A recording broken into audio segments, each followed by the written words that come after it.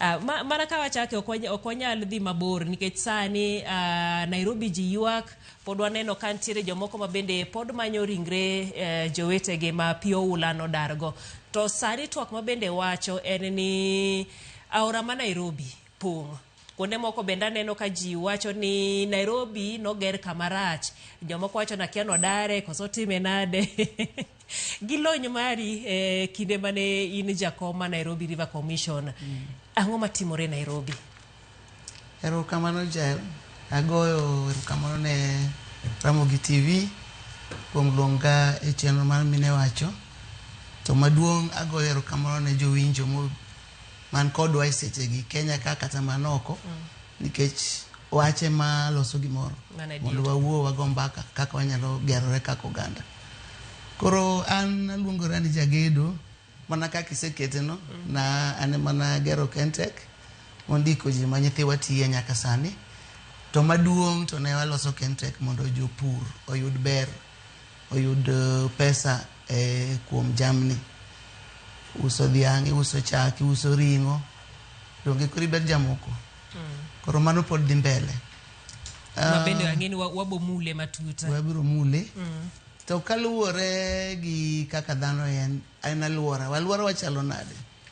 Alwora chakore gi obwongo ni parang'o. Alwora chakore gi gimiwacho, iwachang'o. To gi gimitimo. Kamidake kata kamoganda ni odake. Koro gimitamo wacho mar pi matero ji mana alwora gi kaka waparo nikech timbe maricho wane mwatimo, wane mwapuko gik moko e aora, wane mwaolo chemicals magalagala mabe chako waduogo ketho dendwa. To wan be mwanyalo timo ber ma walos mosekethore.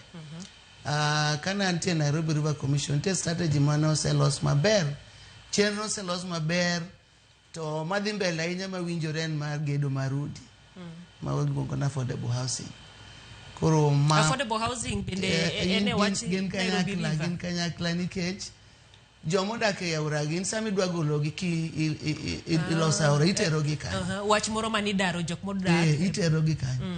Koro wach marudi migero ni mondo kony joma midarogo to gi jomoko ma bende madwaro udi.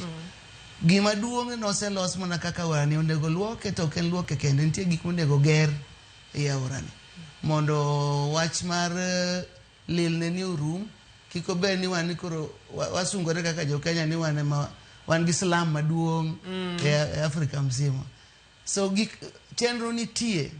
Koro gimodong' en mana ni koro ji oriwre, sirikal oriwre gi joma nigi pesa, joma tiye migepe mopogore mondo plan manoseketi chenro manoketi no otime. En gima biro dhi mabor.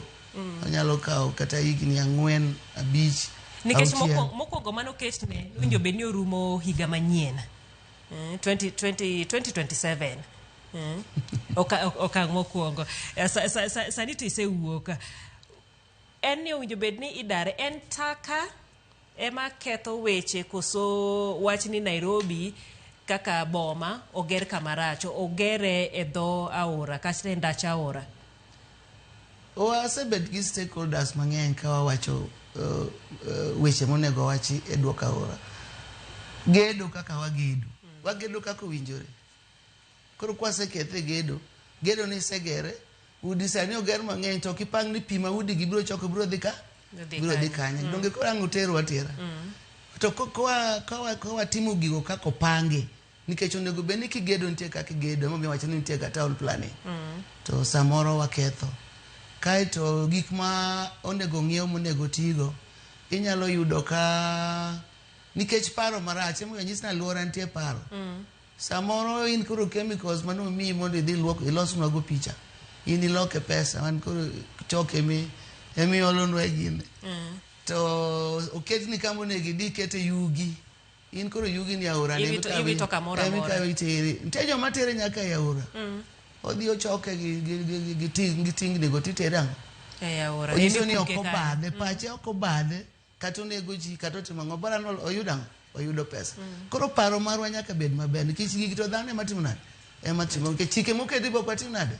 ok walu. Manyiso ni lokruok ochak kodwa wan owuon. E bwongo mari nyaka chakre mana kuomi.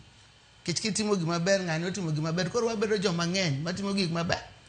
To ber bira. Ang'o momiyo ka koro wadhi loka, wadhi kata Europe, gero aneno ka gik moko donja. Donge pachgi ema ber.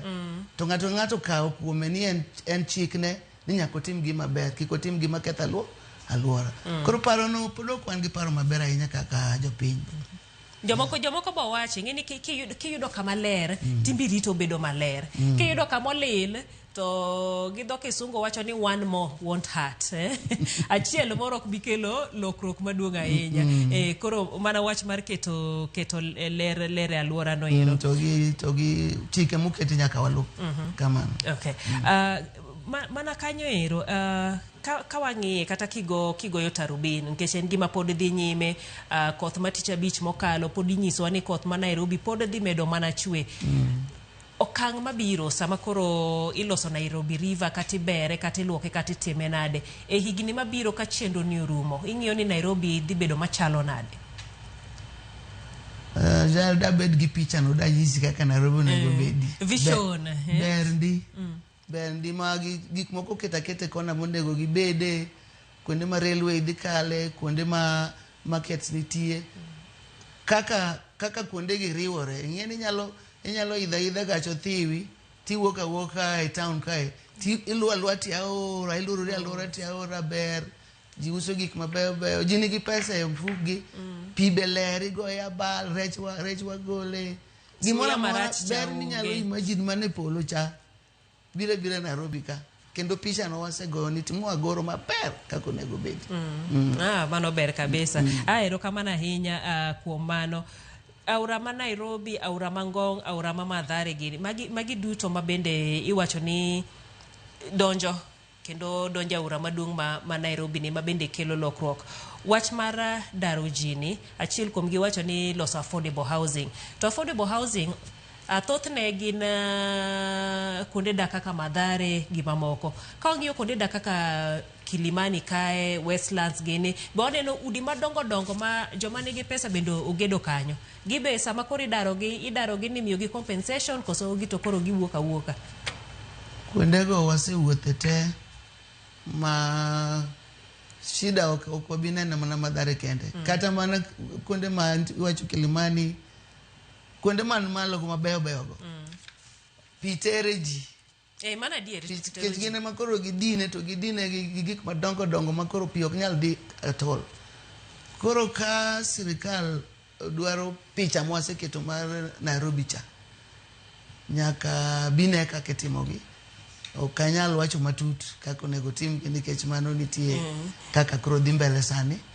To gima temo wacho ni nyaka bilos kuondego. Ok en slums kende. Eka wabiro yudo Nairobi mwadwaro.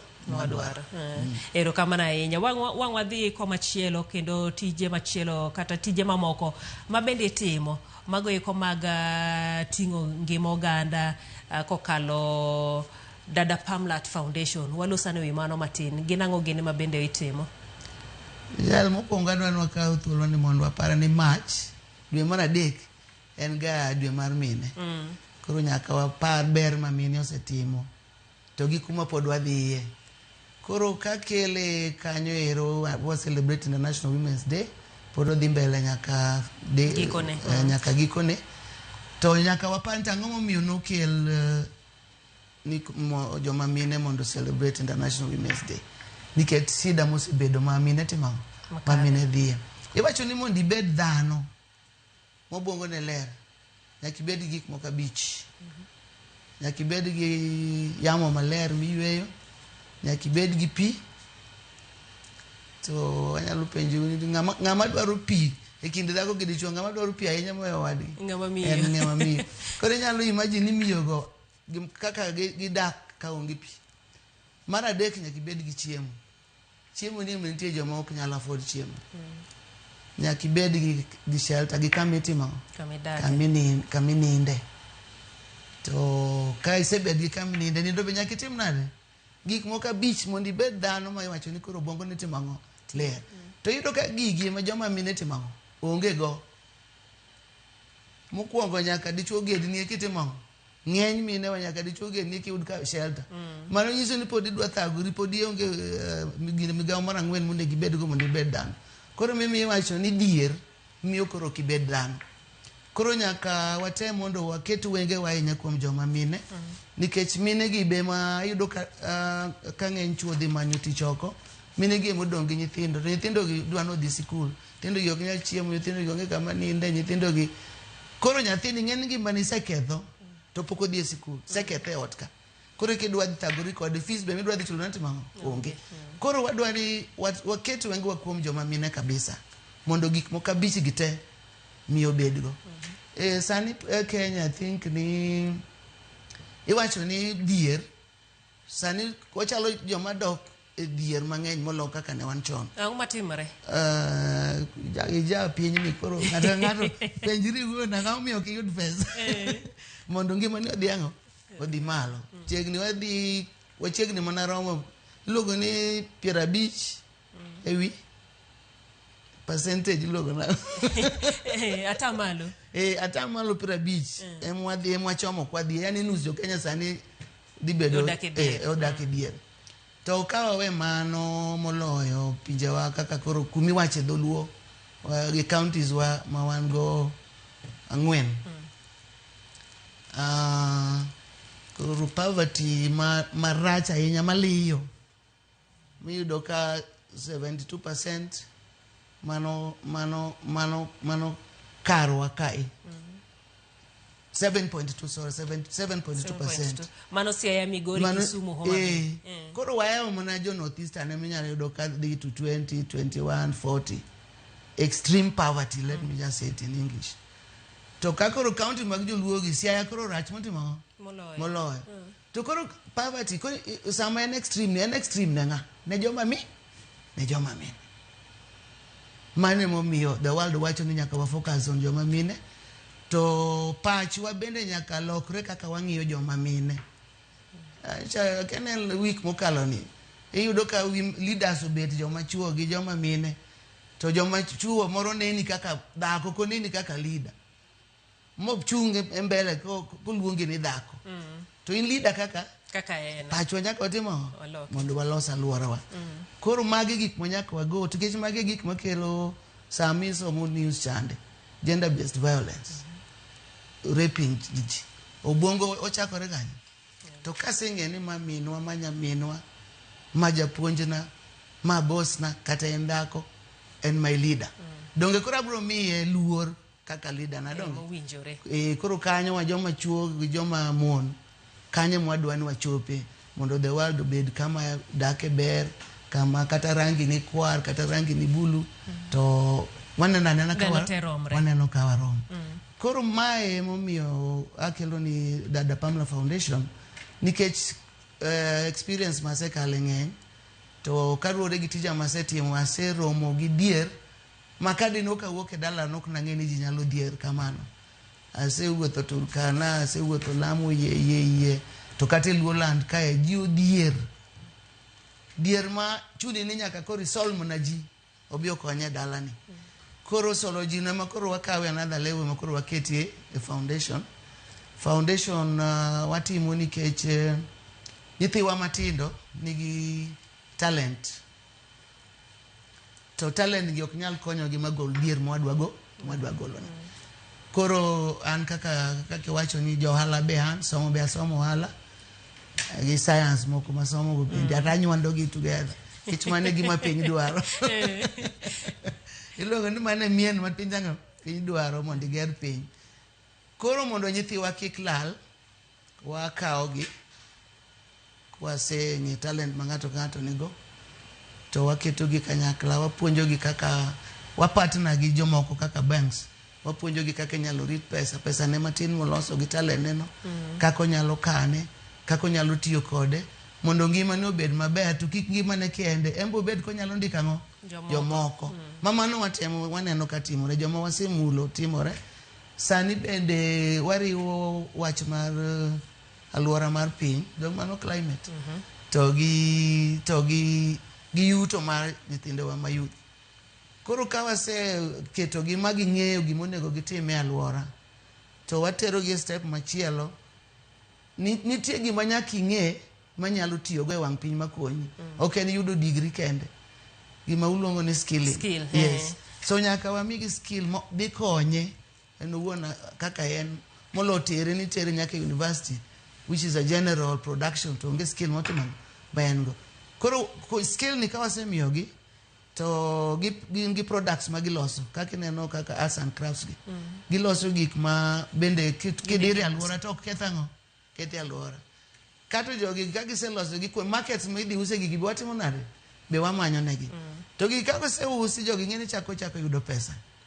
Wadwaro time gi matin gi pesa gi matin gidok go e alwora gi kata ka en aora gipidho yien giluoka aora kendo ka gipango dwe ka dwe gimonego gitim ka en activity mar pidho yien kata ka en mar luoka aora kata ka en mar konyo jowetegi. Koro ayudo kamano ti oketo nyithindo gi busy duoko kata mana security arita kwe. Weche mag njore. Nikech nyithindo gi otimo ang'o? Odich. Ok gidonje e weche mag njore. To pesa be gitimo ang'o? Pesa be giloso. To alwora margi bende gitimo ang'o? Giloso. So gimbe gibeto part of joma pidho the 15 billion ma president obaro. Koro gimbe gin part of my national campaign mar pidho yien. Taora bende giluoko. Gima ginyalo timo ma ok dwar expertise malich ahinya gitimo. Koro adonge koro waloso dhano mabedo dhano. Pesa ben gi mfuko nyalo ng'iewo chiembe nyithindo nyalo dhi school kamano. Then wachak wakaw part of Dada Pambla watero quality education partner with the schools to partner sami dwaro fees to partner gi jopuonje to miyo ma nyithindo ma ok nyal kabisa. Koro nyithindo gi waluwo gi nyaka miegi.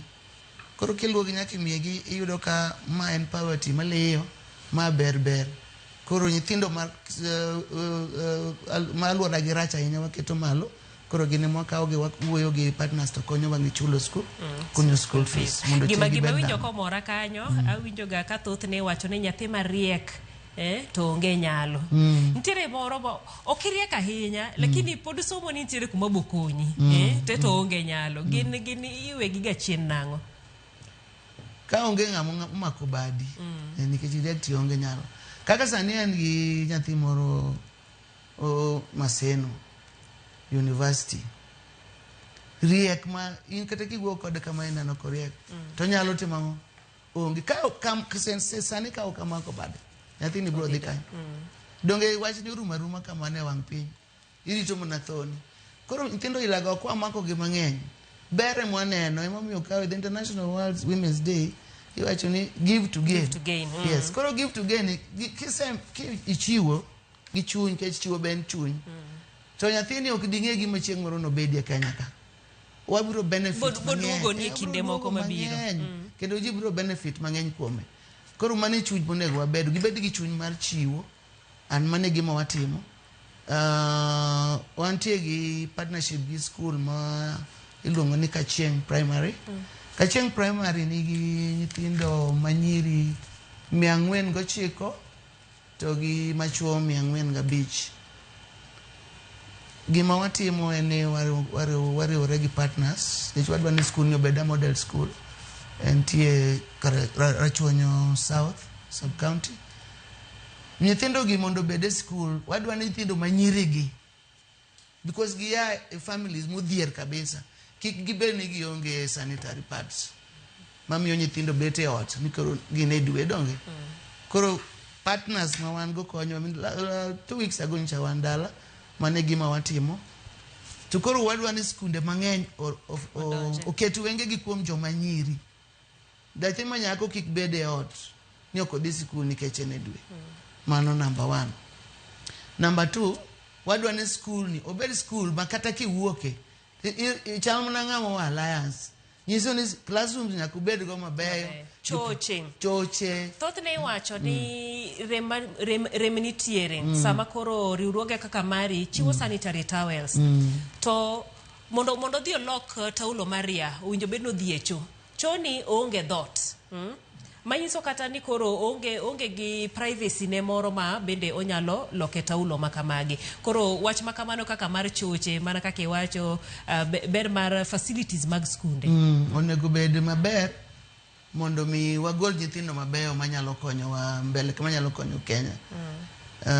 Iyudo ka nyithindo nitie standard monego nyithindo obedi. Kendo ka class achiel nyithindo obede over 80. Kata en learning nang no som modhi okal penja ndiye. Tek. Koro gik makamago thago skunde wa. Koro wadwa mondo kachieng primary obed model. Sani ka okine internet. The world grew way yok. Nyithindo gionge kata computer achiel. Gidwaro computers, gidwaro laptops, gidwaro desktops. So gine CBE ma esani gimora mora. Onge. Koro mage shida ma schools niko. Koro kwa identify gwenge wa skunde irago. Joma nigi nyalo otim nade okonygi. Wan manyalo mnatimo matin. Sirikal be nyalo mnatimo matin ke sirikal jitengi wang sirikal. Koro nyaka sirikal wan mo ber joma konyang. Sirikal mondo wakaw society wadongo kanyakla. Kamano jaya. Mano ni kare. Wadoga ne chiene wachno iro mar jiwo talanta. Ka ng'iyo chien kacha cha inya jothum ni mako lwetgi kendi tayogi. Mano be gima pod timore nyaka sani. To gini jothumbe kaka mage ma bende sewuotho go nyaka sani. Jothumbe wasewuotho go mang'eny.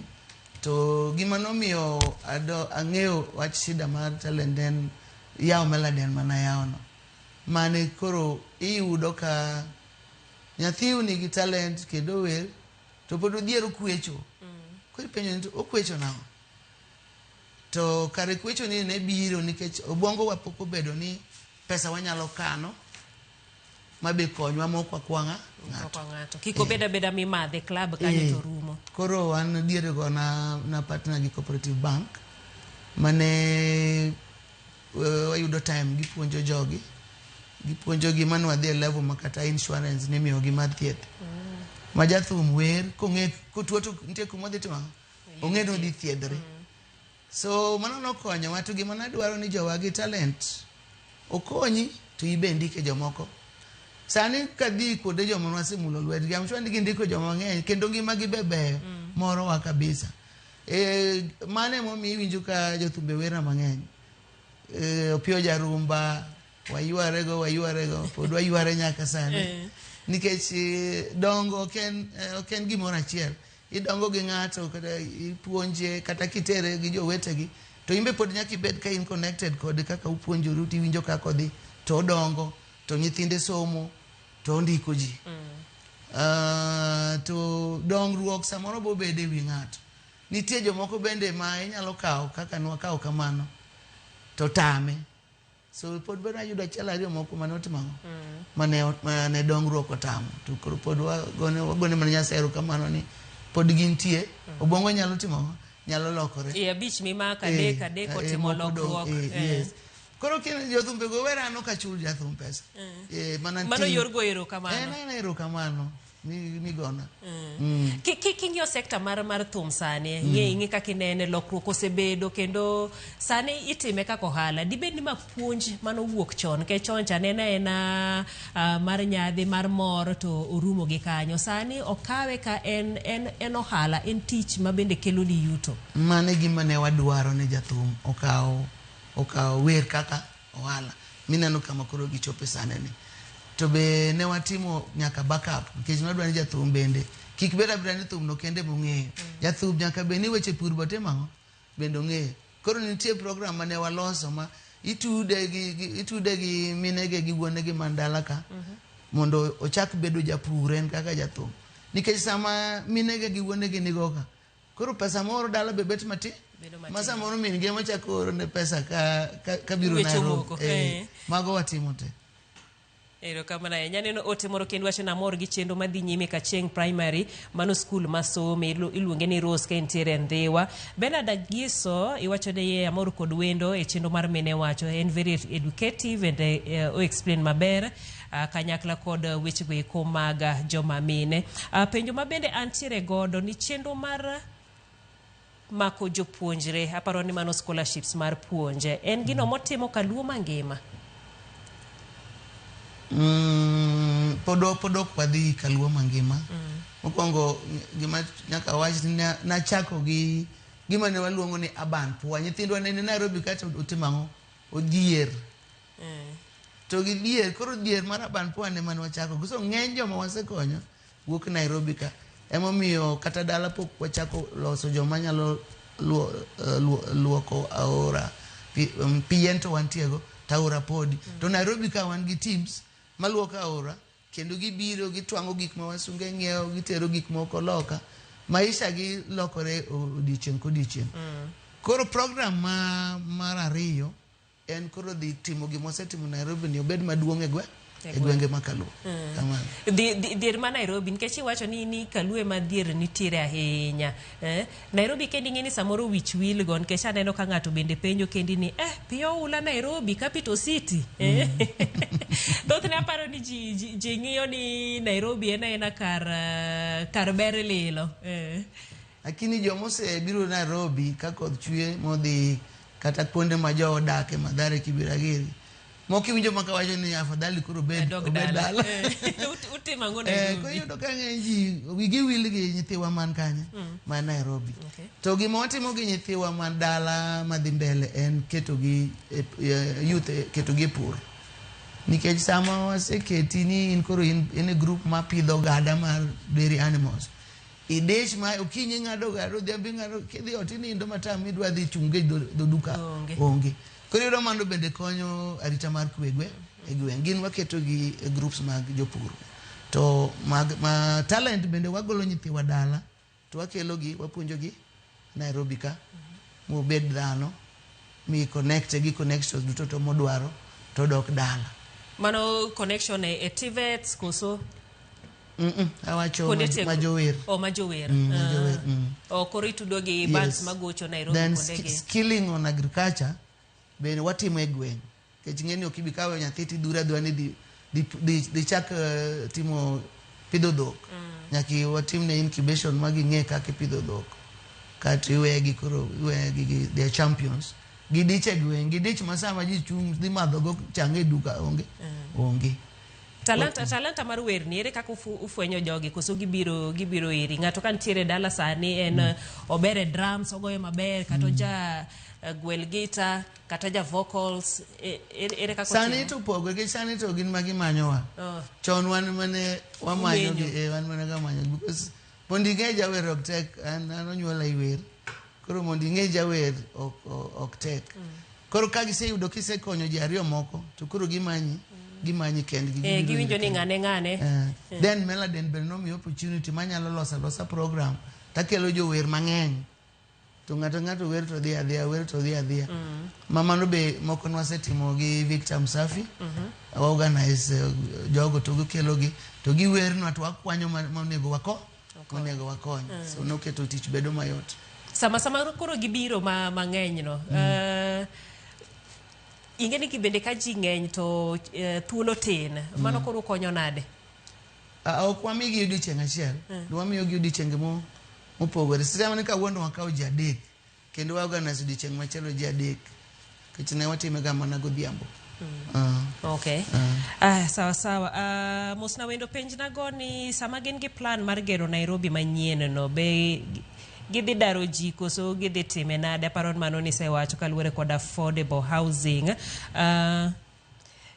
penjna go ni kaka an madwaro chako ohala to capital aonge go kamae bende onyalo kecha be onyalo konya mano ote ma bende ng'ato penjo kendie ka aparo ni en mana manero mar kony ka ntiere jogo eko ma bende en ose identify gima odwaro timo to ong'iyo ni to pesa mochak go kata ohande ni ema koro onge mano be ntiere program ni ka en individual moko en a group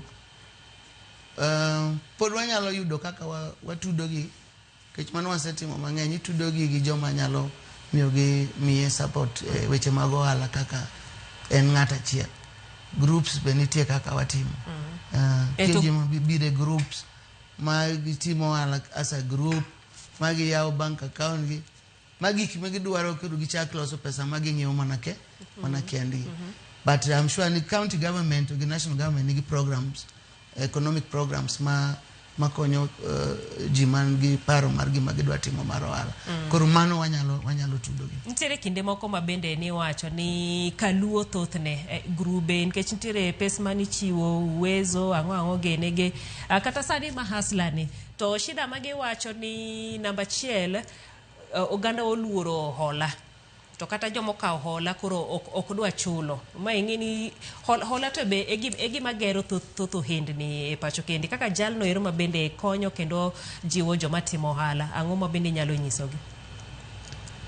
Do ing'eni pesa jel kikawo tionge gi chenro maber kaka idwa tiyo gi pesa mondo mi olosni pesa mondo pesa oduogni tikawe dongo dhi lala koro koselalo ok inyal chule.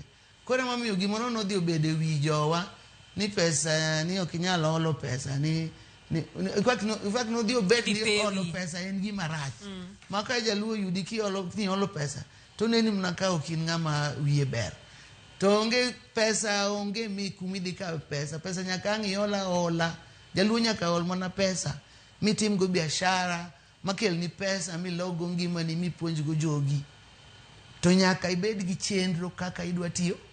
Koro jowa nyaka puonji nyaka were bidagi programs mama onego beni tiji county governments but supported give the private sector supported with NGOs and foundations like ours mondo jowa puonji mondo ging'e ni ohala gima ber to pesa gima ber to pesa nyaka iol to nyaka ing'e kaka pesa no giloso ni pesa mondo iduoke. Erokamano ahinya. Gaston penjo to be unyalo puonja wer ok apaka in mipuonjo ji wer ntiere chenro mamoko moketo ng'ato bende penjo to ere kaka onyalo tudre kodi kata gi riwruok mari mano bena ka ntiere Kisumu moro to kapar ka dhi kodwa aparo ni sama idhi bedo ka idwoko mago to wang'iyane lek mari ma intiere godo ne oganda luo kata projects ma bende timo kuonde mopogore opogore ing'iyo ne higni mabiro mana kaka wadhi kod wacho madhi wuoke odhi nyago olemo mane an ng'eni lek mara makane lek na ne ji nyalo riworego to poverty makaluo onego bed ni dhi piny kabisa. To ma ok en lek Kiambu nosechopo kuro the SDG mar zero poverty giseketieke. Yes, extreme poverty onge in Kiambu. It is zero when it is 42% Turkana. Kata wan wachiegni ok wabor ahinya gi Turkana wane kinde walauge. Koro gimoro amora mwatimo e luo land nyaka obedie gima golo jowa piny kelo malo. Koro an nikech background mara emomiyo na yieroga e Afrika ka dala maonge dhiang' mano dala ma poverty nie malo kabisa, dier nie malo kabisa. Koro an gima kama entry point mara en kao groups sana mag joma mine tiketogi tipuonjogi kaka nyago timo their grade nikech puonjogi minyisgi ni ka lita achiel en Sh60 to dichieng' igolo lita 30 wiki igolo 30 times 7 month in gi pesa di iyawo ng'ama obedo ofis sirikal marito pesa dwe mo iloso pesa moloyo iloso pesa moloyo mama mane od kama be kata somo somo ni tiloso pesa moloyo ng'ama obedo ofis Nairobi. Koro joma okawo ma tiyudo ka dakika matin gima osetimo oselokore to wa move ma ikony gi ma kata kuma chak gi no dhie bende koro itimo iloso ne gima waluongo ni cooperatives matindo gi ma chag gi koro iuso mayot ma ok githagre ok ni gipuko chak minyalo loso yogurt value addition bende donje nyaka ipuonjgi. Koro nyise ni partner gi sirikal national ministries milok ngima jou to dwaro joma obongo gi paro kanyakla kaka jothurwa mobongo gi nikech onge tiende miyo ng'ato pesa to onge gi plan mar pesa kech an adwa ni ka weyi taweyi makata onge wang' piny to ngima ni dhi ang'o dhi mbele. Koro waloso puonj ng'ato lupo kik imiye rech sate koro mae e shida miyudo ka samoro wan go e gwengewa ok wabed gi programs mabiro dongo kati onge ni koro aonge to koro dhier ni cha otemamo oduogo onego aweyi ka obongo ni ler to maybe kanyalo konyi ami gik mone gitigo mondo ilos kata antie kata onge ma pesa masani miyo jini da gombo no be odonje laini no pesa maneno imiyo jowa matin ka en mani koro en obiro gi weche mag siasa to gima piny mangima ong'eyo ni ng'ama onge pi onge yamo maler onge chiemo onge kamoninde nindo boko nind malongo nikech en gi tuo mar wich gi kako na nyithindgi ginego dongo neno ka gini ni mama wuok manega nyithinde e ode upande mama nango mani obongo pinyo odhiere no koro ka ng'ama kamano ing'eni kata tratiche mar gokura ing'eni onge ibiro miye pesa moro matin kech dhier ne man ber koro neno kako affect joma mon kata mane right mari onge kaka mama dhako ok anya yieri kata ka idwa chung na MP kech dhiero baranda mosna wendo penj nago ni bende giyudore Homa Bay mano Peter kawuok rodi antiere kod penjo an be penj nago konyalo mako bada nikech aonge gima timo to nasetieko form 4 antiere kod nyathi madwa dhi e kitchen to an chiliel be onyalo konya ka apara ni magi jok mang'iyo to ere yo mabende ginyalo yudo kony mana kinyalo akiani untiere gi namba u kata yo mabende ginyalo tudre kodu nikech nyisa ni sawa bende koro rumo ka joma nigi lony mar mbui ting'e ni gidhi adhiya online to gimanyo Dada Pamela Foundation wantie gi website ginyalo yudowa to anyalo kwaye ni joma in gi namba gi niko ji nigi shida mopogore riwnagi kiseriwogi tibiro miya koro wanyalo luwo gi individual okay aya sawa aparo ni winje kama nero wach ni mogik kawaloro an wachna mogik en ni parowa nyaka bed maler nikech parowa ni gimoro amora mwatimo en parowa ni nyaka bed maler ne joma tindo ne joma mine ne joma chuo to gi nyaka jomotelo sirikal kama iluolat mondo gima wawacho obed gima kelo madongo oganda kaeto kikabed ni an ng'ama kobiro ramogi ka to ng'ama dwa goyo en onyango en otieno mano duoko wa piny ka wan gi matindo mag udi walos dala to kiko dhi mbui ni an kawuok akinyi akinyo timo adwa yenyo ma to parani ma to in baba to in mama to in jatelo majiluwo bang'e gigi miyo kela chae luoland kata samoro nyalo geng'o kata dongruok maber mwanyalo yudo kamano erokamano ahinya mano kanyero Pamela Olet mabende wasebedo godo ka watwake weche mago mopogore aparo ni sewinje e yono ero makare kabisa mabende kako wacho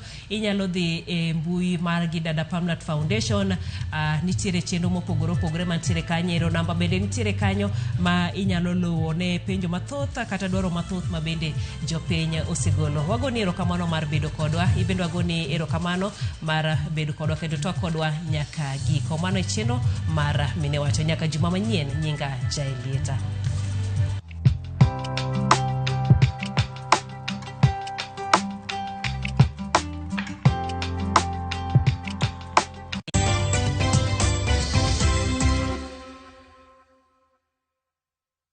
رمضان ده حياتي يا رب دعاتي تقبلها عطول لا لا لا لا لا لا لا لا لا لا لا لا لا لا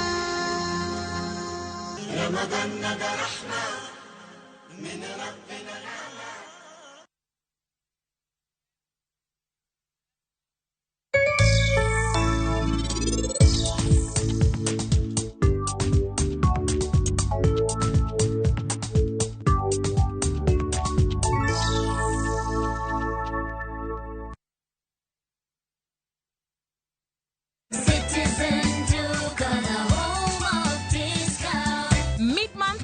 have to mean cutting corners. Citizen Duca brings you affordable essentials and quality daily products you can trust. All you need to do is WhatsApp us your shopping list to 0710-487-487 and we deliver. Citizen Duca, your home of discounts. Citizen Duca, the home of discount.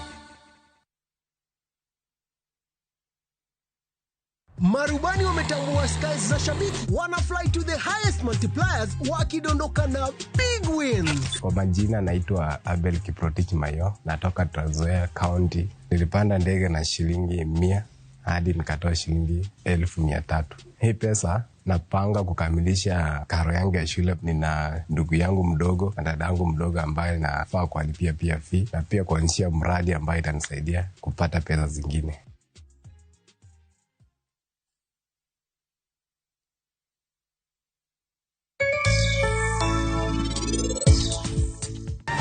To inwach na Sanju, ang'o momiyo jok moko chal kama Rajiv osebedo chandigara minga to en ok onyal kata manyo jaode. Mor mar pari ok obadhe kata matin.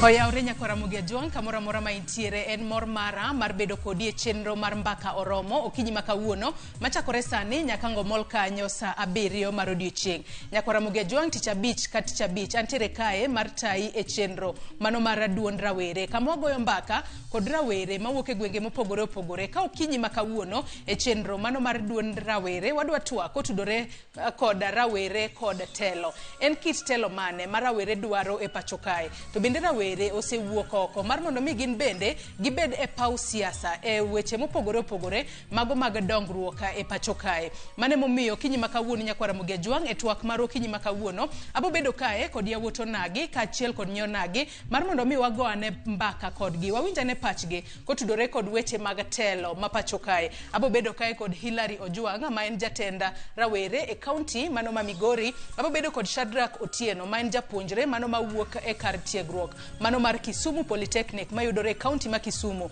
Gordon Odundo jatend jopuonjre mano mawuok e mbalariany ma Kisii ka achiel kod Florence Otieno japuonjre mano mar Multimedia University. Wendo wa achiel mano Juliet Buoga kwa kalore kod gigo ma ok nyal geng ok obinyalo tudore kodwa okinyi makawuono. Kata kamano mbaka nyaka dhi mbele. Mbaka makamano nyakwara mugia juang kaka pile wabobedo ka wachwalo nyaka e county kama intiere mar mondo mi in bende rawera in nyakwara mugia juang mayudore county mora more pacho kae mar mondo mi in bende ichwalane paro mari kotudore kod rawere kod telo. Omecha kotudri kodwa kochakore sani namba mar ote machuok en 33600. Facebook kaka pile biro yudo wa achiel kachiel Ramogi TV X @Ramogi TV. Kan bende nyalo tudri koda e Facebook page mara biro yuda Joyce Oduor, mbui mara mar X biro yuda @JoyceOduor_. Tudri kodwa kingisowa nyingi to bende ngisowa neneno waka intiere e gweng mane. Kata kamano nyakwara mugia juang kapok abedo piny achiel kachiel mar mondo mi wago mbaka yena mar mondo mi achak kod weche manyien ma waiko ni odiochienga makawuono. Ka wachako nyakwara mugia juang en ni jatend migao mochung ne weche go mag wuoth e pacho kae kata derepe mago matiyo kod apaya maduong mano ma Nairobi kochomo Nakuru onyis mondo opang safar margi maber e seche mar gedo mano mar apaya mar Ironi Mau Summit dhi mbele. Koloso e kinde mane onono chal mar gedo mar apaya no, jatend migao mar wuoth Davis Chirchir wacho ni chenro no geto neno ni gedo mar apaya no otime yo makare kaluore kod goro mare mane opuodhi kendo neno ni ogere e yo makare.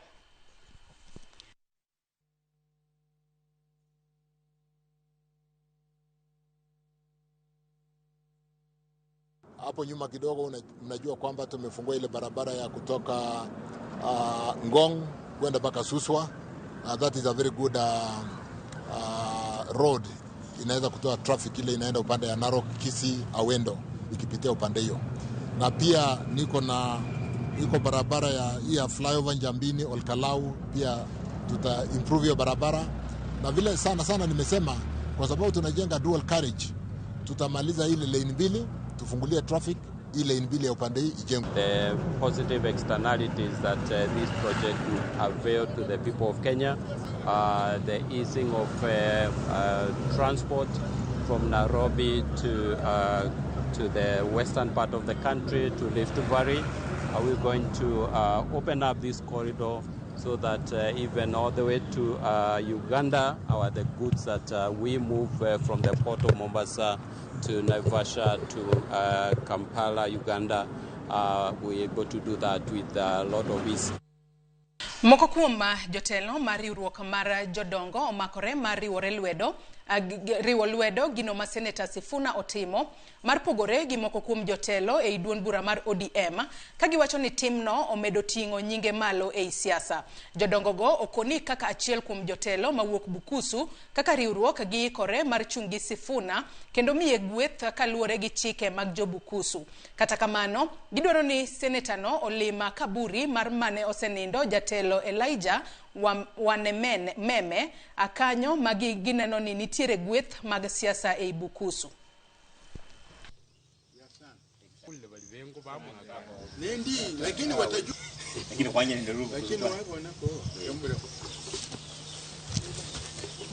Wana seneta pahali we iko, ukisikia hii mwaliko kucha kwa mzee marehemu Elijah Masinde kijana Mbwani ni Kenya, siku hiyo ndio utasikia, ndio utajua wavijaji wanakupenda wewe.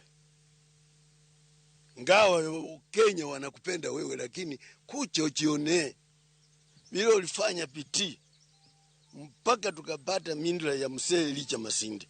Iko hapa, utakiona ukija siku ile utakucha. Lazima ukuche, uone, wavijaji wakwambie maneno. Na maneno yetu ya vijaji, honestly, sisi wavijaji hatuange watu ya bere. Sisi wavijaji hatutanganyange mtu. Letu ni kutaka kuishi pamoja, alafu tuishi kwa amani. Na huyu kijana inaonekana amekuja mstari wa mbele. Sisi kama wazazi tunamwelcome, tunamkaribisha na tunahimiza wengine pia wawe kama yeye na wafanye kazi pamoja. Nyumba yetu ya Waluya ni ya muhimu. Taabu ni kwamba kila mara huko nyuma tumetawanyika kwa manufaa ya watu wengine. Kwa hivyo sisi usisahau nyumbani, ama uhame kwenu uende uishi kwa nyumba ya mtu mwingine.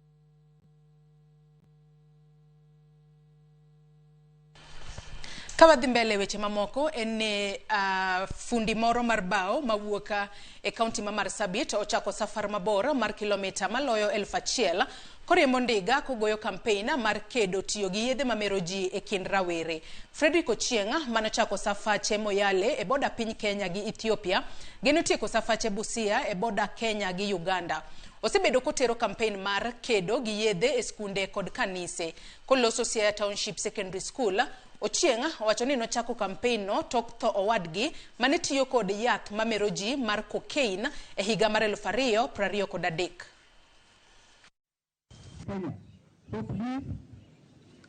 Nilianza mwezi jana tarehe 2 kule Moyale County, Moyale Marsabit Sub County, na nilichagua kuchukua Marsabit Sub County kule Moyale hadi Busia kwa maana niliona mpaka zetu ndio inaleta miadarati mingi katika taifa letu la Kenya. Kwa maana taifa letu ni nchi ambayo ina sheria. Hawezi pata hizi miadarati kama bangi zinakuzwa huku katika taifa letu. Inakuzwa katika taifa ngeni na taifa jirani ambazo zinapata kuingia huku. La pili, jukumu langu la kuchukua hii nafasi ya kutembea kwa basikeli hadi hapa na kuelekea kule Busia juu ya miadarati ni kule kupoteza ndugu wangu mpendwa. Nilimpoteza mwaka wa 2023. Alitokea kule Mombasa akuwa ameadharika na miadarati ya cocaine. Nilikuwa nimepanga kupitia kaunti 14, lakini ikafika mahali nilipofika kule Kirinyaga, Deputy County Commissioner aliponiona kwenye mtandao, aliniona kwenye mtandao na akakuja akanisimamisha, akaniomba nipate kuingia Kirinyaga, ikawa ni kaunti 15. Katika mashule mpaka leo hii nimetumia shule 105 sasa hii ni 105. Nikitoka hapa ninapata kuelekea kule Ugenya itakuwa 106. Kanisa ambazo nimepata kutembelea ni kanisa 15 sasa hivi. So as a school we are grateful for your coming because we think that there is going to be an improvement. There will be an improvement. It's a good initiative. In fact, even at one time, NACADA also came. And they also managed to talk to the students. And since they came, we have seen some improvement. Riwruok mar jotelo mawakeini e gwenge mag Gusii okwedo weche mag tiyo marach kod rawere e nyayo tulo e kinde mag siasa, kagiwacho ni timbe makamago nyalo miyo joma mine luoro wuok oko e laro kombe mopogore opogore mag telo. E romo mane okelo kanyakla jotelo mawakeini mawuok e counties ma Kisii kod Nyamira mar loso e wi weche mamulo ngima mine kod nyithindo manyiri, ne ging'ado bura mar riwore lwedo e laro kombe mag telo. Bende ne gikwayo jogo mochung'ne arita mondo oked gi buche mag lwenje mag kit chwech mang'eny ahinya e counties ariyogo. At least now we are coming. We are even seeing Gunsim even in terms of abuse, in terms of attacking character, attacking people instead of attacking the genders they playing. So that's what we are saying, that part of the rights we are saying, let's create a safe space where a woman can show up and doesn't have to do 200% more than what the man does, in terms of a safe space where you are allowed to say your gender, where the security agencies are actually upping the security. We normally experience a lot of gender-based violence, just like I've said, both physical and also verbal and emotional. We are saying for women to be able to come out, they have to be sure that the space is really safe for them to come out. As we are seeing everything, yesterday night I saw something from the Governor Cecile. She was insisting, she was asking the president about the that gender rule. Where are our space as women? We've learned today a lot, and we are emphasizing on menstrual health, and we've been told today that the 2010 Constitution says that guarantees every girl in school to be provided for with a sanitary pad. The key take home for me is that we are supposed to empower our families first before they are able to support women. I therefore encourage everybody to empower their children, their spouses back at home, so that when leaders come out as women, we don't look them as women, we look at them as leaders. Jopunjre 43 ei kaunti ma Vihiga mawuok e familia ma Uchando oyudo chudo mar siling 1,500 kowuok kuom riwruog Rogers Bosi mar dhi nyime gi sombgi ka dwaro mare en duoko piny dhier kokalo kuom somo. Chenro ni mane ochaki higni 3 mokalo osekonyo jopunjre 500 kawo koni jogo ma oyudo kony nyaka sani ikore mar donjo e mbalariany. Chenro makamae geto kelo kwan mag jogo mosomo mawuok e gwengego malo, gino ma ineno kaka okang' mar jiwo dongruok e gwengego.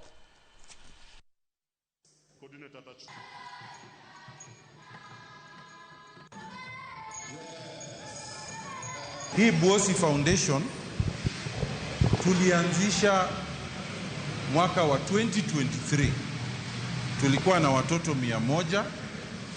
Tulichukua zaidi watoto wenye walikuwa wako form 1 na wengine kidogo form 2, form 3, wale wenye tuliona hawajiwezi. Na kwa huo mwaka tuliweza kulipa karibu 700,000 kwa sababu tulikuwa tunalipia kila mtoto shilingi 7,000. Tukafika mwaka wa pili tukasema tujaribu pia tuongeze kidogo. Tukawaongeza wakakuwa watoto 106 na tukaweza kutumia karibu 900,000. Thank you for enabling us to study. The fee you paid for me, sincerely it helped me study the whole of term 2 and term 3. I didn't have to go home for school fees. It gave me motivation to continue studying. and I humbly ask that this foundation to continue till university. Thank you. Kaka yo mar rito aluora county ma Kakamega kotudore kod riwruok mar SNV ochako chenro mar loso biogas mar tedo mong'ere kaka A2CT kagiloso e kinde yango chenro no mane okelo kanyakla jokanyo mawuok e counties ma Meru, Taita Taveta kod jotelo mathoth mawuok e migao mar aluora. Director mar riwruogna Rebecca Halama wacho ni chenro no geto miyo jodak makono puonj makare e wi rito aluora. Invite a distinguished county leader who's going to get and receive even as we continue. And so, ladies, in which there's some The project will support the county government to strengthen clean cooking ecosystem. It will strengthen enterprises along the clean cooking value chain, and it will support the county government to expand cleaner cooking solutions at the household level. Currently, we have about 27 counties who are in the process of developing energy plans. We have 8 who have launched the energy plan. I think the recent one is Embu County and Taita Taveta. This shift towards clean cooking is going to have a huge impact in our economy.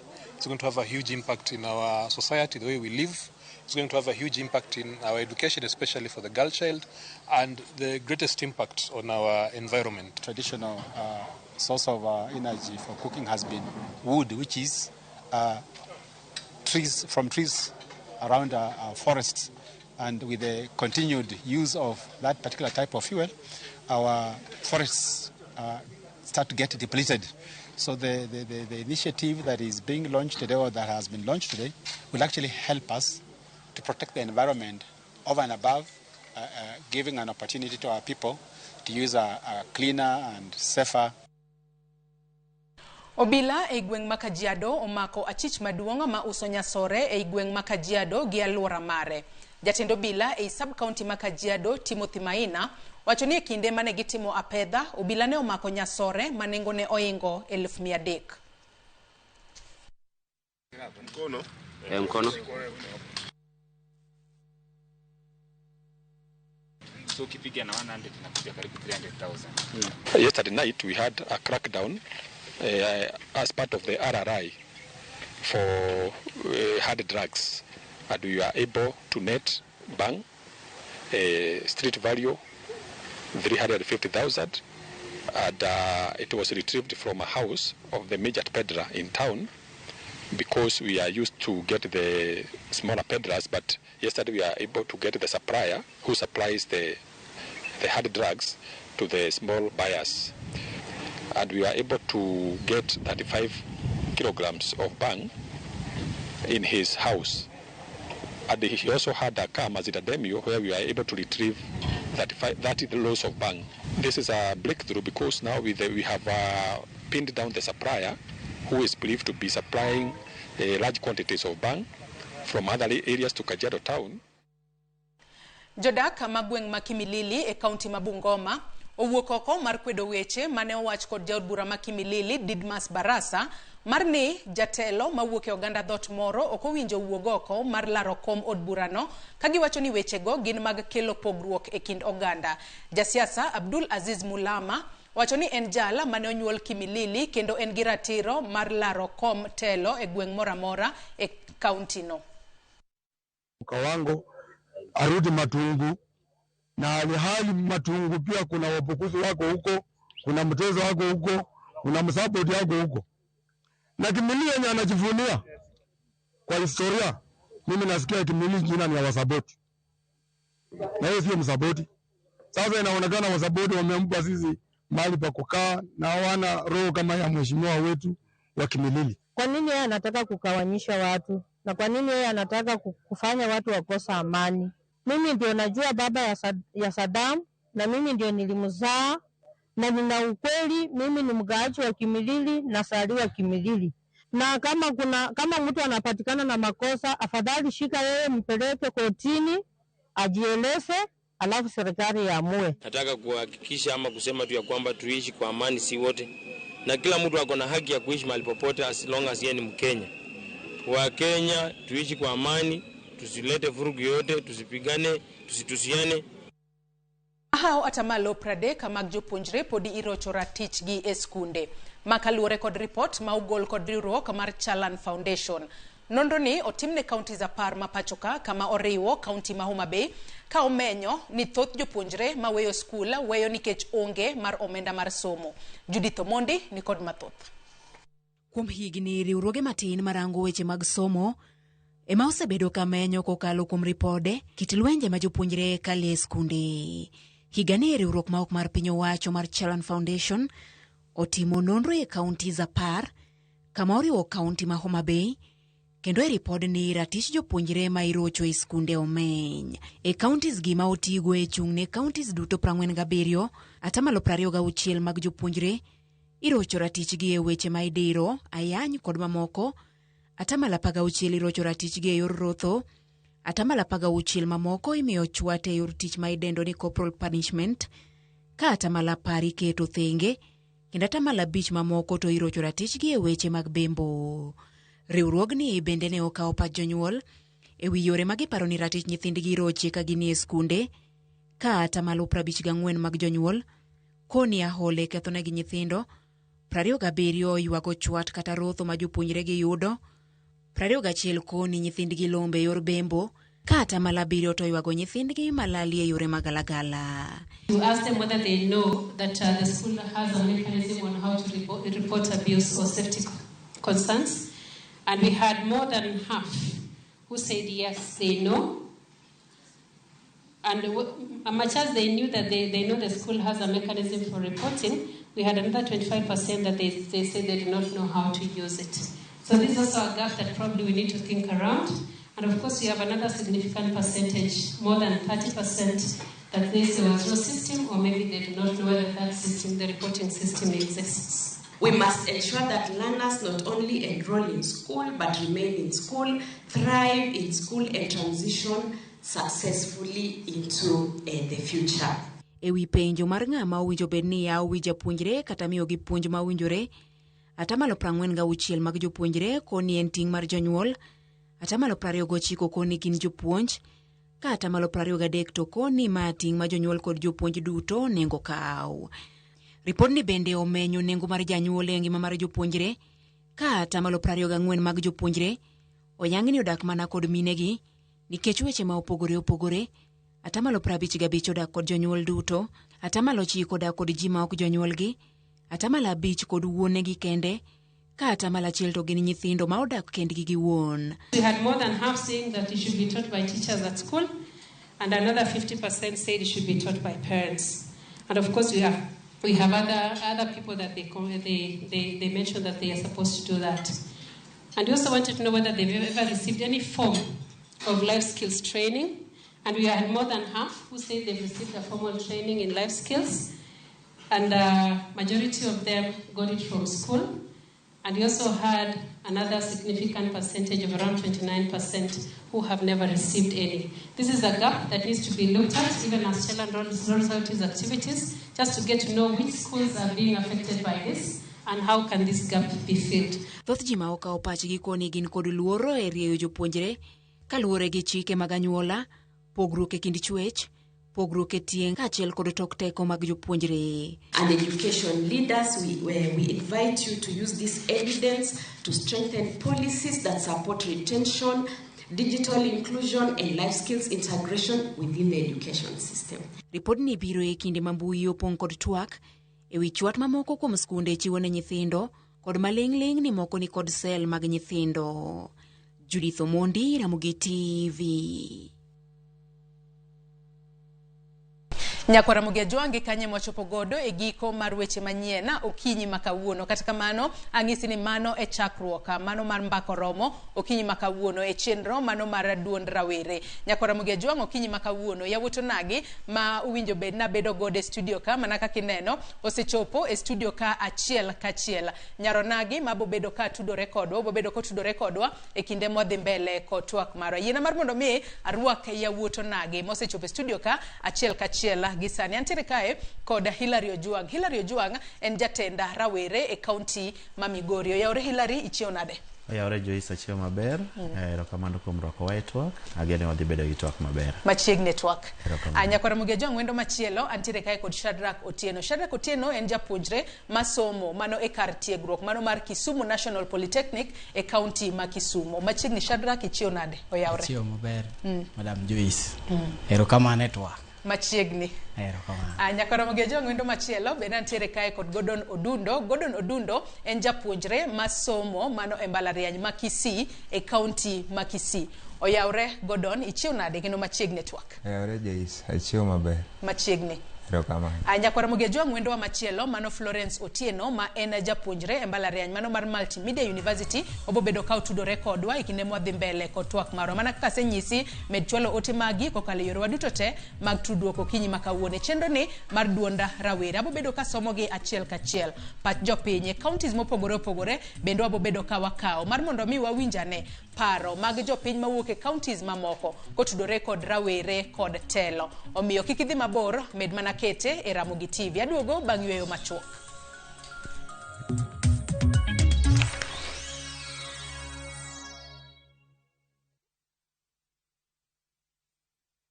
Aya, tunaanza pale bila katikati. Rasmus anaanza. Anamtafuta Bruno Fernandes.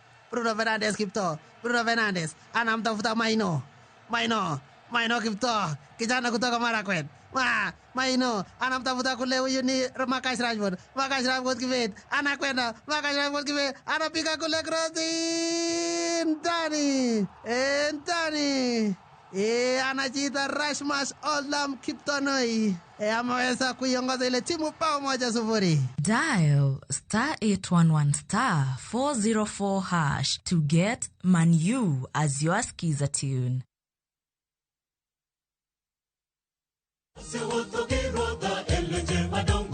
Ma en injili ngima. Injili makelo ngima.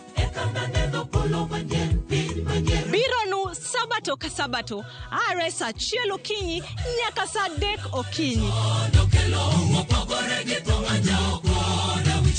Wadhi kelo nu chenro mamit ahinya. Jok manoko somo lesson wadhi bet gi lesson mar juma. To Nyasaye dwaro ni seche duto kata piny obedo matek machal nade to challenges moro mogodo kik golwa kuom Kristo. Wadhi bet gi children's sermon ma wadendo ni lulu mag Yesu. To noting'o ligangla mondo hikre ne kedo. Be ikori ne winjo wach Nyasaye. Ne thuon wach mwadwa wuoye en ni mwandu kik teri mabor gi Nyasaye. Wakelo jower mopogore opogore makelo nwa injili makelo ngima. Okidwa koso injili ngima kitayo kod an Lorina Chieng. Happy Sabbath.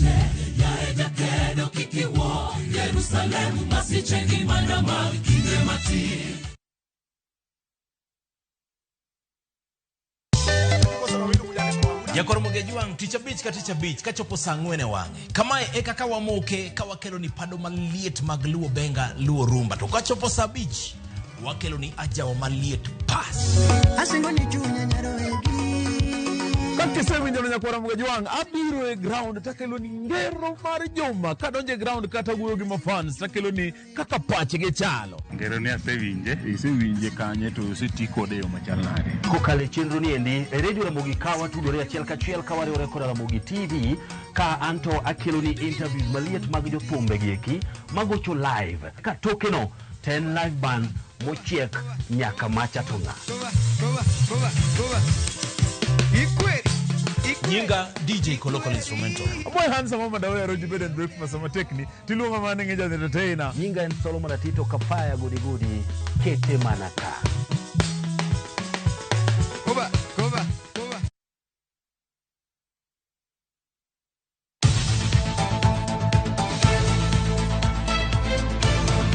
Nyakwara Mugi tok tich matek en kinde mag midhiambo. Kedisepo pacho kidwaro ng'eyo mago motimore pacho ka to kod pinje maoko. Chieng' tich abich ka tich abich tudhi kod Auchieng' Emmanuel chenro mar Ang'ich Welo ka achiel kod Oimore kamwakelo ni weche manyien mago monon modo kendo luweyo makare bende watwak kod ji mopogore opogore e lony magi magintiere godo mondo mi wagol odok e iti. Tok mano kende, bende wantiere kod chenro mar gin kanye mabiro mi sigana mag thuondi luo, jogo mantie, mago magitimo, to kod mago manegitime kinde ma okalo. Kik bai.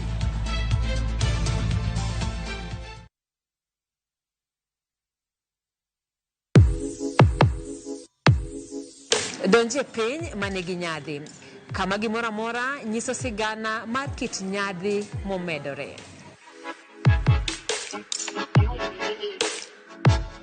Kochakore kido kod tim oganda, wuodhe manyangafu materie kuonde moyiedhi e kind mamoko. Tudri koda an Simfos Okinda kateri e wuoth moyiedhi no nikech ngima idago dichiel.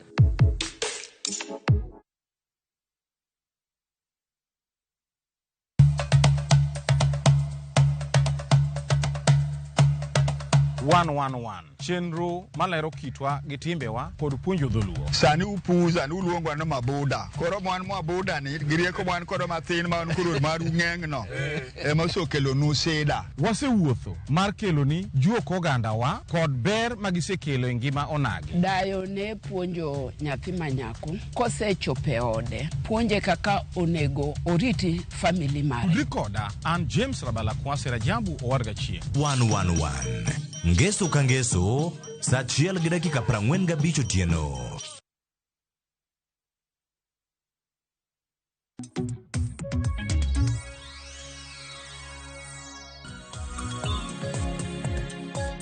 Nyakwara Mugia Juang dakika en 32 tok saa 4 mar okinyi. Wasebedo piny koro wadwa goyo mbaka kod yawuoto nagi kaachiel kod nyaro nagi mosedonje studio ka okinyi makawuono. Rawere kod telo. Wang'eyo ni kinde mathoth iwacho ni kwan mag rawere ema thoth ahinya e pacho kae ka ipimo kod mago mag jomadongo kata jogo ma hikgi oniang' e pacho kae. Kata kamano kaluwore ni rawere ema ng'eny ahinya e pacho ka. Kaluwore kod gigo mopogore opogore matimore e pacho kae nyenyate e yor siasa kaachiel kod telo. Rawere ma kwan gi thoth ahinya e pacho kae bende giwinjo ka duondgi winjore ahinya nyate weche mag telo e pacho kae. Asebedo piny kae kod yawuoto nagi mamoko kuomgi osemosou Nyakwara Mugia Juang, to bende ang'isi ni nyadende mano Florence Otieno bende osedonje studio ka achiel kachiel. Florence oyawore kendo machiegni ahinya twak okinyi makawuono. Kata kamano ka wachako twak marwa yango okinyi makawuono, daher mar chako kodi in Gordon Odundo, in kaka achiel kuom jopuonjre mago masomo e mbalariany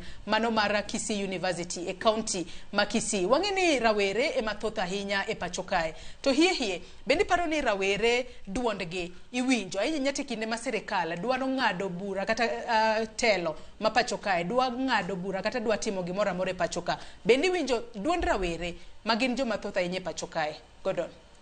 Okay, kamano Joyce. Mana kaka wacho statistics golo ni youth ema ng'eny sana e pacho ka. But gika maduondo ok winji nikech we have to choose a representative. To representative ma yiero to gikacha di because of their stomach. Koro ing'eni ka oyiera to anasedhine mara onge kaka they serve the interest of the people, but they serve their interest. Mae kama kelo shida makoro rowere ng'eny but we are powerless. Ok wanyal gima wadwaro ok wanyal yudo, being that ng'at moyiero ok dhi konyowa, odhi konyo iye gi joodgi. Matende ni ng'at moyiero kaka rawere, ng'at moyiero ni kaka rawere en rawera wadu kose en ng'at ma ousonu manifesto kaka rawera emuketo kacha makoro ni koro kosechopo kacha to koro obedo jadonga ich. Gordon. Ing'eyo ni politics ma Kenya kata ka ok ni moyier, there must be a nominated youth who represent youths. The word representative comes near, not 10,000 people can make a decision. You have to choose one person mondo bed on the table. To koro ng'at ma maybe en man and best when you are together. Ng'eni gima wacho e ot, samoro ka owuok e public to the mind is different. Koro ng'ato ber ka un kode sama en gi manifesto 1-2-1-2 kogike ground, kogike table, and the current situation of the like the country mwango, yudo ni ng'ani omadhe makoro ko serve your interest or serve his or her interest. Godon in korka kori rawere e joma thoth ahinya e pacho ka to bende iparo ni duond rawere iwinjo e weche mopogore opogore Shadrack yani in Shadrack iwinjo e weche mopogore opogore matimore e pacho ka kata e kinde loso chike. Erokamano Joyce, an gima nyalo wacho ni duond rawere to nyaka sani ok winji. To ma timore nikech jotendwa kata jopiny masani okawre oketore e ngas mamalo to not no rawere wagi e future leaders. Koro rawere ok winj nyaka sani to gimomiyo ok winj rawere wagi Joyce, sani jotendwa gi kata jopiny dwaro mana jomofuko gi ber. Mok ging'eyo ni kata jotelo madongo dongo ma bende biro bedo kaka koro dongo sani gi ne gichako mana ka koro gin joma tindo. Koro rawere ok winji nikech gilak resources ma ginyalo wuoyogo kata ma ginyalo golo pachgi, ma ginyalo golo pachgi kama ji nitiere mang'eny.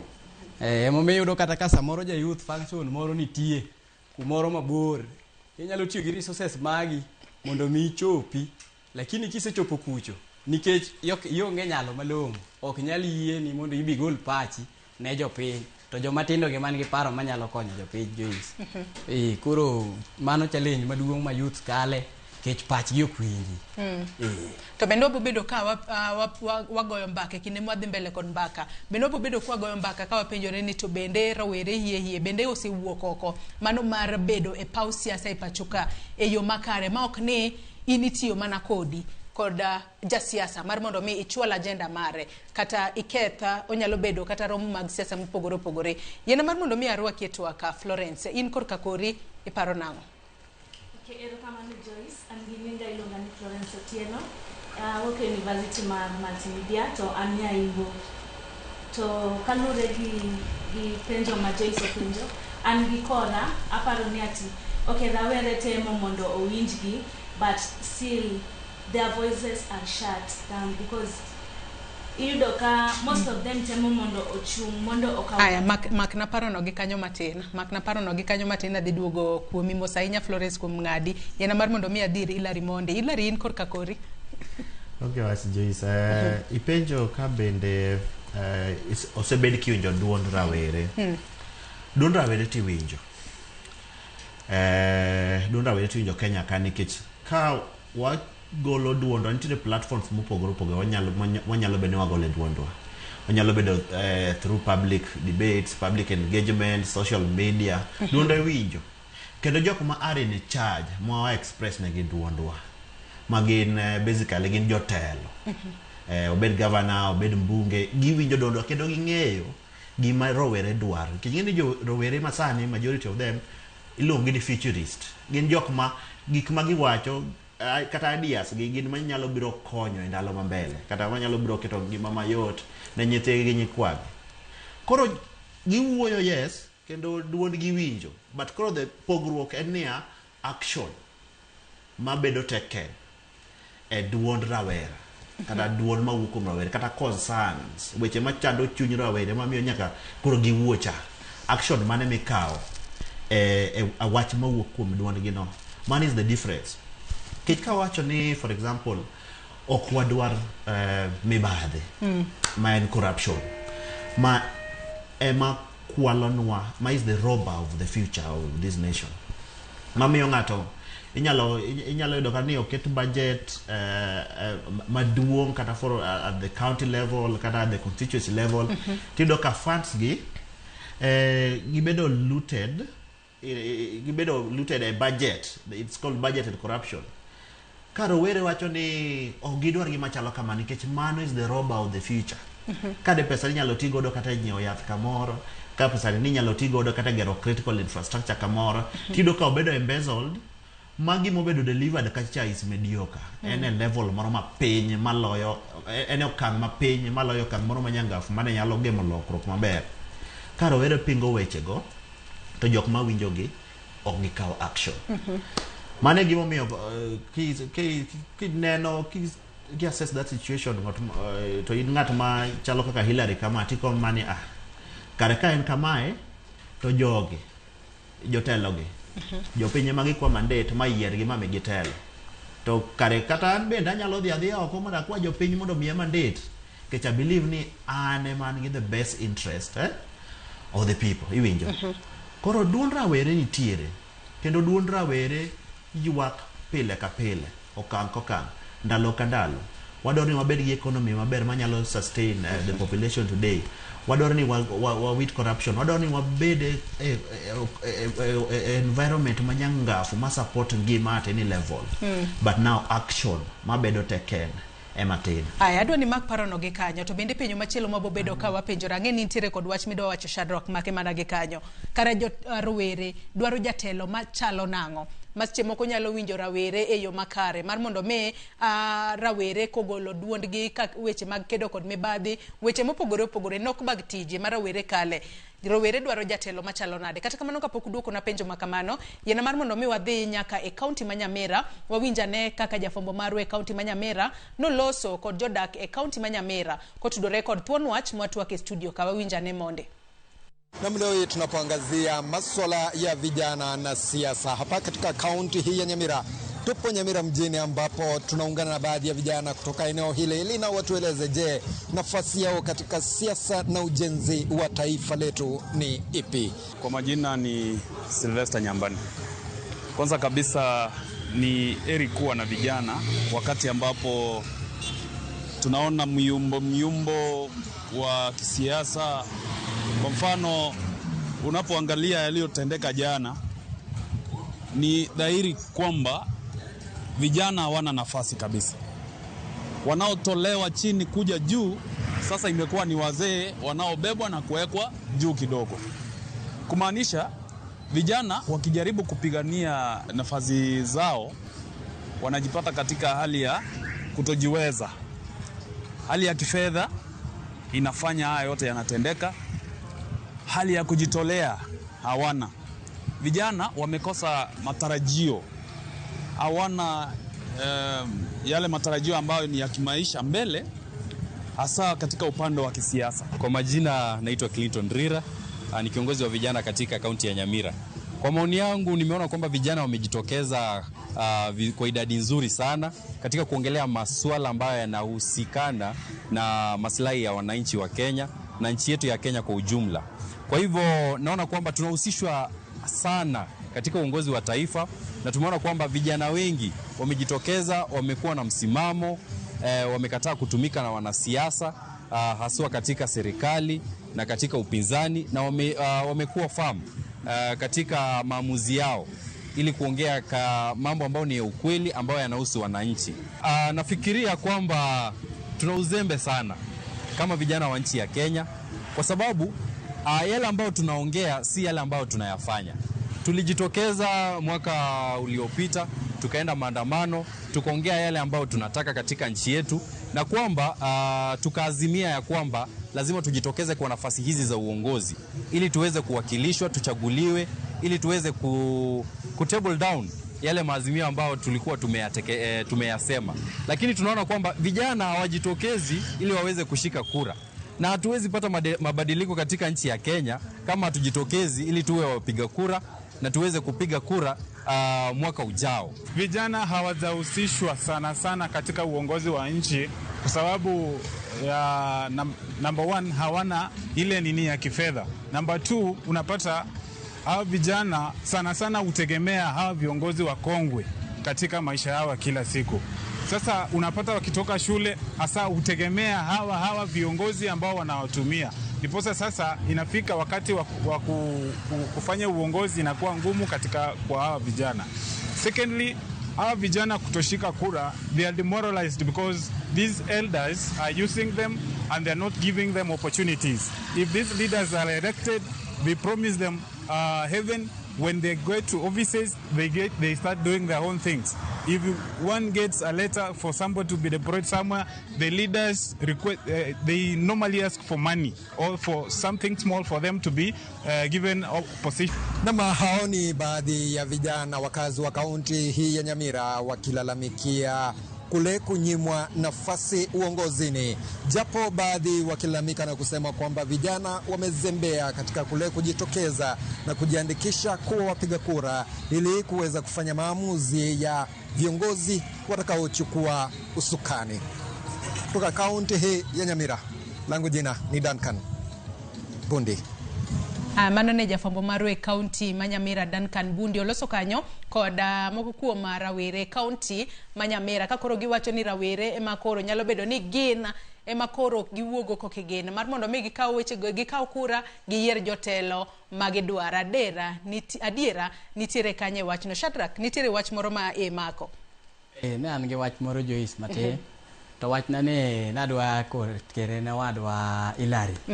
Hilary wacho ni wan kaka youth kata ojende rawere matindo imiyo wa thuolo mar winjo wechewa. Wechewa wanyalo wacho Joyce kuonde mopogore opogore. To ok nyalo winji nikech ang'o mi awacho kama? Awacho kama nikech sama wawacho gimoro kata watero ywakwa kaka jo youth ne jotendwa mwayiero madongo. To onge action moro amora mikawe. Mani ng'eni manyiso ni chal gima gino ok owinjore.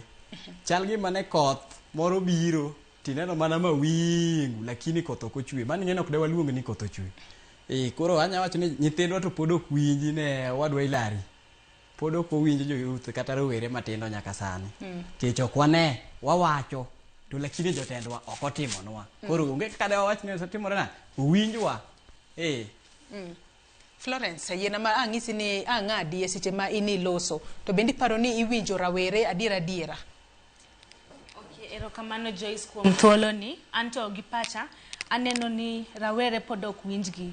Emomiyo kata most of the time yudo ka during elections chuno gi mondo gidhi e streets nikech gik ma gidwaro ok migi. Plus gineno ni gine the leaders of tomorrow and they want to make a better Kenya. Koro according to one ok winjgi but most of the time itiyo kodgi e yo mok maber gi josiasa ma wan godo gi nikech iwacho gani ati kidwa bede siasa be nyaka ibed gi pesa to most of the youths are unemployed. Koro yudo ka it's a challenge for them mar mondo donje gi siasa nikech siasa needs a lot of money when it comes to campaigns and stuff. Koro yudo ka most of them chuno mana ni gichunge tiend jo politicians madongo koro according to an pod ok winjwa. Tiparo ni sani koro kaluore ne iwacho ni ok winju e yo makare matende ni jotelo manitiere e telo sani ema ok winj rawere e yo makare. Kara rawere dwaro jatelo machalo nango? Florence. Okay, Anto, according to one, rawere, let me just say, Gen Zs, because Gen Zs, population is very big. Koro, Gen Z, they only need someone, gidwaro leader ma is not, kataka otin, kata oduong, but onego bedi it's either between Gen Z kata millennial e diere kanyo. Ema at least nyalo winjowa. Inge ni sani Gen Z Ang'o mudwaro no winji e weche mag telo gi makura makaparo umonde pod an kuom Florence. Okay, wan wadwaro ni mondo grievances mwabiro gago ma miketo gaka tok morwa kaka for example let's take an example of finance bill. Okay, jomoko neneno ni awachachana ti jomoko at least earning better gineno ni finance bill iko better but according to the youth finance bill it was going to kutusumbua huko mbele. Koro according to the youth gidwaro at least ng'ama nyalo winjo gik magidwaro kaka for example awachna ti jo youth dwaro ni mondo owinjgi in terms of for example in universities dong nitie help kaka koro noket help e diere noket help opog help according to backgrounds mag ji iyudo ka jok moko noket kuonde mok gi fit due to corruption koro Gen Z dwa mana ni owinjgi in that point. Godon, rawere dwaro jatelo machalo nango? Okay, Joyce, an kanyo kachako ingeni not all old are wise, even fools grow old.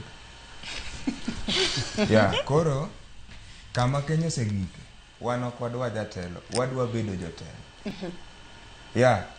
Nikech jodongo gi gini osetamo gi yo machalo nango kata ang'o manyiso ne telo osetamo gi makoro miyo rawere winjo ni gino wegi chien.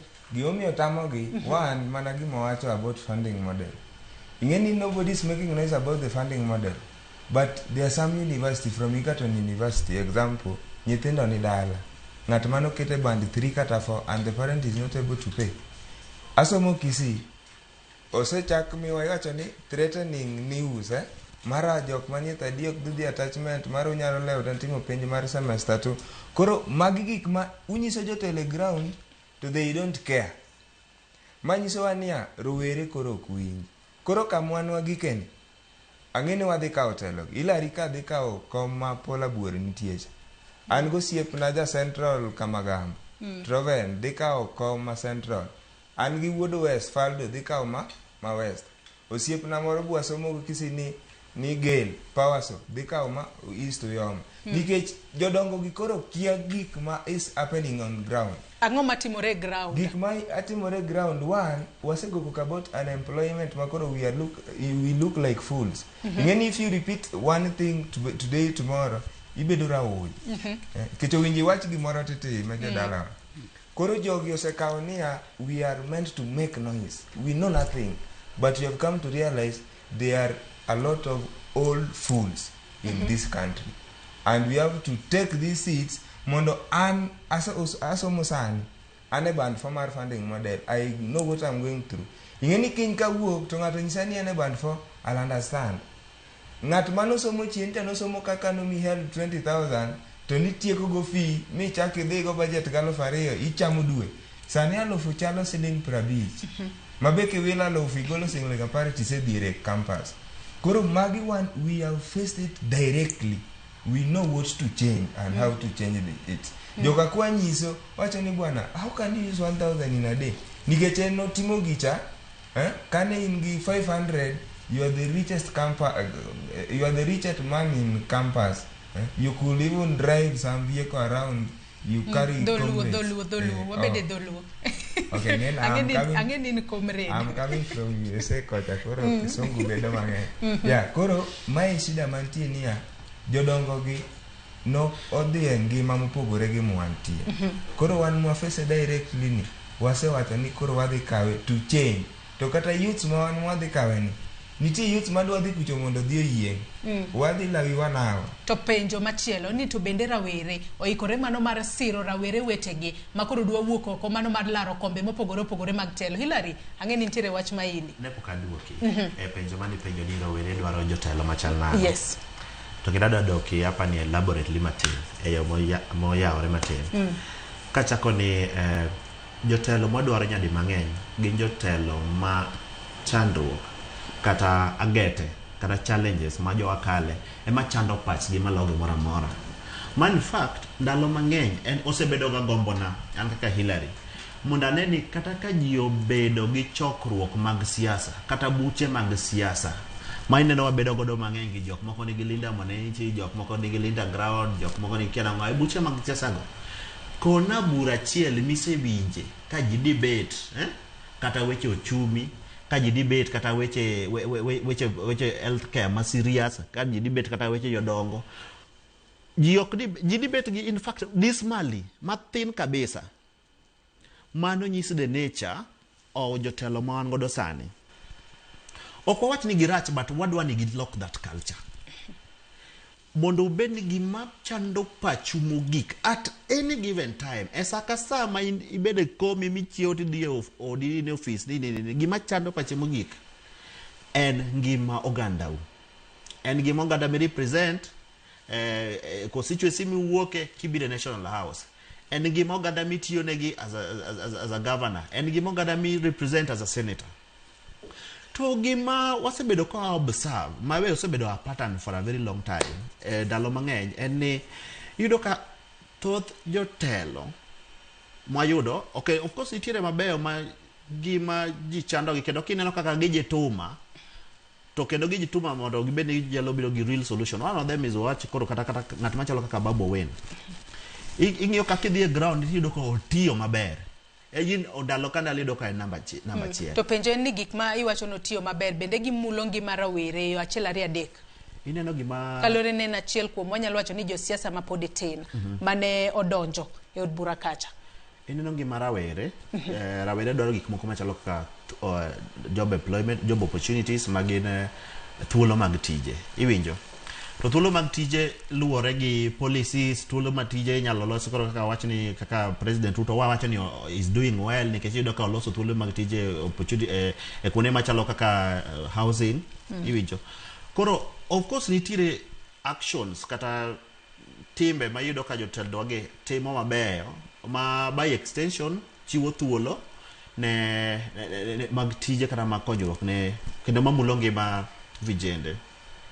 But mana kana katieko duoko mana duoko en ni the type of jotelo ma vijende dwaro. Wan odwaro jotelo ma okang' kokang' ndalo ka ndalo gima chando pach gima chando chunygi en ni gidhi keto ngima jowa bedo maber nade, ngima jodongo, ngima vijende, ngima mine, ngima nyiminewa, ngima uwetewa. Iwinjo gidhi keto agriculture bedo maber nang'o, transport, safety, gimoro amora okang' kokang' buche mag siasa mag gibedego onego bed ni buche go debate and policies, debate and dongruok. Mane wapogo siasa wa gi siasa pinje mineno dhi mambele koro kata kaka Africa kata kaka UK. Kineno kata UK parliament gima ji discuss gin agenda ma serious policies. Iwinjo to kaka yudo ka ji biro to ji keto gimoro machalo kaka one time agenda, one time no en ang'o. Iwinjo so apani mane jotelo aila mwadwaro jotelo moko ni manyalo bedo ni nigi lek kata nigi thuolo mar neno mbele gima chando pache ni jowa gi sani ane office sani kaka jowa gi biro bedo no dak 20 years to come. To ere gima nyalo timo gi resources ma okete lweta gi on their capacity or on their behalf mondo wabenia wanyalo bedo ni waloko ngima gi e okang' matino kata okang' maduong' no kaluwore gi gima nie lweto. Hapa ni mana kaka ne. Shadrack into korka kori to e kinde ma adwani ile ne rawere dwaro kit jatelo machalo nang'o.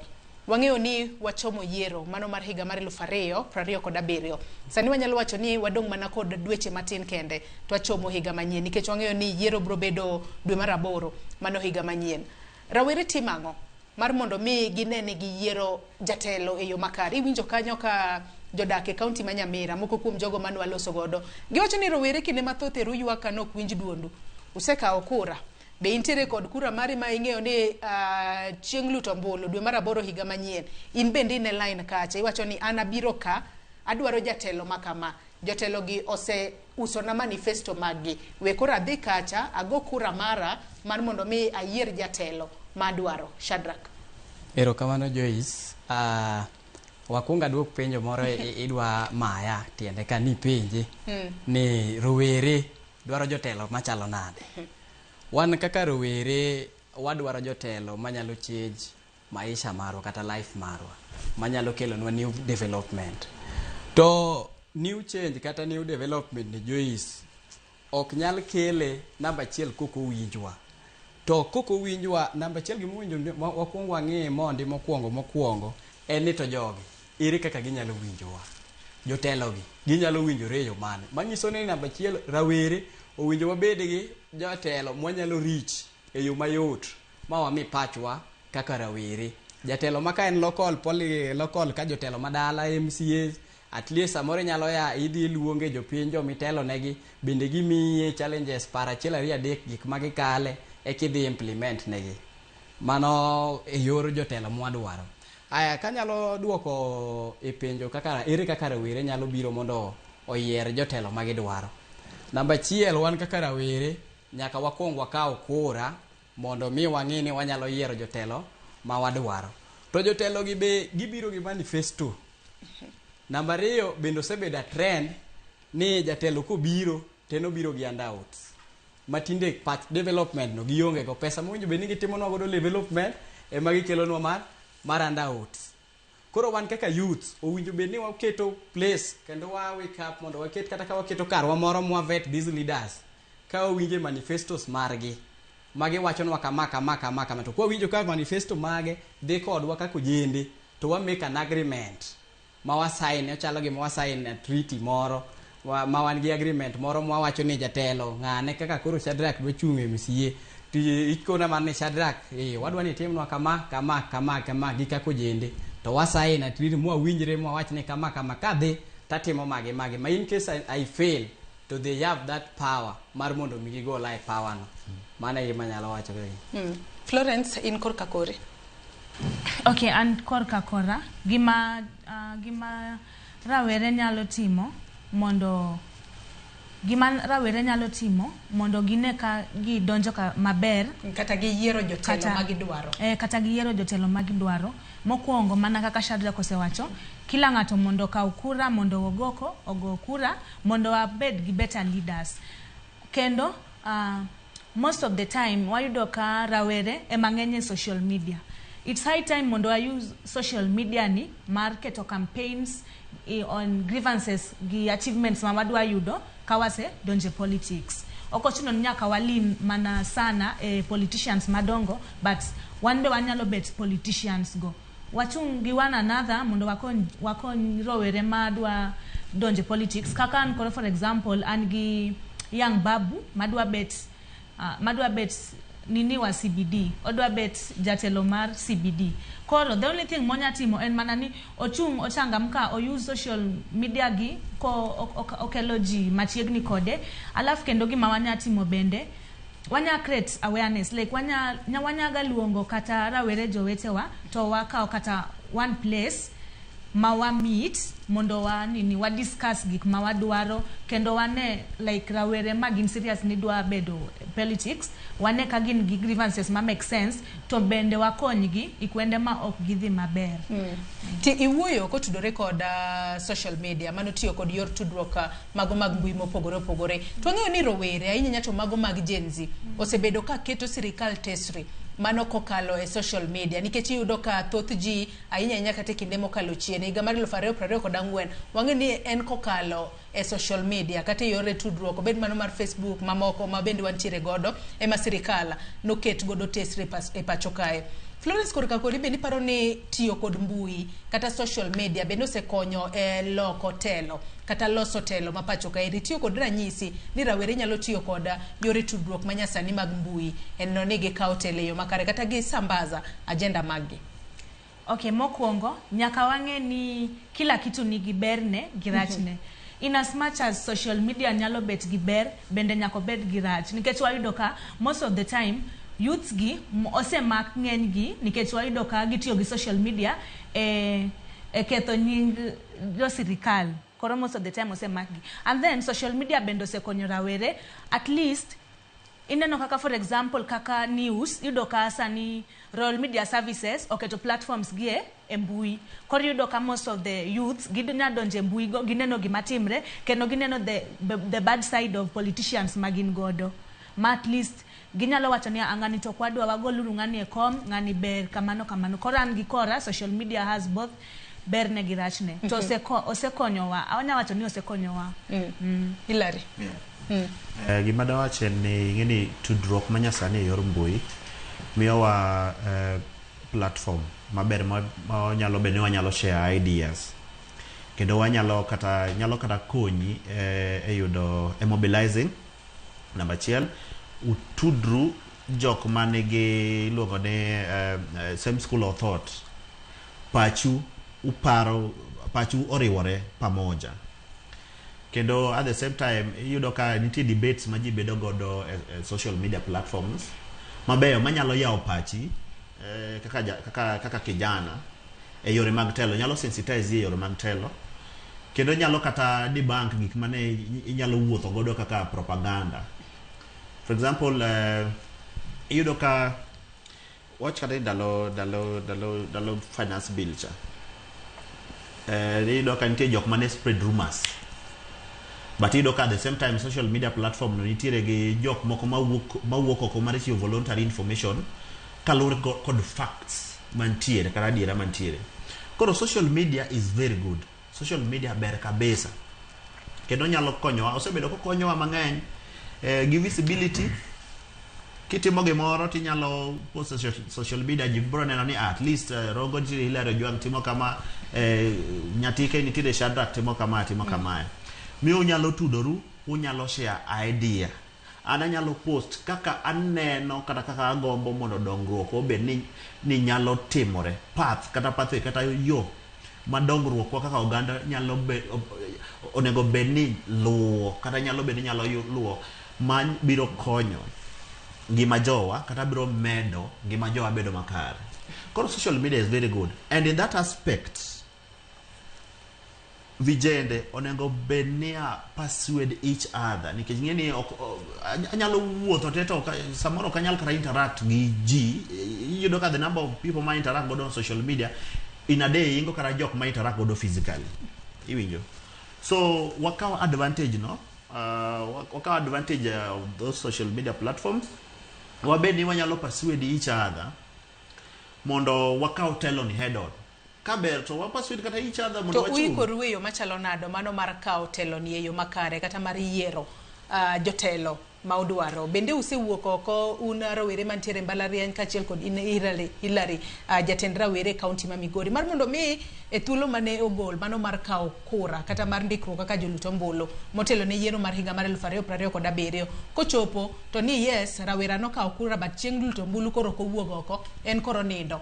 wacho ni anonge tiende aluto ombulu Joyce waikore e ariyo kendo wamedo ikore ng'eni ikruok ok wanyal bani waikore 100% election okiny yiero itimo 2027 but gima ng'eyo niya rawere kawo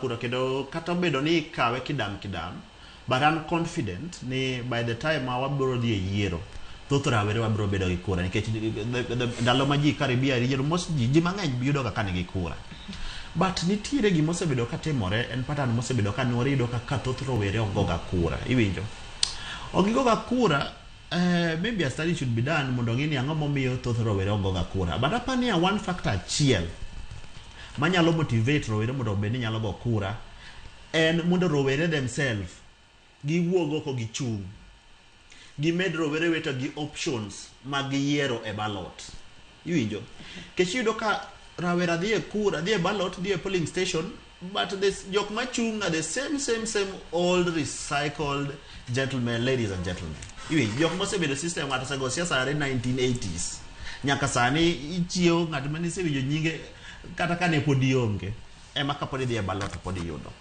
so rowere oikre yore ariyo ji okawo kura namba achiel jondikre kaka jogo ombulu namba ariyo rowere ochung' in their numbers nikech gini chung' miyo wabedo gi perspectives mopogore opogore kaka onego bed ni wanyalo approach telo e kind ogandawa to gi kaka gen telo ni obed ni nyalo tayo ogandawa towards lek ma wan godo kaka jo onego bed ni nyalo dak iwinjo koro kan Hilary anga chung' rongo another gentleman to chung' rongo another gentleman to chung' rongo ng'ato ka ng'ato keto their great internal toughness jo agenda jo mantelo let's bring options ne ojende wetewa ka ojende wetewa osekawo kura wayudo kendo ojende mochwiny kata rawere mochwiny manigi agenda maber manyalo tayo jopiny e yor agriculture e yor kaka wanyalo loso thuolo mag tije ne wan gi nyithindwa mabiro biro e yor ngima maber ne jodongo senior citizens e yor ngima maber ne small and medium and persons in small and medium enterprise businesses ne mine wa mago chumbu rongo kachacha ji yo compete agenda kingeni ojende ka compete nga mana agenda ke thoth ji pesa ji onge gote onge ngama nigi pesa mang'eny koro manifesto magi ga agenda magi magolio yes koro ji ka kura namba 1 vijendo ka kura namba 2 vijende umire options ok ni kase ka kura to options mag jodongo mine no wapingo kata mine no ka waneno ka agenda gi ok fulfill ok satisfy wa iwinjo ni ema podanga dhi e ballot to eron koro nase go kura an ka Hilary akawo kura ji ame gi kura koro ka dhi e ballot kacha adhi go ombulu nena iwinjo let us have youths coming up with diverse agendas mabeyo mang'eni nyalo tayo ganda maber to kendo I want to urge them do not fear kiki bed gi luoro moro amora nikech Kenya ni is going to be handed over to you in kaka kijana the next 40 years you will be the senior citizens of this country your children biro bedo ka hold accountable penyo ni ndalo mane vijende no tema koro koki step forward sani to ngeni onge sigand jow sigandi kata sigand Kenya ni by extension minyalo loko even by an inch Gordon in korka kori rawere timang'o mano mar yiero jatelo magidwaro to tiyo kod social media kata yor tudruok mago mag mbui obed Facebook obed X mang'eni ji jathoro tiyo godo kata Instagram gi mamoko mano bende osekonyo eneno ne telo mano mapacho kayo lokore nikech wang'eni kuonde go ema rawere kitega kata jotelo tesre ahinya Gordon okay ng'eni Joyce social media mamiyo finance bill no bedo change actually social media mamiyo wan kama wantie as this country nikech ok wanyal wuok sema wadhi e parliament mamiwa chance wawuok, but ideas mwagolo e different platforms, wa comment e post mag jotelo, wariwore e X, waluongo jatelo moro ma osemiyo wadhi mbele. Kata bed ni nitie side effects, everything nigi side effect, but social media emomiyo wan kama wasegik. Gik mineno koro ti bedo built mara yao stadium mara iyudo ni olos stadium Homabay to Migori onge kode. Wa youth wadwa gwe governor gi jotelo gote ni to wandak miwa stadium in 1 or 2 years. Iyudo ni koro embo kelo project. Koro social media omiyo wan this far. Mondo wayud telo kata mondo wa change en achiel ka okura. Kata like jipoko ka okura e namba midware. But gimang'eyo ni jirito mass opening of ng'ado kura. Moro miketo ene center, indhi machiegni idhi ka okura. Mae ma jirito. Jidhi ka okura. I'm very sure. Nikech ji mang'eny dwaro this change. To kwadwa ka change gi koko, wadhi bedo jok ma nono sana. Koro jidhi ka okura. An gadier. Gimilaro wacho mar kelo options. Mane e gima be koro dhi konyo seriously. Nikech inyalo bedo gi kura to koro idhi miyo kuchinga. Koro vijende obedo gi chir mar jaong'ora. Kata koth chue kata enang'o tibiro dhi. Wakau these seats. Wadhi wavai e these seats. At the end of the day, wadhi do niya jatelo achiel ma koro nobedo so good strategical moloyo jowetene is going to win. Ma yo mwadhi change go this country. But kwa ka kura to we have options mabe osebedo ka inyo all this time. Ji mang'eny ok dhi go kura. To gima osebedo malit ne joluo since last year en tho baba. Koro dhi dala mag jotelo madong motigi ok nyal bedo malit molo tho baba. Koro gidhi dala. Usewuok oko kendo useikoru udwa lokruoka e yo makare. Twageni kinde ma watwaka kotudore kod rawere kod telo, wang'e ni telo ma pacho kae gi sani nitiere chenro mopogore opogore ma gisebedo ka gibiro godo. Mano mar neno ni ngima rawere obedo kod lokruoka moro matin. Kopogore kod mano bende wang'e ni jatend piny Kenya William Ruto nitiere kod chenro ma bende oketo penya maneno ni piny Kenya osudo mbele kendo wabedo ko achiel kuom pinje mago modongore e pacho kae. Ka ing'iyo telo mano mar jatend piny Kenya William Ruto, adwa nachak kodi Florence. Ayinya to gi leka ma entiere godo mano mar yango ni piny Kenya e kinde mabiro mbele wabedo achiel kuom pinje mago modongore e pacho kae, kendo wacho ni kinde ka kinde koloso to wacho ni wadwaro mar mondo mi piny Kenya wabed maket kod pinyno mano mar Singapore. King'iyo kit telo makamano in kaka rawere, chenro mopogore opogore ma sirikal osebiro godo mar temo chwalwa machiegni kod lek mar chopo Singapore, en achiel kuom gigo ma inyalo siro koso ok inyal sire. Kisire tisire nang', kokisire to kisire nang'. Florence. Okay, erokamano kendo Joyce kuom thuolo ni. An gi pacha aneno ka okay, my koro is my own point of view. Aneno ka okay, in as much as president temo mondo kel ji machiegni, but no se lose rapo mare gi rowere. Kora neno kata ka in as much as obro temo mondo podo kel rawere machiegni, podo konyal nikech no gik mang'eny manosetimre bang'e manosetimre chien kono ma 2014 finance bill mani yudo ka rawere 2024 finance bill finance bill mani yudo ka rawere thocha okane ka rawere nyalo siro gikego like gik mowachogo. Makoro in korka kori paro ni gin mana weche ma ok ter piny Kenya kama ochomo yo kata kama oriyo yo makare. Anto gi kora ok terwa kamoro. Shadrack. Ma Joyce ero kamano. Ato e wach mar sirikal keto piny Kenya obede maket gi piny mar Singapore. Ato pod anyalo wacho ni atamorago. Kendo anyalo wacho ni ok ane ka en gima timore. As much as ni jatendwa William Ruto, the president, temo matek kabisa e kelo projects, gero kata stadiums mo support kodo sports gik mopogore opogore. Joyce ok dewa support gini ka ngima to idho malo. Koro yes, chunywa to dwaro ni mondo wa support ne onyalo kete maket gi piny mar Singapore. To ok dewa yie keto tamowa yie go nikech ngima ni malo ne jo use to kade bed ni ngima kaka projects dhi mbele maber to ngima bende dhi koni mayom to mano tang'o made support tamo support wach mar Singapore. Koro anto kipaja tanyalo wacho ni sani to pod ok anyal yie gi wachni mondo wakwara mondo ngima odhi the same time kaka development timore nade dhi mbele kech wuoto wadwa wuoyo to wachalo rech mane pi making'amo dhogi to en pi opong'o ite koro ato to pod ok anyal yie gi wach mar Singapore. Owuoyo maber kendo ineno koketo situation Kenya into perspective. But yena mondo wach ni Singapore to wabiro chopo to maybe okoma. Singapore wabiro chopo ka wan kata ka tieng masani mar rawere masani or step forward bravely mondo bende ginyalo kawo thuolo mar gero Kenya ni. Kenya ni wa inherit a situation moro ma ok ber pod rach.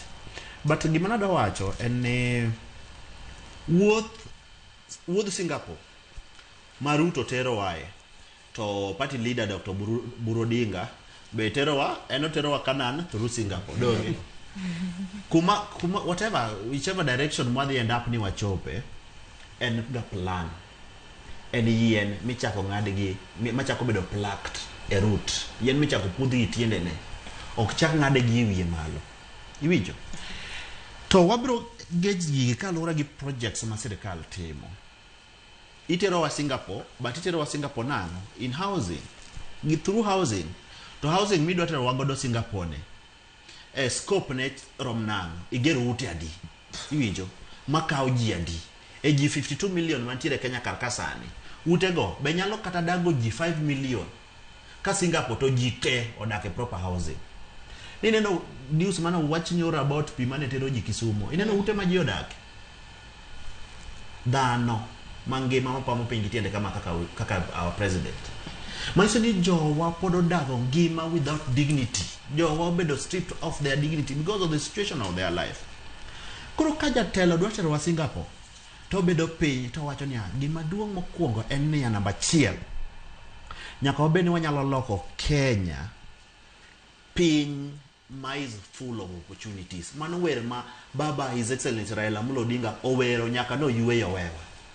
Nyaka los piny ma is full of opportunities. Kakoro in Kenya sani nyoro kane news owuok ni jak China moro biro Kenya kama kwalo chunglo madongo no maka god ilongo no nyos madongo no maka god airport kodhi god e pinygi masin ja China ong'eyo gima nyalo timo go nyoso magemo dongruok ne China for the future to wan nyoso god wan godo karka wan in the class wakia kana ibadhi mbele. We don't blame the populace, we blame the sirkal nyaka beni nyalo induce dongruok e kindo ganda.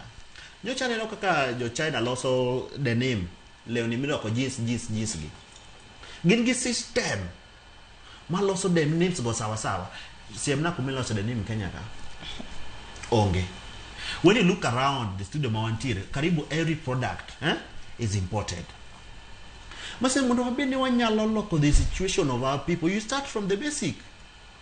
Jowa obergi ni the active population machalo kaka vijende ka wan kama jok ma they form the next workforce madwaro tije kangise empower Hillary Mia teach empower this my sister Mio teach empower Shadrack Mio teach all the loss of tije all the yudo income cause yudo income all the move from the lower class into the middle class most by extension you look at that economy bedo sustainable economy ma heal itself ibedo gi milong ni economy matire gi social mobility. Koro mane kidonda mobenego beni sirkal ng'iyo namba 1. Koro ere kaka inyalo chiew Kikomi, ere kaka inyalo chiew inyalo ket farms ma assemble kata these gadgets, ere kaka wanyalo bedo gi agreement with international investors to the extent that Kenya nyalo move from the point mar bedo a virtual consumer mar pinje machalo kaka China kata Europe to an exporter to the global market. Mane wacho maduong' mokwongo. Kise loso mano tibiro yudo ka by time en kidonda mok nyal chango sane. En gimi kedo ne strategy. Onyalo chango kare in 15, 16, 70 years. by the time obiro chango koido ka people are comfortable ng'ato nyalo kao affordable housing, ng'ato nyalo kao nini machalo kamano. To ma ng'ato dwa kao affordable housing to uso o chango pesa sikuma mo sele praria. Ngima no nyalo bedo expensive to the extent that nyalo bedo kada stressful. So Safach Singapore to is valid.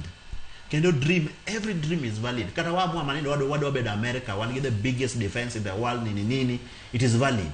Iwinjo. But enia wa meya approach machalano. And that is why nikeche waneno ka jotendwa kamoro are not realistic to this situation, and we don't blame them. Kamoro is a generational issue. You don't know. Ingeni gigibeluore gi piny midonge. Wangeni wadongo ka wangoye po sana. Wangeo gima timore America, wangeo gima timore Singapore. I can have that particular debate. Jonyuol ngeni ndongo kuma kana ok dhi America to gigi minyalo wacho ni America. Iwinjo. Koro gimo miyo vijende wanyaka step up. Both Singapore ni wanamwa biro realize to ka wuok oko mwa bedo candid conversation kendo ka wagolore kaka misango ka wagolore as a sacrifice to the people. Let's go to the people, talk to them, tell them kaka wadwaro ni piny onego bed nyalo dongore realistically with the proper policy debates, then wabro dongore kendo Singapore wabro chope. But gisani with Singapore it's valid adieri, but direction momia ni to is not the best approach. Yeah. Gordon in korka korea nene akiani nene yo machalo nade ero Hillary wacho kai ni en direction mabera en paro mabera makmana ne wacho ni lai masche moko wadwa luwo em wacho nok ni kare in korka kori Yes, Singapore wabro dhi tokma be okka Singapore ingeni mondo wa change the country, okinyal change the country with one thing. Nyakingi both sectors. Gimangi giawa president, and is the one of the wisest men I've ever seen in Africa. Nikechen ngatma ogoni kwano and 1 times 1 never to kata 80. Nikechkingi just the other day, some weeks ago, president was walk around kachiwo Nyota Fund en mar World Bank. Odonje onyiso ni koro mano project ne. Koro gik mang'eny ok project president but ochipin mar team. To ma ok di change the country. Owinjo wange projects one gig factories ma Kenya ni down. To how do you want to change with only the house makama ng'ato dake no? Idake house to kichiem. Onge kaka wanyalo change kwa dak inomiot kaka Hillary wacho ni ngado skuma and you stay in the house of 5,000 per month. Idwa chulo fee with the current gimora mora beche ni malo.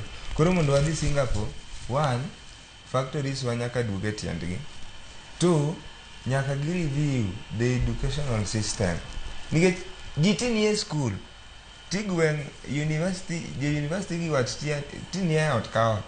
O kaka chon ma gweng te the all west sakwa un gi university are sani en kamora mora, but mok di change bang kisedhi kaw degree in whichever campus tiduogo okiyudo tich. Ng'ato so the near school of maybe agriculture kidok kaka gwengwa United States Sony Sugar gore piny kambi mane nyalo ndiki so machiegni kodi okti idhi ndiwa okti kori otomi dake lakini idwa chulo ode ni gango tich yongego. Koro Singapore wabiro dhi but in years kat dire no koro anabro bedo muhenga wahenga walisema dire mwagi Singapore anan muhenga oksani the approach there but pokongi into agriculture anangeni what will change this country is agriculture. Nikech mane gima everybody can do with the little knowledge from primary. Florence intere kod wach moro kapok amiyo Shadrack thuolo. Joyce angi adwa duoko adwa duoko kosadwa adwa but I angi comment okadwa siro angi comment kuome owacho ni we don't blame the populace we don't blame the populace, we blame the government. Leadership. leadership no, but angikora adwa ngiseni we don't blame the government and the leadership, we blame ourselves and our parents. One mama wokga kawadhi goyo kura ni jotelo ma sani neno kaketho ni nigi makata the next time yero mabiro mbele ni kapo dwa decide ni we still want this government pod jonyuol wabo wok to ditimo the same mistake manotimre last time. Koran gikora I blame myself and the parents. Alafu what Singapore is valid. According to me, Singapore is half valid. Okwanyal chopo Singapore gi kakawan tiesa nini. Kokwa loko timbewa gi parowa gi okang mawaka approaching gikmoko okwanyal chopo Singapore. It's either wamanya another word for that Singapore, then manoto kolo tutafika, but with different governments. Shadrach, Thulen mari, ina bende isiro chenro mano mara sirikal. Wangeni magi gin moko kuoma gigo ma sirikal timo, sirikal motelo sani timo mar neno ne gikela ne lokruok moro e pachoka. In kaka rawera bende isiro chenro ma itiyo godo e neno ni piny Kenya ogoane okang' moro e weche mag dongruok. Erokamano Joyce, mana kaka wadwa Hilary gi Florence Mendo sawacho ni Singapore to wanyalo chopo, lakini podi anto nasetamora mokwongo ni Singapore to pod ok ane kanyalore. Namba chiel Joyce, ingeni Singapore ni kane na process kane en gima waluwo kang' kokang'. En gima kilo wete luwo kang' kokang'. To king'iyo sani piny Kenya oketo chunygi kata teko gi te e gik mopogore kata gi education mar student kata rawere. To rawere gi mowinjo bed ni education ni e gima gi weche mag somo gi gima gikuongo miyo first priority mondo makata ka giweyo gi kar Singapore gima gichako giwe nusu. To yudo ka wambe wasebedo na chad kaka rawere wanyalo kawo gi kanyo ka wachuro mbele. To nyaka sani king'iyo kata education system Joyce, sani loke aloko odiochieng', yani kawuono lok mak, kawuono kiawa nigi machielo yudo kama. Koro namba chiel mano to pod ok nyalre. Nyaka gikuong ging'i step by step, gichak gi joma tindo gi magidhi wenegi. Koro wachake ochalo ng'wech short. Yeni ng'wech short kikawo ni ok ichako gi joma beyo ni rito mondo itiek maber, ok ditiek maber. Koro nyaka ipange gi ng'ama ichako go ng'wech ni nyaka bed ng'ama ber. Mar ariyo nyaka bed ng'ama ber. Ng'ama iwene kede mogik bi nyaka bed ng'ama nyalo tieko nu ng'wech ni maber. To ka wang'iyo mana ng'ama dwa chako nwa ng'wech to ng'ama dwa tieko nwa ng'wech to kwang'i. Koro akwayo an to government okwongo ng'iye kendo meja on the youths and the education system. Sani inyo nyithindo mang'eny. Aya mar ariyo yo ma government koro nyalo konyowa kata nyalo miyo Kenya bed kaka Singapore en ni kong'iyo kaka economy mar Kenya nyalo timore nade, nyalo ting'ore malo. Kaka wadwa ni owacho ni economy mar Kenya nyalo ting'ore malo namba chiel ka government otimo placement maber e department mar agriculture, because agriculture is the backbone of the economy. Ene ma ng'ata nyalo time kaka wache do bed dalo bed kuonde mopogore. To employment bo nyalo yuago ndi. To wan kaka rawere kata ji be ok detim white collar jobs te. Koro the sirikal masani owinjo ng'e ni yore mage monyalo konyo go jomoko ma samoro ng'e ni white collar jobs samoro ng'ato tieko we school je class 8. Mano ok de miyo obed gi yoto mar yudo tije. Omanye tije moko kata kampuni moko matino mag tije lwedo gi. Ma samoro ng'ato nyalo loso apiko ne moro, mana matindo ng'ato nyalo go carpentry ne moro to the locals gi kuonde mopogore mondo mi okony vijende ma bende no maybe noko gike university, samoro be moro be noko gike college. Samodhi oyudo ka odhi onyalo goyo carpentry ne moro, iyudo ka ebo yudo gimoro matin monyalo timore nade, monyalo konyo godo jomoko kata nyalo keto godo economy mondo tingre malo. To maduong' to sirikal okwongo ng'ino wach mar education ni wane joma dhi kawo next. To education inyowa sana kata madang' ng'i ka mi mana example gi institution mara the great Kisumu National Polytechnic right now. Iyudo ka tinde sani fino tama kendo somo nikech dakika achiel iyudo ka in e nek kata wania pok owuok osateri e sidak.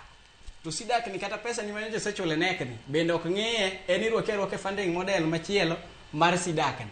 Kapok itiyo gi sidak ni kendo kata mana 2 weeks oseloke module ni osekete chulo 35 kendo pa module 35,000.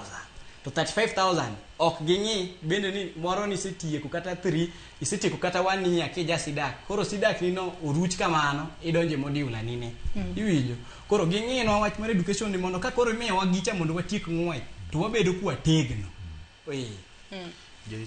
mana mapiyo piyo kata kama nadwa ni mak na paro noge kanyo mondi ngisani wadhi yoyo madundo gi sani nyakwara muge jwangi na mar mondo mi wakaw yoyo madundo gi sani ka waduogo obo medo winjo paro mago mag jopinye counties mopogore opogore to bende ote magi ma ichwalo kokale yore waduto te mag tudruok bende abo bedo kasomo kikidhi mabor.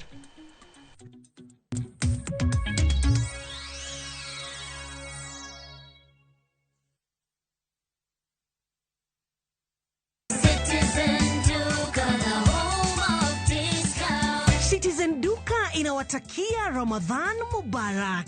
Tumia muda mchache sokoni na muda mwingi kwa mambo yenye umuhimu zaidi. Bidhaa muhimu na halisi tena za kuaminika kwa bei nafuu zikiletwa hadi mlangoni mwako. Fanya oda sasa kupitia Citizen Duka app ama kwenye tovuti ya citizenduka.com au tuma agizo lako kwa WhatsApp kupitia nambari 0710 487 487. Citizen Duka, the home of discount.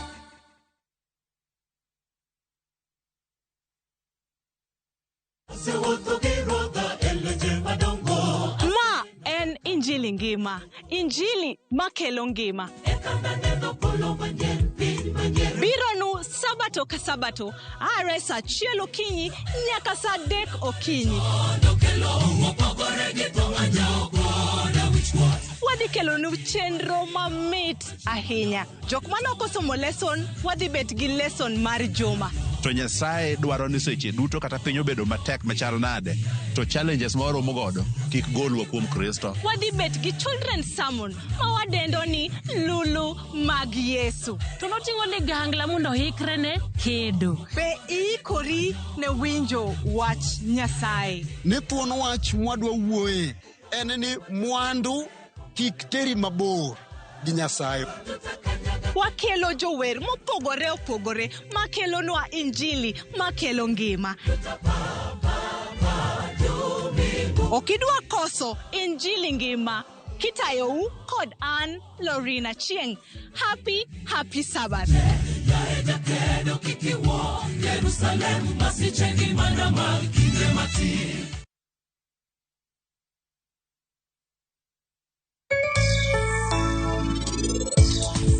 Magi e gik malagi kanyodho happy hatere e match direct. Amen.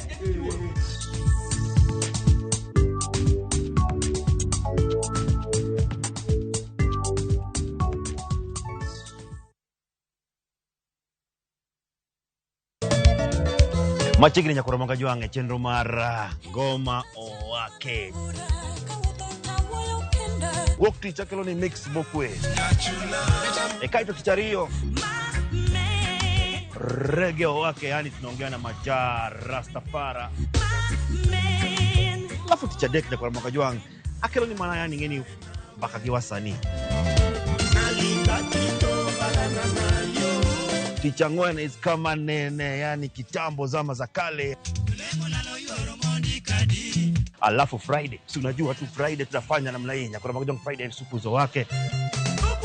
Sapara kidaka paga beat nyaka sapaga rio kod an PDG Papa Vic, yani ukipenda mzee kijana.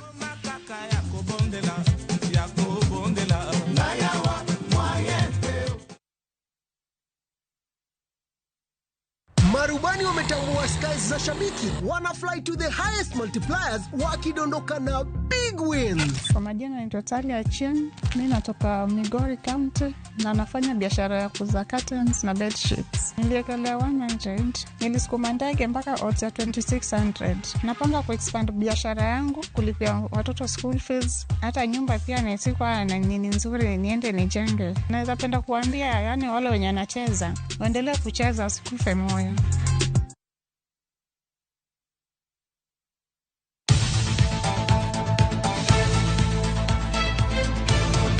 Nyakwara Mogi, tok tich matek en kinde mag midhiambo.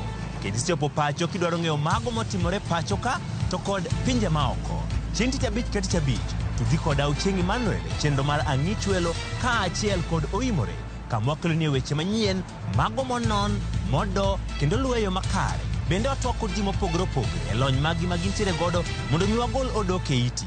Tok mano kende, bende wantiere kod chenro mar Gin Kanye mabiro miyi sigana mag thuondi luo, jogo mantie, mago magitimo to kod mago manegitimo e kinde ma okalo.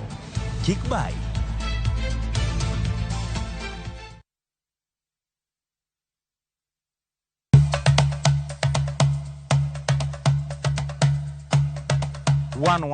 Chenro malero kitwa gi timbewa kod puonjo dholuo. Sani upuza ni uluongo ni mabuda. Koro mwan mabuda ni girieko mwan koro mathin man kuro mar ung'eng no. Ema sokelo nu seda. Wasewuotho mar kelo ni juok oganda wa kod ber magisekelo e ngima onagi. Dayo ne puonjo nyathi manyako kosechope ode. Puonje kaka onego oriti family mare. Rikoda an James Rabala Kwase Rajabu Owarga Chie. 111 Ngeso ka ngeso, saa 1:45 otieno.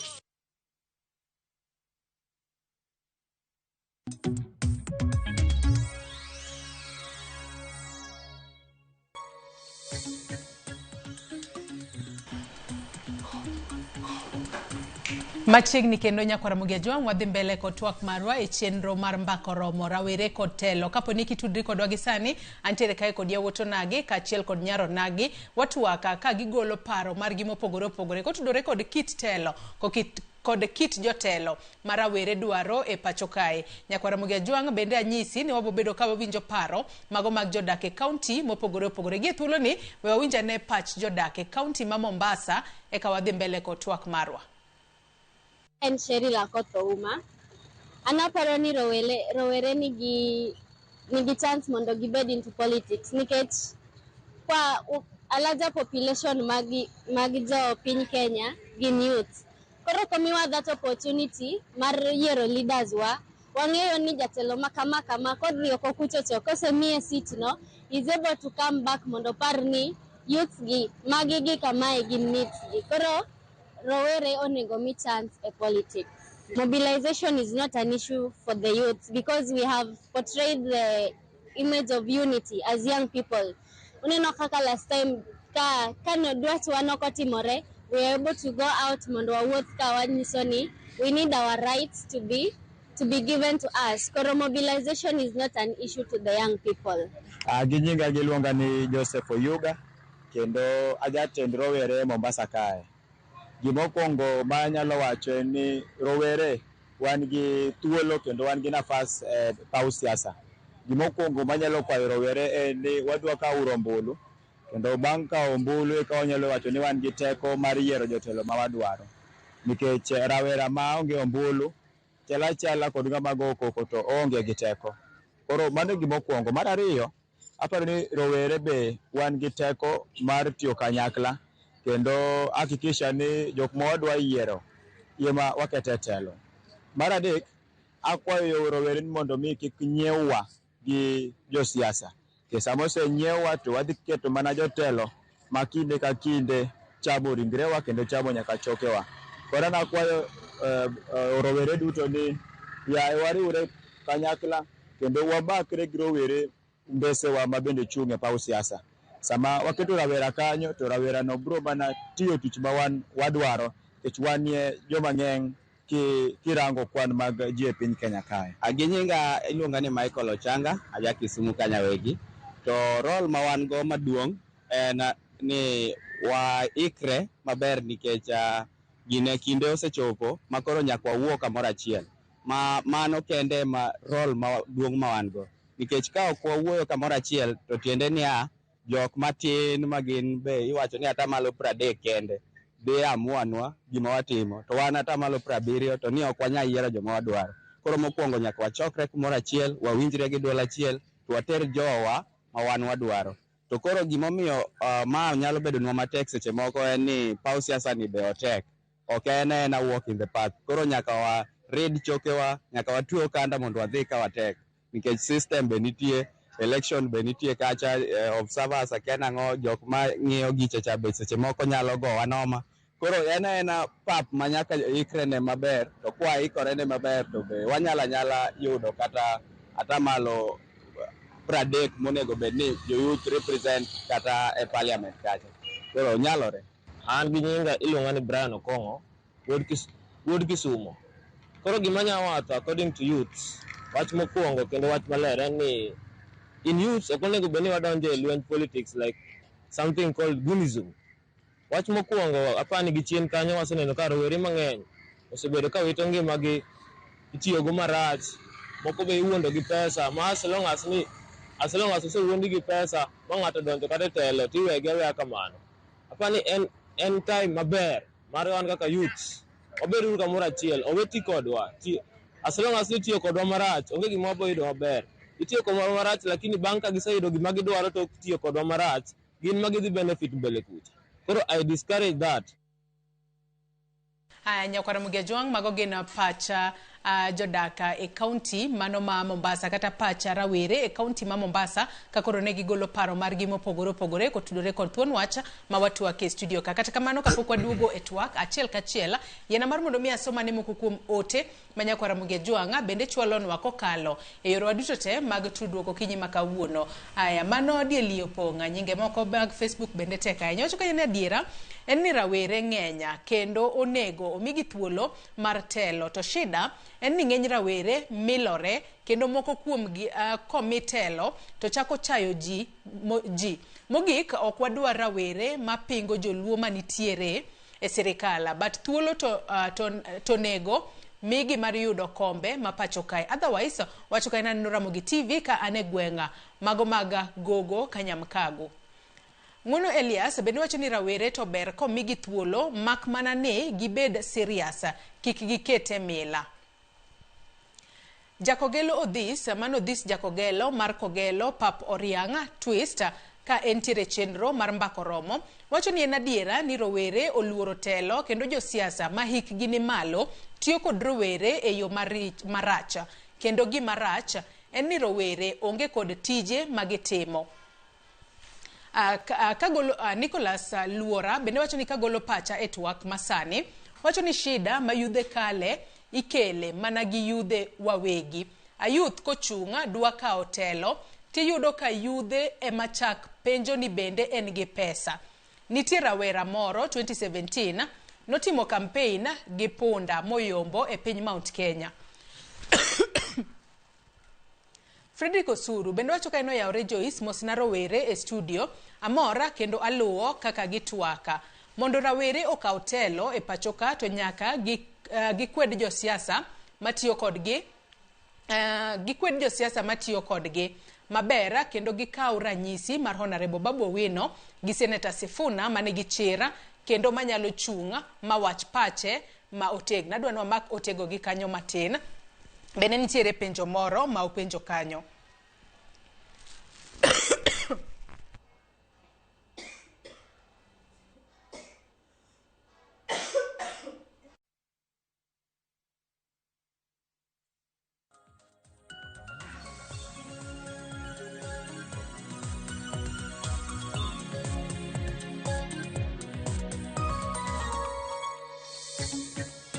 Kwa majina naitwa Julius Katumo, mwanabiashara wa Kangundo na youth. Kwa hivyo nataka kuongelea kitu ya kwanza, uongozi katika youth. Youth tuko na wengi wenye wako na kipawa ya uongozi na wanaweza ongoza Kenya vizuri. Lakini shida yetu kubwa ya kwanza ni Wakenya wenyewe. Wakenya tunafaa kustyle up na tuachane na hii maneno ya mtu akitaka uongozi lazima akuwe na pesa. Juu youth hakuna mtu anazaliwa akiwa na pesa. Kama mtu anapata pesa akizeeka, ni kumaanisha Kenya utaongozaga ukizeeka. Na viongozi wako na wenye wako na dreams za kusaidia Kenya na kupeleka Kenya mbele. Kwa hivyo mtu akitaka uongozi afai kuambiwa kuwe na pesa ya kuenda akipeana mulungula katika siasa ndio apewe kiti. Tunafaa kupewa chance kama youth na you vote very freely. Juu unafaa kuangalia ile agenda niko nayo na maendeleo yenye naweza letea wa Kenya kwa ujumla. Ya pili, hatufai kuwa tunaelekeza uongozi katika jamii fulani. Tunafaa kuchagua kama ni kiongozi na unaona kiongozi anafaa kuwe Mkamba, kuwe Mjaluo, pea huyo kijana kura aende aongoze Kenya. Ya pili nataka kuongelelea ni maneno ya vijana.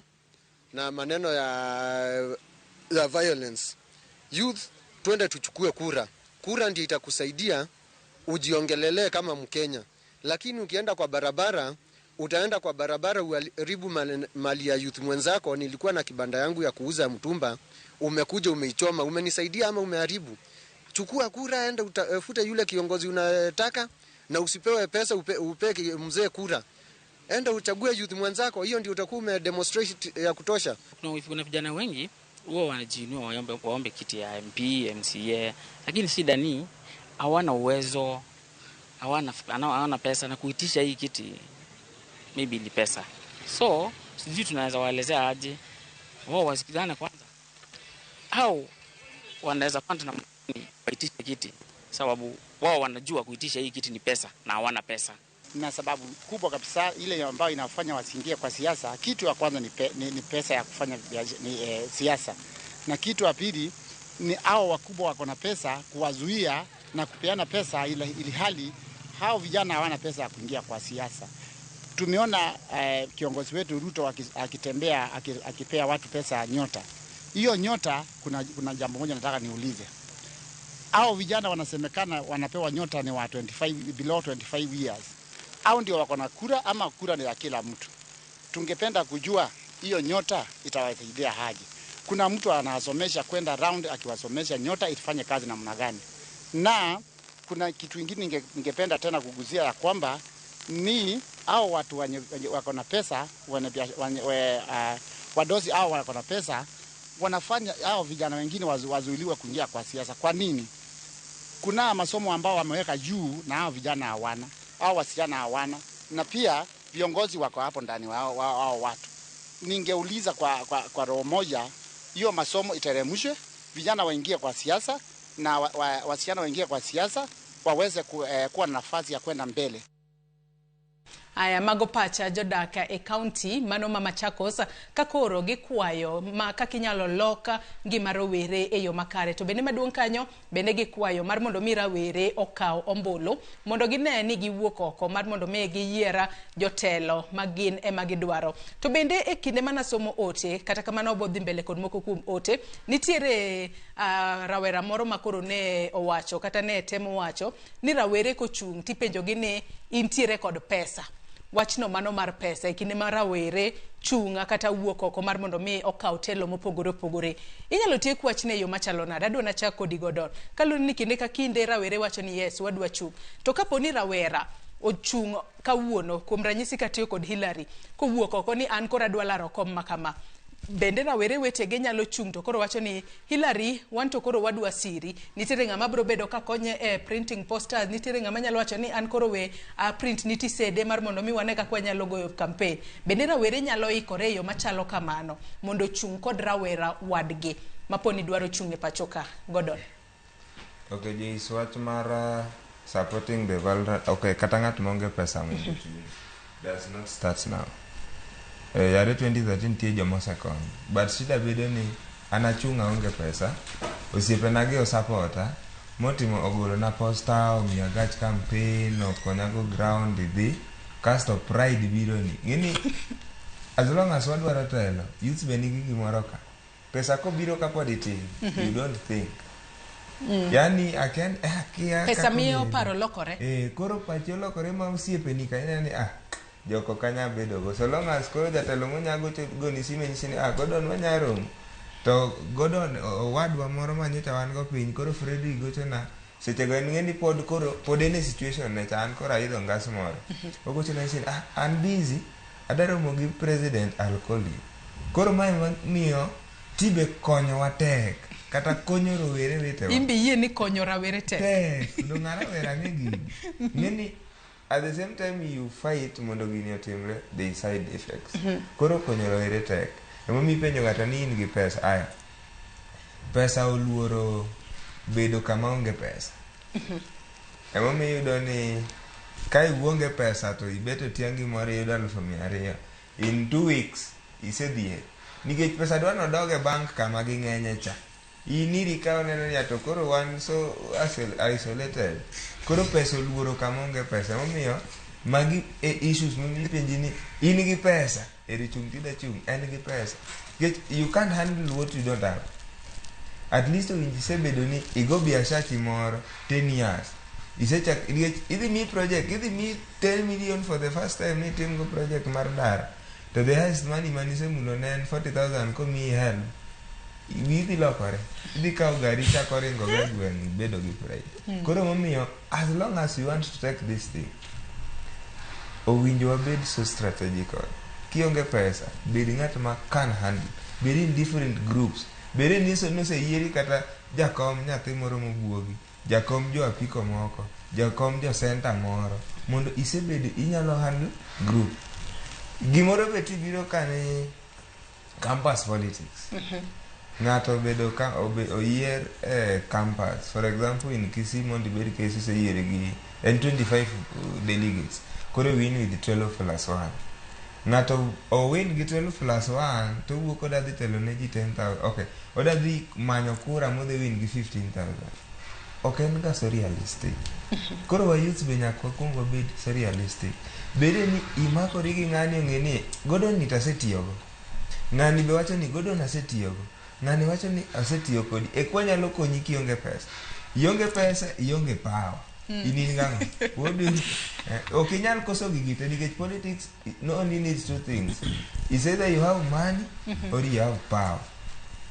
So if you don't have money and you don't have power. Tokoro rawere onge gigite. Rawere onge power, rawere onge pesa. Kore momiyo we want to get this power mabeyo buru konyo manyoni. Bed gi power to money you can handle. How you associate with the people will make you now nikech a good crowd can sit down and hear what you're saying and they say this man is so relevant. Okni pesiyonge go ko miya ground to address so irrelevant iwacho gik moko ni koro konyi dhi bedo matek. Koro rowere moseyie moseneno ni giromo nikech romo to ji oromo mang'eny. At least bed gi ground power moro ma inyalo wacho gini timore ekwa nyal konyi maonge pesa. To kisedhi duok pride piny. Jok mano idhi malo nyalo goyi piny with 1 second. To wan kwase goyi to wagoyi fully. Josiasa mang'eny useneno tieko modoko beto tiang'. Gweng'wa ibeto tiang'. Itieko midogi beto tiang' irwakori go banda koro ng'eni dhi chuni ni so betie bag kiwuok dala mondo kik wang'eni ibeto. Koro kidwa chung' ting'eyo ni in youth ionge pesa. Kisedonjo be don't neglect those who help you. Okini donjo koro ni jogi cannot give you advice gin pod gidhier they are now fools. Imanyo jok mariek manoseloso pesa chon. They manipulate you, girundi, you lose everything, you lose focus on ground. No. Koro mana nyise nya kaka siepna ma Hillary ma dhi kawo kom ong'iyane ni kosedhi kaka idhi miye gini 2027. Be odhi dok bedo gi jokamagambo piny, jo youth ahinya gi mine magichak gi reason in the same table. Yeah. Where ami Florence to look Monday watiane gi gender balance matine ne kende nyadendi mwatire godo Florence ero iwinjo ka janeno wamoro ka wacho ni youth kochunga dwa ka hotelo tiyudo ka yudhe ema chako penjo ni bende en gi pesa mane gima notiyo kanyo mane dhok motiyo godo bende nitiere kaka wachni mano mar pesa nyalo pogo rawere kod telo kata nyalo miyo kata bedo ni rawera onge kod pesa to yudhe wetege wacho ni mato rawera wadwa entiere kod agenda entiere kod manifesto makare we wachung kode mondo wanene kodhi mbele kocha to nyalo konyo e yo makare kata winjo ni godo wacho ni yudhe moko to tij gi tek kose konye boyombo to koro gar opondo koro no ni en koro kiwango mare ni malo ma joma ne omiye kura koro ni pinyne. Okay, erokamano Joyce koradwa wacho ni ji ok chal jite kila ng'ato nigi character ne koro kwa nyal generalize kwa wacho ni youth te mimiyo telo they end up ni ok gi cover the grievances mag ji mano yiero gi koro okay for example I had a friend mane dwa bedo jatend somo e mbalariany ma asome to okay financially ok nen stable but nen gi agenda mawa making sense actually nen gi joma ne no ninigo joma ne opiem go but he won first of all okay noji kubali kaka ne ntie in as much as nonge pesa ma is enough but nongeo ni finally with the ginene with hope he will win Koro okay awach ni ati dhano is naturally materialistic kaka nyawacho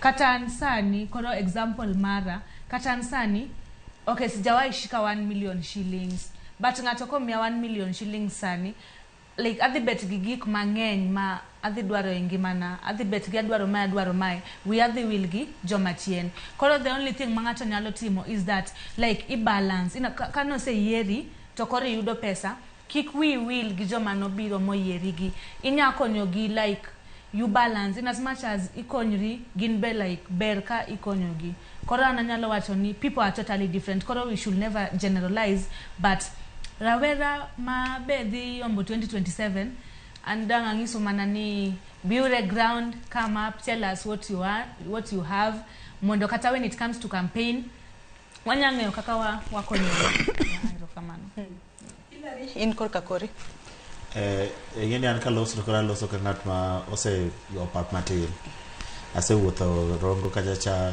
kone gi kone ka wuoyo gi jopiny penjo ni to be in gi pesa no en very normal kendo kiwuotho okay ng'ato ok bi penji live nitiere jo supporters gi moheri kabisa ma gibiro luongi godhiambo kama to gikudho to gipenje to ijipanga machal nang'o iwinjo at the same time nitiere jok mibiro winjo kiwacho kata gweng'u ni to Hillary dwa chung Hillary be chung loka ka Hillary be chung e batho ka to ben gi pesa.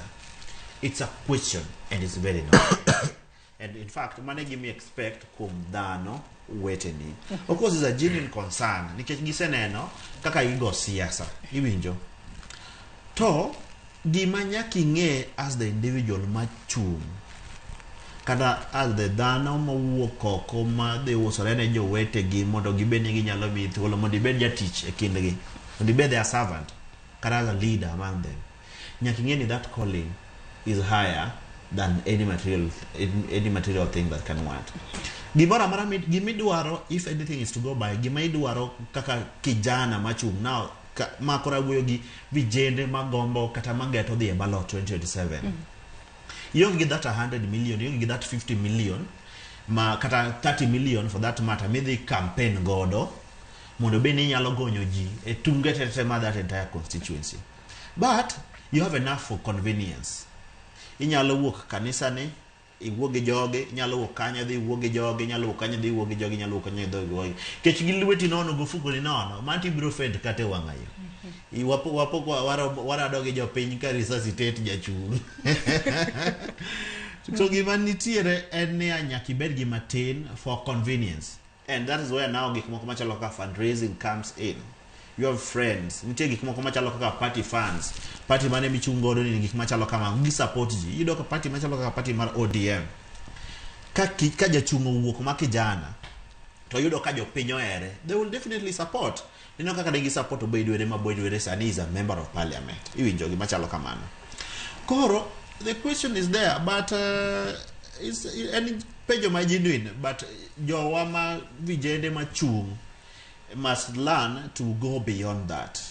Kikigino go chunyi ni koro ni jopiny ni gi expectation ni nitiere pesa moro ma nyaka bede bank account kata pesa moro ma nyaka bede godo gichungi. If anything is got by ng'ato ka ng'ato nge pesa mantiere bank account ne anga ng'eyo ni e bank account nitie gi pesa machalo kama indinge mare Joyce no ng'e mare iwinjo but bede gir convenience kata kigonyo ji kamoro kinyalo gonyo gi 150 but 50 moro mingesone godo mine ka jwele to ang ne yude 30 moro mingesone godo mine nyanya ang ne yude ng'ato ka ng'owuok no dhi nyiewo nyanya 50 mar 50 ka ng'odok to dog nyanya mar 80 dongo ero kamano dhi chiedo godo owinjo maber iwinjo kamano so kik ubed maluor but again nyaka ung'e ni siasa bende nigi logistics mang'eny ma goes inside there iwinjo bed piny go budgeting ng'e ni are you going to mobilize the fund but beda jachir go and face the ballot mano gima nyalo kono any youth machung but the penjo mano bed gi pesa it's normal wang'iyo kode it's just one of the challenges tikingini bedo jatelo be again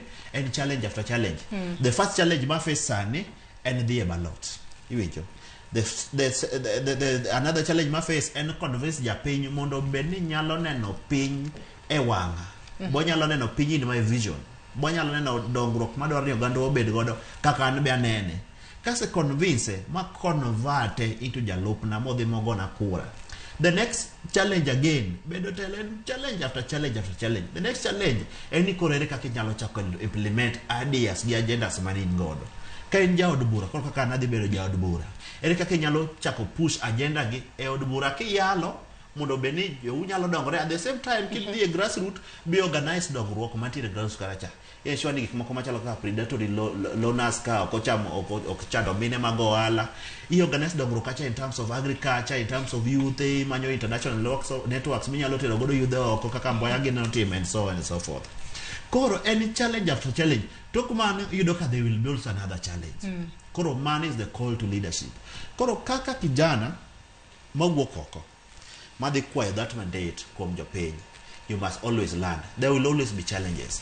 And what matters, gima is very important enia, ere kaka agete mirado gode thuolo midhi kwayo godo tele kin jogie, ere kaka ikalogi e yo ma successful, ka bende gipuonji gi kendo gimiyi rieko kaka dhano. Shadrack, in korka kori wach mar rawere koso pesa to rawere wetegi ema kuong penji ni to intie gi pesa di e kinde seche moko laro kombe mopogore opogore mago mag telo e pacho kae. Ere kaka inyalo jiw kata ere kaka rawere nyalo jiw rawere wetegi anyanya to e yor ka otelo e yo makare. Ero kamano Joyce. Iwacho ni sana sani ka koro ng'ama rawera wuok mondo chung. Penjo mokuongo mikuongi penji ni be in gi pesa. Kani penjo mokuongo iwacho ni to yo mar penjo mar ni be in gi pesa ni, ere kaka wanyalo tieke kaka vijana mondo mi wayier jo youth wetewa kata mondo mi wa convince jo wetewa mondo wayier jo youth manyalo timore nade manyalo chung kodwa. Number chiel mondo mi watim gini Joyce is what we must understand what you want. Nyaka wakuong wabed piny mu wawinjre kiwan kata ki na ta personal level ni to en ang'o madwaro mbele ka to kata en ang'o madwaro e kuom jatelo kata sirikal makora dwa yiero ni. Gimomiyo matimore Joyce ok kuom jite mapenjo ni to ben gi pesa koneno ka ng'ama rawero chung, ok gite ma gipenjo ni to ben gi pesa. Mostly mapenjo ga ni ben gi pesa gin jok ma they don't understand politics deeply. Pok gi bedo political analyst sana. Koro akwayo kian mondo joma at least nigi knowledge mar politics and development oge wuo kendo gitem convince jomoko mondo mi gimbe gibed gi understanding mar politics. Kanyalo mi example kane pok kata devolution obiro Kenya ka. Devolution kane pok obiro ne yudo ka jotelo matindo tinde mani yiero. Ni yiero ng'ata kaka Tom Mboya, wan gi Paul Ngei, to kata Waziri John Mbadi masani obedo jatelo ka is just something like 21-22 years. Mano ka pod nobedo jatelo. To ng'eni ne yiero gi nang'o. Ndalo cha ne yudo ka gionge pesa. Makata moko kaka poli yudo ka mine gi ne goyo mana tuoro. Mineno mimina gotolne. Eka timre nade? Mabe eko bedgo otimgo mana matin to ni yiere ne wachang'o akili kachiel kod paro mane entiere godo. Koro wan pesa to ko winjo mi youth bed gi doubt mora. To youths they must understand gima gidwaro. Ka gise understand gima gidwaro to gi advice jok moko ma onge ng'eyo kuom wachni. Kich kwa ng'iyo back then kaka wacho ni ne jogi ne time to ne gitimore nade? Ne gionge pesa. Koro wan kaka jo youth owinjo wabed gi mijing'o moro mi kose fwenyo gima wadwaro to koro wayiero jatelo machu kod jatelo ma nigi paro ma at least onyalo attract go kata investments ne youths. Jatelo manyalo keto wape ma winj pachwa kama jatelo ma is understanding even the funding process. Ok inyal tero jatelo ni en chung e yiere to kata kaka pesa tiyo ma is being allocated for ma is being allocated ne ma to onge gimo nyalo timore nade, onge gimo nyalo winje. To kose yieri anyalo timo example gi ward na got kachola ward ma be adhi chungi nyaka sani. Iyudo ka jatelo obiro kuomwa ko obolore adier, obolore seche go be en gi lwete nono kabisa Joyce. To kimiye mobedo nyaka onyalon ne moro kori sekete kom onya dugo ringe nya TX ne moro matin maybe samoro fuel tame oro iwinjo ka koro ochestam kendo biro ka koro wacho ni got kachola award ni ane MCA makok edwar tini nani ine makore dar iwe got kachola award miwinjo ni to sechegi ine miyiere kobiro kuomi adira biro kuomi kobolore kabisa to kamago e kore ni to kata grievances magu dwaro magu kaka jopiny emoko nyal represent a county assembly iwinjo koro ohinyowa koni gi koni bero kete win-win situation makumoro ma at least kata forum nitie to waneno ni jatendwa be wach gikwa moko kama onyalo dugo wuondri kuomwa ni jodalawa temo kendo na wacho to timruok emoko timro nani emoko tim koro akwayo koyier ng'ato to beda ng'ama the same level gi joma noyiere ok inyal chayo boss mari kata goni mana tich goni mana simu kine chunye to sapar ni Juice an gi emergency kama gine kama riti konya dongi chungire to sama koro aseyieri to in ka koro iwuok tibire liete gi forums ini wacho ni jomo yieri gi bosses koro boss mowuok oweni kar tich ne business ni min michako ma ine mion koro ja employee ma koro golie ni ine ma koro kineno ti iwuogi i boss ni iwuogi onge kaka ne chako gini when komewa power let us use the power kendo we have our people at heart koro wabere wa empathize wambe waket situation kech mane situation mane inti oktango wuodo ni chako from malo ni chaka from page 0 ka emane chake en mane koro wane mwandiki mume watimre nani watingi malo ka nitire anno Frederick Osuru no penjo moro kae ongisa ni penj na rowere e studio thothgi biro yudo telo sadi to ginie gunsa kendo gine sangwenya mar josiasa kata kaponi rawere nigi ombulu to ombulu neno ok konye nikech kar mar mondo mi odhi ogo ombulu to en okowo jasiasa goyo ombulu mano Fred Osuru no oronwa ote koluwo chenro ka entiere Dandora rawere mitiyo godo Hillary statement no kapani na dieri 100% nikech king'iyo thothne rawere wa of course wacho ni rawere sangwenya goons of course nitiere rawere ma goons mitiyo godo but ngeni again nyaka bed alive to the fact ni rawere mitiyo godo kaka goons guy they gin selective rawere king'iyo kata kaka Nairobi ka king'iyo the nature of rawere mitiyo godo goons ogin jok ma are even sensitive modo gibed ni ginyalo take the conscious decision mar go kura ngeni go kura is a conscious decision en gima nyaka it's a civic responsibility again en gima ngeni civic responsibility okikawa there's a level of consciousness mangato nyaka bed godo mondo bed nyalo kawo a civic responsibility majority of us kata majority of vijende kata rowere mwarado godo mwauso ne agenda wa kendo majority of rawere mabiro man gi ni biro dhi makao action magonwa kura gin jok ma okawo their civic responsibility very seriously iwinjo kata obedo ni nitiere mitiyo godo dok wanyal tamore kata obedo ni nitiere mitiyo godo but again ngeni gima wanyalo timo the best we can do en mana wuoyo kode aje them ni yawa kik uyie ni tiyo kodwa e yo machalo kama iwinjo josiasa nitiere josiasa ma gumba mosebedo for some time go of course it mabro dwaro tiyo kod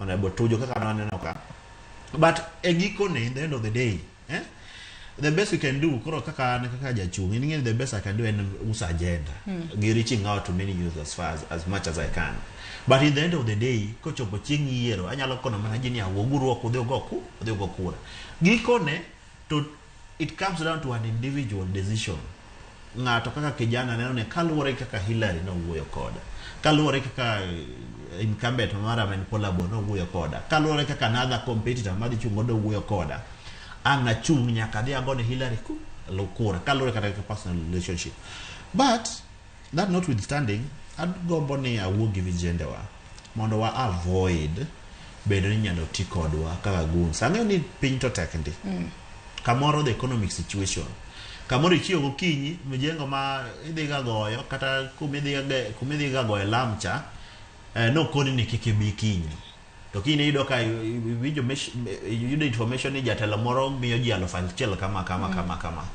ka pesa dhi go godo budget Bi ot enjoy budget. Yao TV ne. Kada kao Facebook is cross social media. Kiki kawa lofu, ti wuok ni kore de yao lwenj koro kaka kaneno ka joduo moko iyudo ka ng'ato kawo Kisumu odhi yao lwenj Vihiga. Kiki tim gima chalo kamano. Kiki chwere mbwadu, kiki gori gi wadu nikech ng'at ma ok ng'eyi kata. Iwinjo? If there's anything you can do enia, inyalo donje debate gi ng'ato kaluwo maybe gi agenda mar kijana wadu. Kecha kijana cha neno piny e kaka in bende neno piny. Koro hapa ni aduoko address penjo no maber, but ojende wa otem matek kaka ginyalo kik ti kodgi e yor bedo guns. Okony ka pesa rwaki cham bede odi ya TV kata pesa no ka kaka nyongesa di med mijengo moro. Florence in kurka kori kapok adhira Godon kurka kori wach mano mar tiyo kod rawere kaka guns ka achiel kod sangwenya moneno katimore e kor gwenge mopogore opogore. En gino ma ok wanyal wacho ni ok otimore nikech iyudo ni nitiere kata jopuonjre moko masomo e mbalariany. Igologi e mbalariany kacha inyiso ni gidhi e rally, to ka gidhi e rally makamano to koro iyudo ka nitiere guns moko makoro gin jopuonjre modonjo makoro biro to koro moko kuom gi kwalo nyaka jopuonjre nyato mago manitiere mbalariany. Iyudo ka comrade koro dok e school simbe omae seche moko norwako wuoche ma bei ne nengo ni malo, wuoche bei seche moko mae. Okay, erokamano Joyce kendo kuom miya thuolo ni. And dacha kawacho ni okay, not all youths are goons, but most of them are. To gimamiyo most of them bedo goons ni okay, anya wacho ni yen magitiyogo emanya lead them to mondo gibed enticed gi politicians gi magi diketh gik ji. Gimara ariyo en mana ni it's out of negligence gi koso like paro. Kanga mawie beradier dakiye ni dhi mi 50 bob ni dhi ketho ohala mar ng'ato kamoro to ohala ni emane ng'ani nyal kata ndiki mi bed kata employed yudie kata tich. Koro most of them they just gionge mana gi anya wacho ni enough of education gimonego gitim puonj makare wi gimowinjo gitim gionge gi puonj makare. Koro most of them itiyogo mana yo marach kamano, but magi wanya geng'ote ka wabiro dichiel e ground, then we listen to one another, watemo avoid gik manya kethonwa ngimawa. To kata kwa yiero jotelo be wayiera e yo mamuol ok mar ninicha. Bende rawera mawie beradier te, it's good ka at least ibet kiin ok ni ibira tigoli kamoro ting'isi ni idhi miji 50 bob kae mondo idhi ketho hala marji, like bede ng'ama nigi paro. Godon. Yes, there is number 12, the economy must be complete kwan gi sangwenya to wangi bedo complete yo machalo na to chiemo magi gin ji mayoro mar mondo mi oketh kata romo kumoro o hiny kata ji kumoro bedo complete yo machalo nade. Sangwenya gin bloggers. To bloggers jok ma to guns. Okay, wakunga tie ki sangwenya. Tie ki sangwenya mo. Sangwenya gin bloggers. Bloggers ani kachung ngeni I can't or can't post every time nini. Koro you must get somebody to post for you. The gimarach magitimo en abusing other leaders. Mane makoro so some of like ngat moro ma you don't think ntie gimi think for yourself. Ano kapani kata kaka uona bed MP tadhi nyiso wadwa moro ni dianye no. Kijatelo idwa yanyo to you meet at the level of jatelogi jatelo. Koro sangwenya okanega problems gi kokiyen so long as you just post the projects gimangano timo kamane ntie is not a problem. To Frederick Osuro penjo ni to rawere dwa ka otelo saadi to gine sangwenyas to gine guns ma itiyo godo kod josiasa mantiere telo sani. Okwata wan sangwenya. To sangwenya be nyaka bede hiyo. Mago jok madhi keto the leaders public. So long as you do it with respect and decorum, it's well and good. Kibire guns nitikete nyingro ere. Millennials are goons. Kinge incidents mutimore kisi sama the opposition were having gusi rally. Jok mane gore are 35 years and above. Rawera gore kure ya jowadu. Koso rawera tikao ninde were one time. Is were one time bedo gun. Ikalo futi wacho ni one time kati kwedo lueti kati pako ngan. Is that Or I don't understand the meaning of being goon. Goon eno nyiewi ni omera un jogo kuneno the opposition to go gi utongi. Gini timo gi people who are above 35 years. They are not Gen Zs. Koro we jogo we ketho nyingwa ni wane goons. Millennials ge goons. Wan wasomo yang wasomo idwa ka obeti to mogo ng'ato. Atodonge millennials bedo somo. Ano, lakini the youths of goons, youths gin sangwenya. Wapoguru gigi. To waketuru ng'ato ka ng'ato kargi. But ja higni 35 dong be pod en rawera. Pod en rawera, nikech higni mag rawera e pacho kae chakore higni 18 nyaka 35. 35 and above. Gol rawera kanyo. Rawera ni chien ka. Rawera ok dhao. If you could get one of those videos, di neno. Nikech nitie kata jok mogo aya. Ng'at mogo Elinda Wananchi ma nini. Ma Kakamega. Machane youth. Gie nature. Like, was it in the bracket of 35 and below? Because he was almost exceeding 35. Mondi yudi ng'at marom koda kama nikorogo, no nego masarali, and we are fighting for the right of Kenyans. Yeah. Poko negwa ni tumebeba panga. To bingeni ok wanyal ng'iyo ng'ato mana king'iye ng'ato kama nikech nyalo yudo ni ng'ato seche moko nenore no tin to duong', moko nenore no duong' to tin. Man, we can't use that perception mar kaw age ng'ato. Lakini the reality is youths mostly near campus of goons. Youths man a campus they kaw pesa mar wero one term get two term if needs is there. Or they go kukone the other. Mano is not being goon. Ikaw pesa ti di wer mabe awasagania. They bed moling kaw pesa di nyeo sapa. Nikech pesa gol ni uchama. To goko mar beti ni. Eto rawere onge. Kama ngeni rawere ntie en sangwenya. An gima bro advice bloggers ni. Kise kaw the wing of blogging. Stop abusing people. Nikech kiny samoro ng'ato mi support no nyalo wetelo. To mache gima ni chiemo go. Idok chiemo iri ng'ani sayanya sa. Koro let us just do it peacefully. Kaila reji ni posta ni kawuono na andramo. Just do that and keep quiet. We yanyori gi comments. Comments nyaka we bedi. Do it with too much decorum. But goons gin jok ma are not youths. Kanyo to youths of goons. Rakin korka kodi. Erokamano Joyce. Adwa na kunga wuoga wadwa Arnold. Arnold nitie gima Gordon nitie gima Gordon poko o understand. Gordon, there is something we fail to understand. The difference kata pogruok mane kinde sangwenya gi kind goon kato gi kind blogger. Gigo gin gik moko adek motegno. Tadek motegno gi wan gi kasangwenya ka. Kasangwenya ka be nitiere gi categories gi levels. Sangwenya wan gi sangwenya mamalo the topmost kata wan gi sangwenya manang'o manedie. Koro we akwonga amea wadwa Gordon otimore nade owinyane wach sangwenya ni. Sangwenya koro are the kingmakers. For example, manya timo chiegni sana nyalo wacho ni the PA mar jatelo. Mano sangwenya. Sangwenya en ng'ama nie tie jatelo tik. Joma luwo jatelo maka jatelo nigi rally kama. To ng'ane gi ong'ene ng'ane makose ne Hilary Rongo ka. To ng'ene mano ng'ane nie ground. Koro gin joma luwo katelo to like to Sangwenya koro jotend goons. Magine sangwenya gi gine magi chungne goons ma jatelo to kendo ng'ene yudo ka gigi yudo ka moko itimo makata jatelo kia. Rowere nitiere igi. Rowere koro miyo koro kanye kama kelo ni Joyce. Emo miyo nyisi ni sangwenya ka nitiere into categories. Wan gi mamalo makoro chungne ang'o makoro nitie jatelo ma en mokaw funds from jatelo kotimore nade kodhi organize go sangwenya part 2. Sangwenya part 2 gin ga koro student leaders.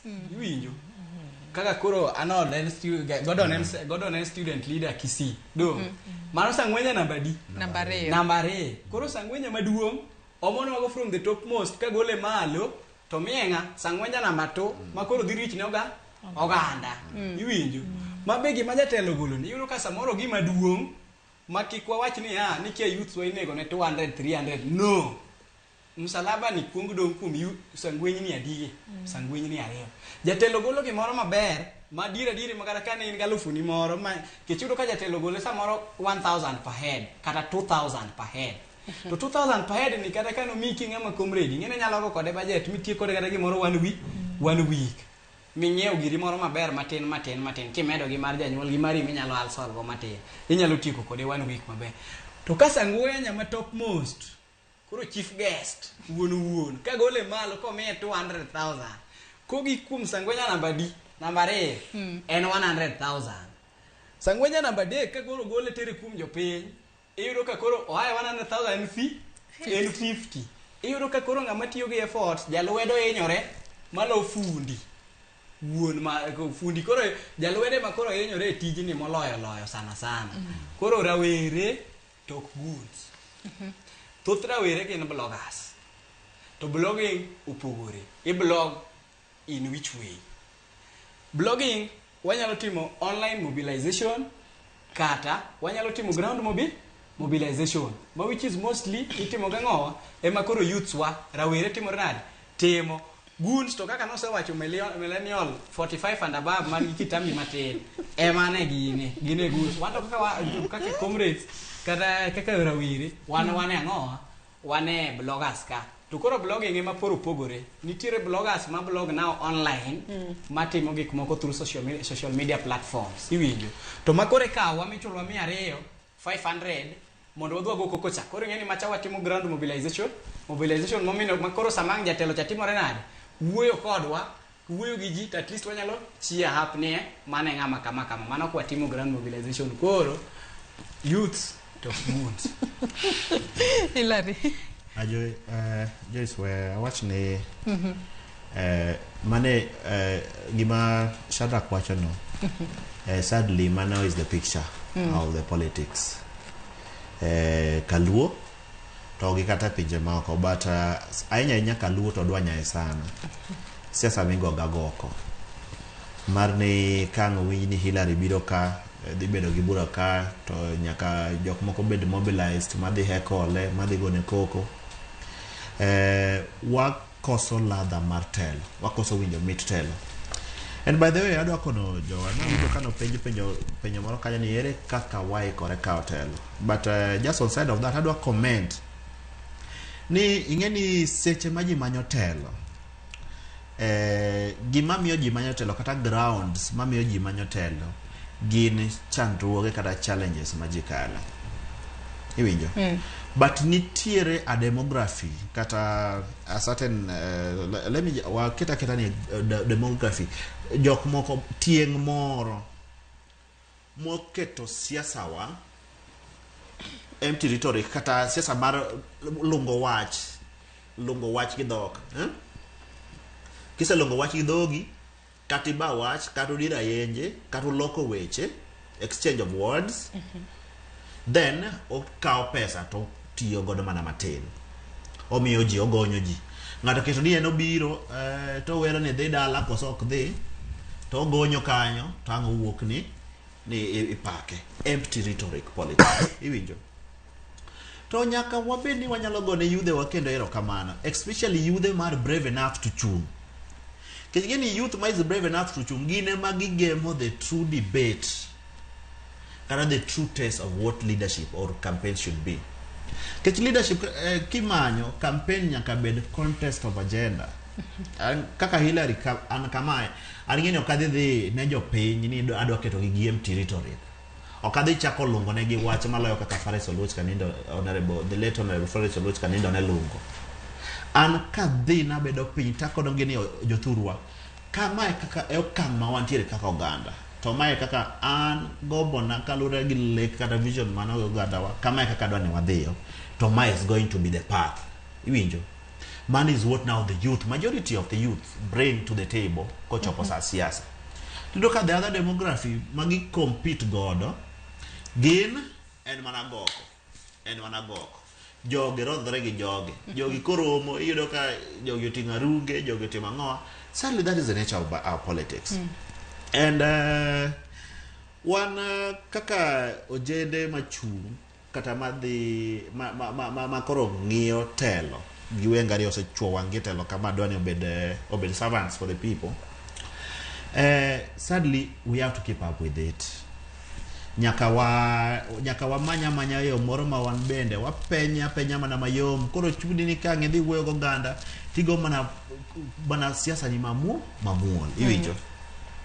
Koro kamane kaka en, but one as the young people why kore mar ka wayo thuolo matelo, but apani one watime from a different perspective ne one wabiro gi wach mochwiny, wach motegno, wach in fact wach ma dhi golo wa oko, ok agoko, ok diro wach, ok yanyruok. But again adwa wuoyo gi daher mar jiwo kendo ojendewa ne kik wayie mondo ti kodwa, because kitiyo kodwa tiyudo ka wabedo distracted, nikech agenda mar telo en ni wabedi wanyalo loko situation wa kaka oganda. Gima miyo ng'ato nyalo neni kaka ng'at ma is helpless, kata kaka ng'at ma bade chuo, kata ng'at ma lwete gimoro onge malich, ma koro amua ni nyako ti kodi mana kaka gun, kata nyako ti kodi mana kaka ng'at moro madhi beto dhi negore gi wadgi, nikech in e bracket mar ng'at modhier kata ng'at mochando. Gima miyo intiere that position, nitiere jotelo man gi lek maber, man gi lek maber manyalo gombo induce dongruok ma kata okoloko situation ni, but nyathini kata nyikwayi will not be in the same situation. To majority of jogo gin vijende kata fresh adia, jok madhi e telo as a colleague, nikech ok inyal yweyo kineno ka this is the situation of our people. You cannot rest. Nikori ni beda ni I'm a professional engineer, nikora do pursue my profession, kata pursue my career, ma ok chandruok ma oganda wakale ochando pacha. So let us support these young people, especially kaini young person, kaini kijana. Don't be the first person mabakidi ne kijana mabiro mondo seek that leadership mandate for the people. Nikoro Hillary biro tinemi chako pigo Hillary oge pesa sijui. Look at the agenda, listen to him. Look, my audience code, listen to him. What is Hillary? What makes him? Angoma oparo nango kaka dongruok wanyalo bede, especially an kaka kijana wadegi madhi ti kode.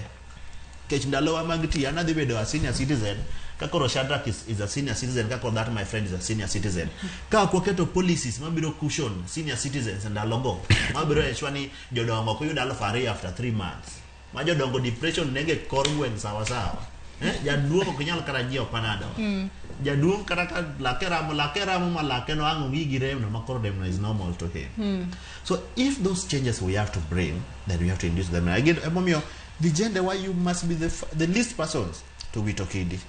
Apa dia kabane kaka nene but debate about sangwenya, goons, gik machalo kamago. En mana nikech a certain demography yo jok madwaro telo dwani obigi telo maragoko, kata gidwani giket that process of manyo telo ni koro nyaka jigore, nyaka remo chwere, which is not how we want to do politics. If not even now, but even for the future. Wado no bedi wanyalo bedo gi siasa manyanga for environment, siasa en mana environment debate. Kinyo kaka Democrats, timo siasa gi Republicans. Kinyo kaka the House of Commons, igo ya siasa. Kinyo kaka pinje majio dongo, majio chiewe, pinje mwangombo. Kineno kaka igo ya siasa, to igo siasa yo moro mochwi. Makata ki wuoke doge neno ni yenyewe, gima wawuok kacha to wawuok mana kwa discuss dongruok mara ngo.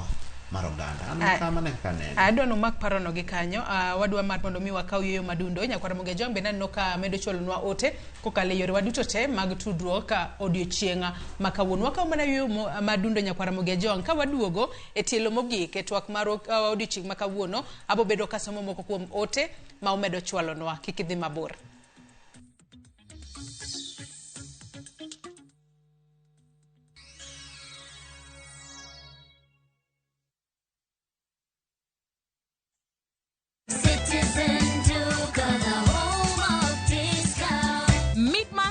Have to mean cutting corners. Citizen Duca brings you affordable essentials and quality daily products you can trust. All you need to do is WhatsApp us your shopping list to 0710-487-487 and we deliver. Citizen Duca, your home of discounts. Citizen Duca, the home of discounts.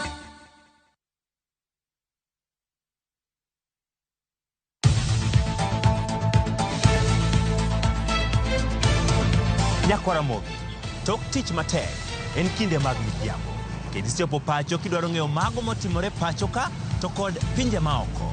Chieng' tich abich kata tich abich to dhi kod Auchieng' Emmanuel e chenro mar Ang'ich Welo ka achiel kod Oimore kama wakeloni weche manyien mago monon, modo kendo luweyo makare. Bende watwako ji mopogore opogore e lony magi magintiere godo mondo mi wagol odok e iti. To ok mano kende, bende wantiere kod chenro mar Gin Kanye mabiro miyi sigana mag thuondi luo, jogo mantie, mago magitimo to kod mago manegitimo e kinde ma okalo. Kik bai.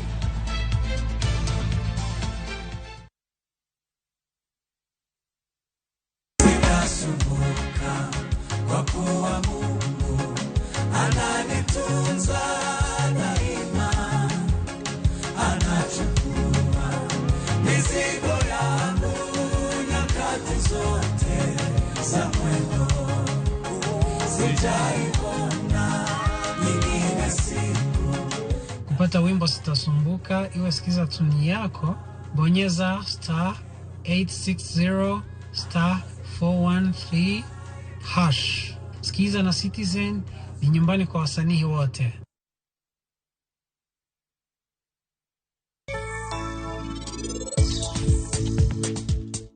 Nyakingeni ana jakori, abende agomba hinya, ni nyako mafoni wuoge odni. Gimarach ka en ni, mama siko kadokne, koro onge gimono nyalo timone. To in wachna Sanju, ang'o momiyo jok moko chal ga kama? Rajiv osebedo chandigara minga, to en ok onyal kata manyo jaode. Mor mar pari ok obadhe kata matin.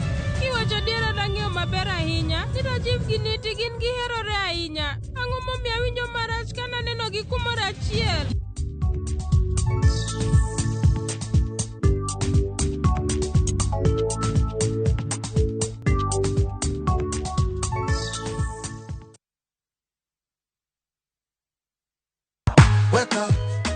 Wake up, bling bling, just on a style. Wake up, bling bling, wake up, bling bling, just on a style. Wake up, bling bling, wake up, bling bling, just on a style. Wake up, bling bling, wake up, bling bling, just on a style. Nakupata skiza tune ya Penguin, your favorite song manze. Unaenda pale kwa *812 *784 hash. Kumbuka, sikiza na Citizen ndio nyumbani kwa wasanii. Bim! Aha!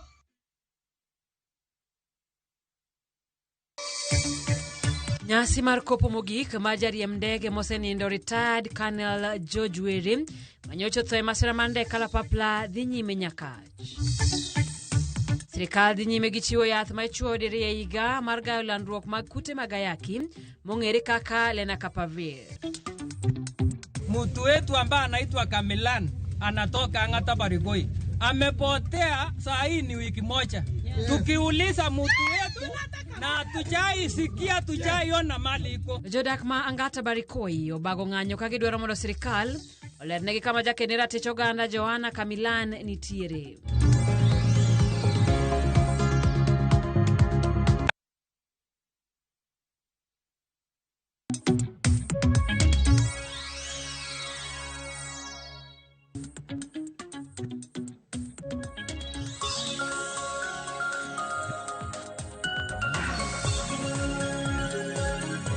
Machiegni kendo nyakwara Mugia Jwang' e tielo mogik e twak marwa e chenro mar mbaka oromo odiochieng' ma kawuono asingoni nabobedo kasomo moko kuom ote ma uchwalonwa kokalo e yore waduto te mag tudruok odiochieng' ma kawuono. Ote makamago wasomogi achiel kachiel. Newton Onjeza ng'isa ka ni Joyce wach mapoda kawa gi wuoro ni jodongo e siasa osetiyo gi pesa jopiny e yo makare. Gisekwalo pesa kuomwa, koro giwewa wadhir kasto giketo rowere ni goons youths.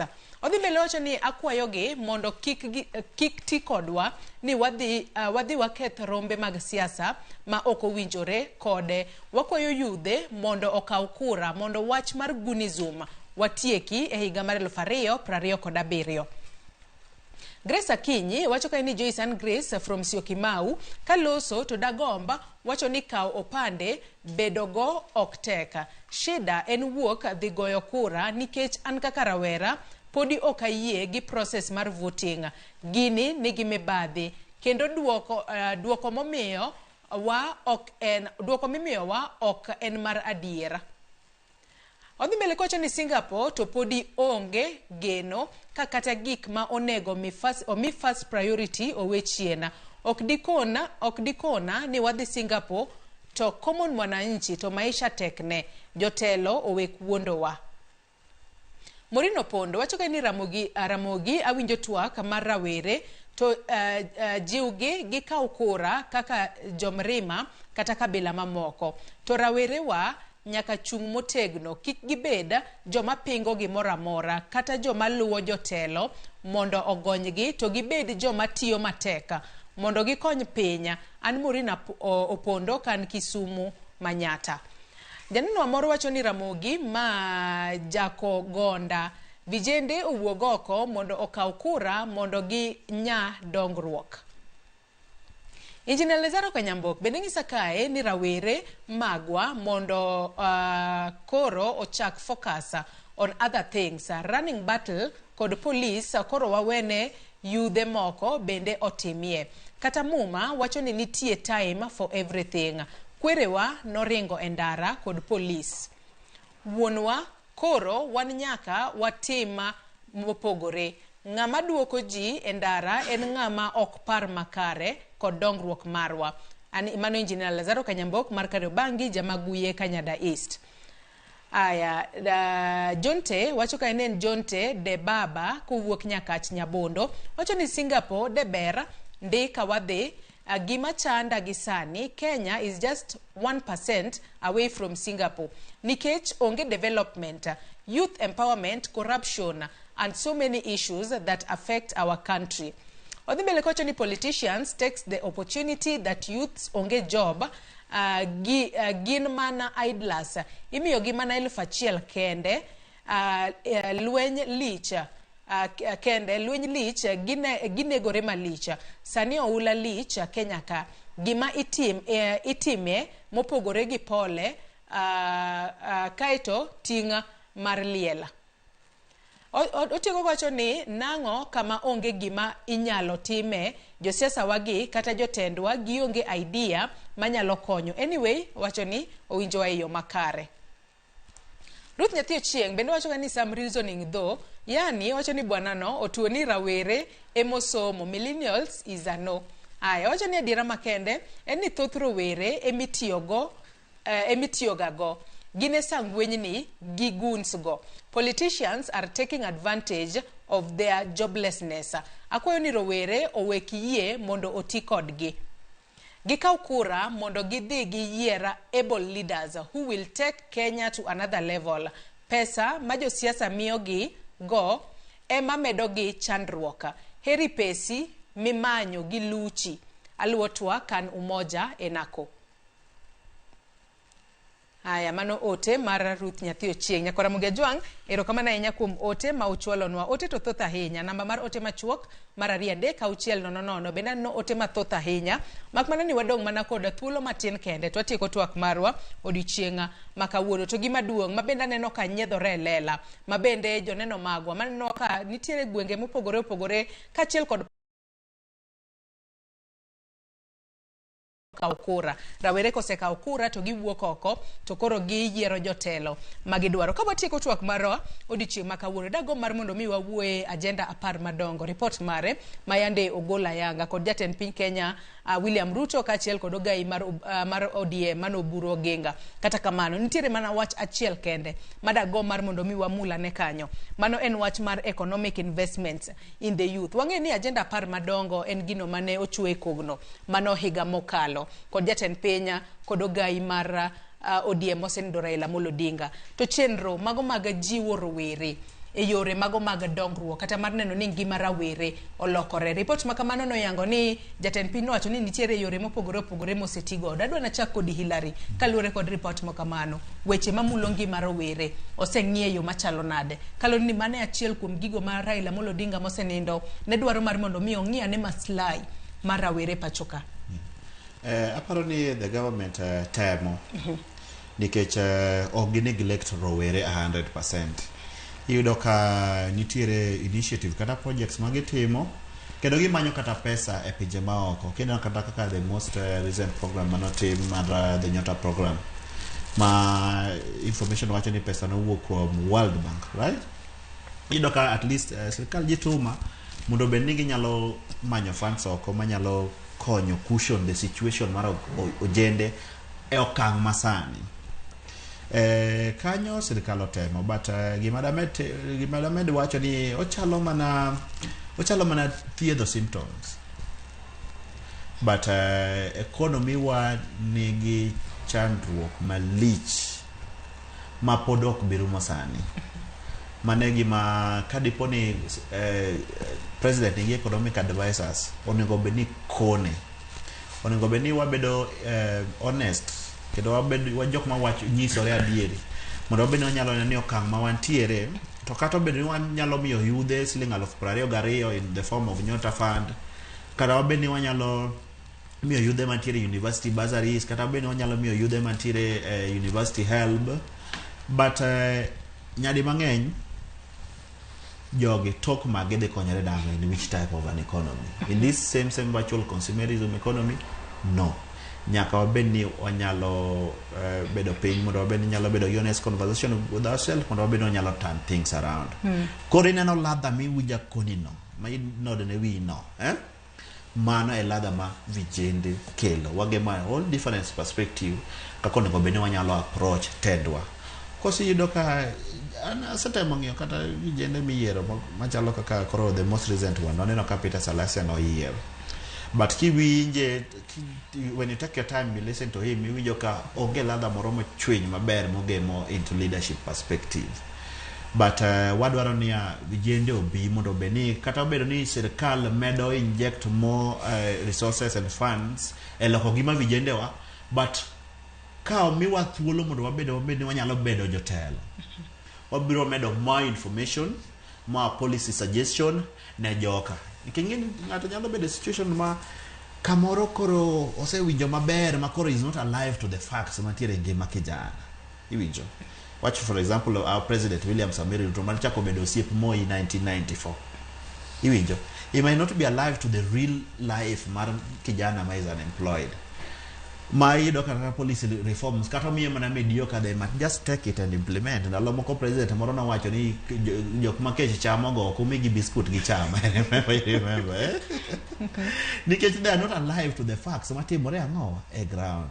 Emomiyo wakwaji ni kuyudo kijana mochwiny manigi chia gi rieko gi ability mar bedo a servant kata bedo jatich e kiru in the form of jatelo, give him that mandate. Get the perspective mo dige mo kanyo dige mo ladha in that leadership makata policy reforms ma the team dibedo motegno kendo moko mediocre machalo kaka maybe moneno sana.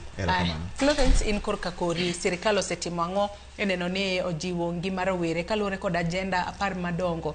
Report mare yando gol chieng' tich ariyo mano mar jumani. Bende nitiere gino mosetime mar neno ni omulo ngima rawere ma diera kibedo piny in kaka achiel kuom rawere masome mbalariany. Tinyalo wacho ni kanyo tadiera e report makamano. Jatend piny no wacho diera ngima mar rawere osemul maneno ni rawere oyudo lokruok e yor dongruok.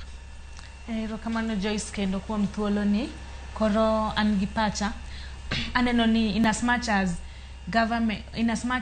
ji kwedo sirikal, but at some points sirikal like okonyo matin. Kang'iyo mbalariany at least okelo funding model ma at least okonyo rowere ma wuok e family background ma pod pin kabisa, at least they have the chance mar dhi e school. Kata ka help no ok donj sa yote, but at least odonjo okonyo rawere ma wuok e background ma ok nyal chulo school fees kendgi kata upkeep kata gigo duto te ma rawere dwaro. Kendo gimoro at least government to come up with the several TVETs ma at least rawere moko qualified the mbalariany kata colleges at least like they have gin gi TVETs ma like konyo gi eng'eyo etimo gik moko practically ma at least giyudo skills mag timo gigo. Koro in as much as serikal jikwedo be at least onego wadog chien mondo warangane mosetimo, but still wa encourage sirikal mondo like olos kagimoro kaka help. Most of the students wacho inya yudo ka ng'ato somo Kibabi University to ng'ato somo kata Catholic University of Eastern Africa. To jiwacho ganati most of the private universities you do at least give a background majonyuol nyalo, but most of the public kano nithindo rowere bedo placed without like identifying the backgrounds. Koro yudoka at least they have challenges, but koro yudoka most of the time yudoka nyathi ma woke private university ose yudo help to mane okay, mawoke private ose yudo help to mawoke public podi yudoka most of mawoke public ema kale chandruok ahinya. Koro at least mano be ose konyo tego ngima mar rowere kamano. Shadrack, in korka kori chenro ma sirikal osetemo mar mondo mi one ane ni ojiw ngima rowere e yo makare, nikech jatend piny Kenya William Ruto kano loso nowacho ni nitiere chenro mopogore opogore magisebiro godo, kuom ranyisi mano mar nyota ma imiyo rowere pesa kaachiel kod wechego kata mar gero udi manego gi oyweyo mowacho nosekonye ndiko e tich kwan ji mathoth ahinya e pacho kae. Bende iparo ni e bwo ajenda par madito bende chenro no mano mar jiwo rawere osetime e yo makare? Joyce, erokamano. Kanyo to ang' ni yie na achunge serikal kata government matin. To kata chung kode ba to kachung kode ahinya, an mana gi kwayo moro kata yo moro mowinjo bed ni otimo go gino mondo otimre na mondo obed maber. Serikal osetemo nwa Joyce, en mana ni ok onyal gik kuom ji te. Kata nyota fund ni ka nyocha nokele, youths noyude, rawere noyude to nokochopo kuom ji te. Koro makosa manyalo wacho ni the government timo matin en ni oloso okonyo youths but en gima short term. En gima inyalo yuto to yuto ni nyalo timore nade, onyalo ng'adore anytime. To koro gima daher mondo government otimnwa kaka wan rawere kata e 10 point agenda ka koloso nwa yore wa mag yuto gi, olos gie yore moko manyalo keto into long term, manyalo makata ka koro tijni kata ka koro rumo ni ka tipo ni yudo kaka inyalo dhi gi maisha mbele e yo moro mayot. To ma ikelo gi yo mane? Aulaj kata dagom mondo ikon serikal kata government mondo measure in projects and the companies, local companies, manyalo miyo as much as sama ja youth kata rawera yudo mare kien to nitiere kako contribute also to the government, makonyo government timore nade, yaw kuonde moko kampuni moko mopogore opogore mamiyo kata ka samitiyo ka to ibi chako biashara moro makoro ketie government makata ka koro iwene ng'ato kaw kari kachacha kibe yudo ka kitimore nade kaka inyalo konyori tok mano. Gordon korka kori. Okay, this actually since last year not a fund no biro affordable housing nitie o kauji. But koro omi 22,000 but the condition of doing the business is worse. Yani itimo one maber to the other side oko change. Gini needs to be 50-50. Ko ketni ma omi pesa to start the business, ichakimi condition of doing the business bebedo at least affordable. Koro mae mapodi nyowa but Telotech kata an makawuono keta president ata watanyato within 1 week. Telotech nikech every head nigi gimodwaro ni timne but you can't do it once. Koro wa youth ma at least wayudo something oketie e gedo nitie chance moro manyra wira wadu. Wan be wamakre oketie biashara omi nyota fund maybe kichako a business iyudo affordable minyalo afford michaki maintain your money within a period. Kodongo ni chak invest in another one, chakiso rawera wadu.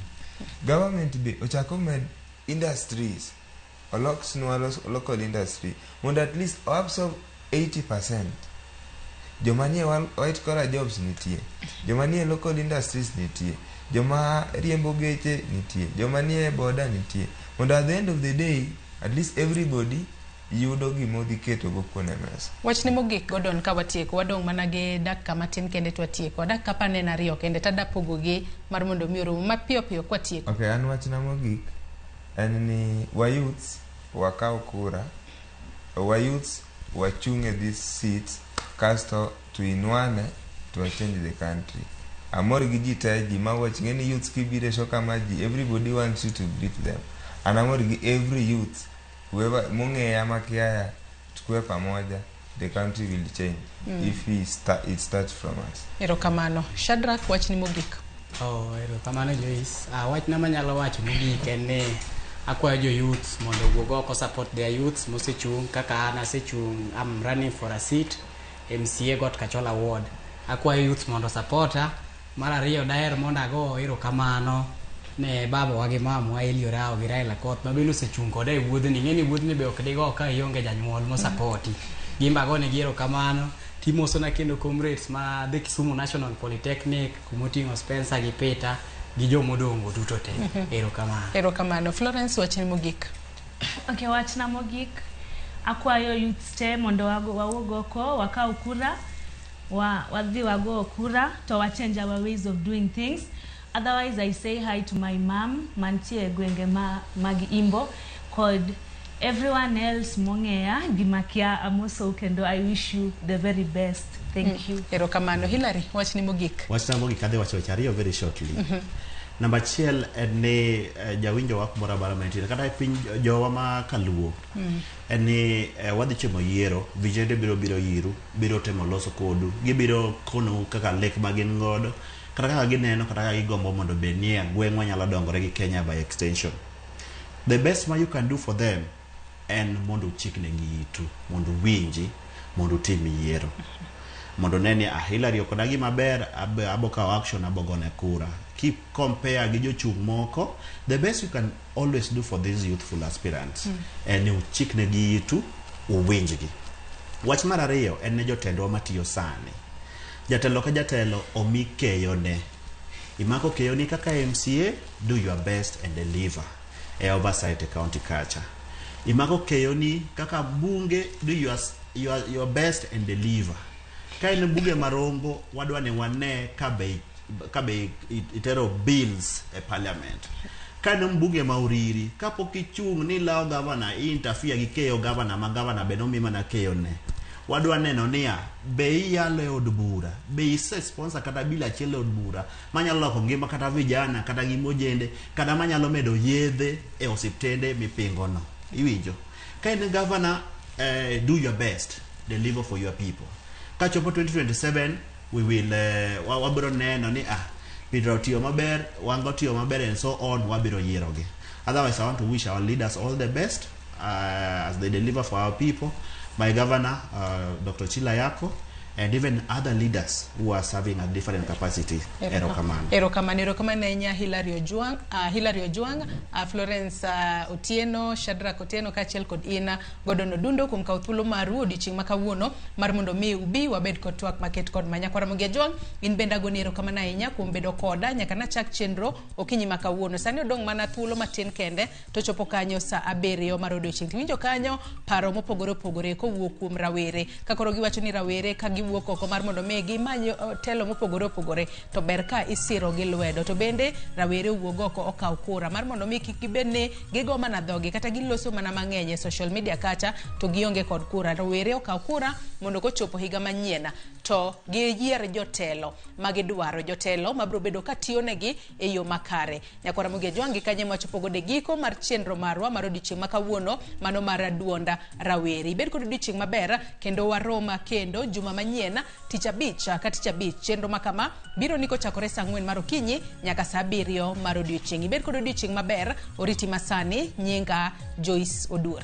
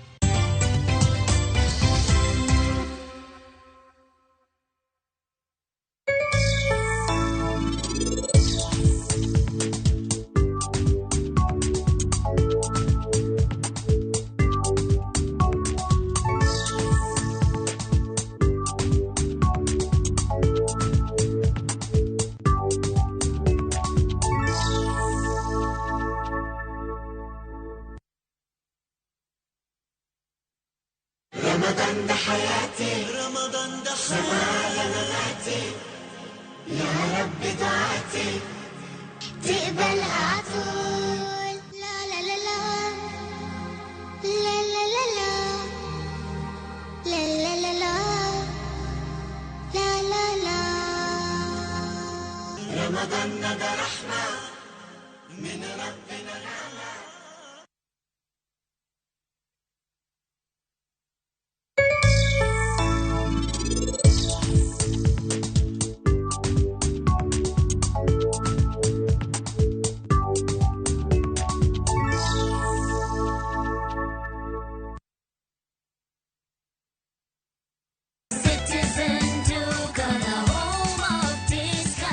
Citizen Duka inawatakia Ramadhan Mubarak.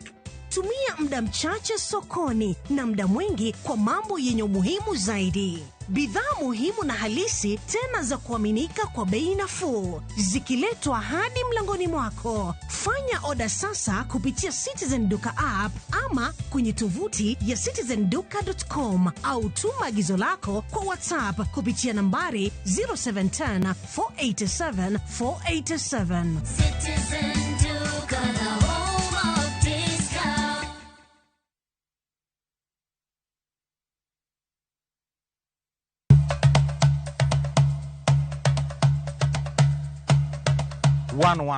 chenro malero kitwa gi timbewa kod puonjo dholuo. Sani upuza ni uluongwa na maboda. Koro mwan maboda ni girieko mwan koro mathin man kuro maru ng'eng'no.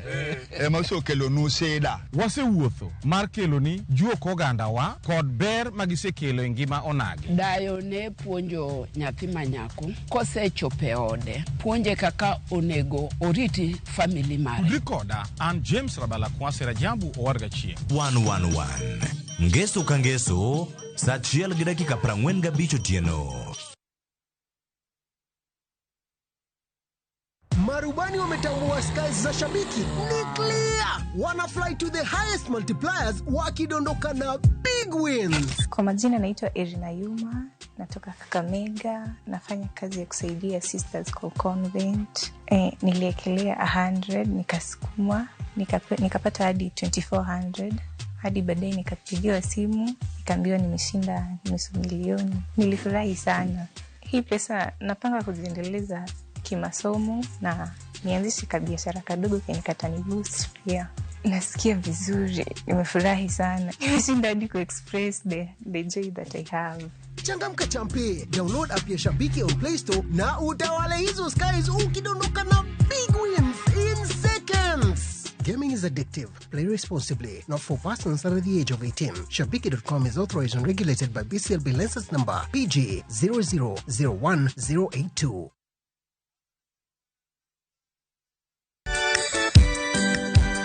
Teacher Beach. Ramogi TV mi thuolo mar paro matut kendo wuotho gi Kristo e misa matakatifu.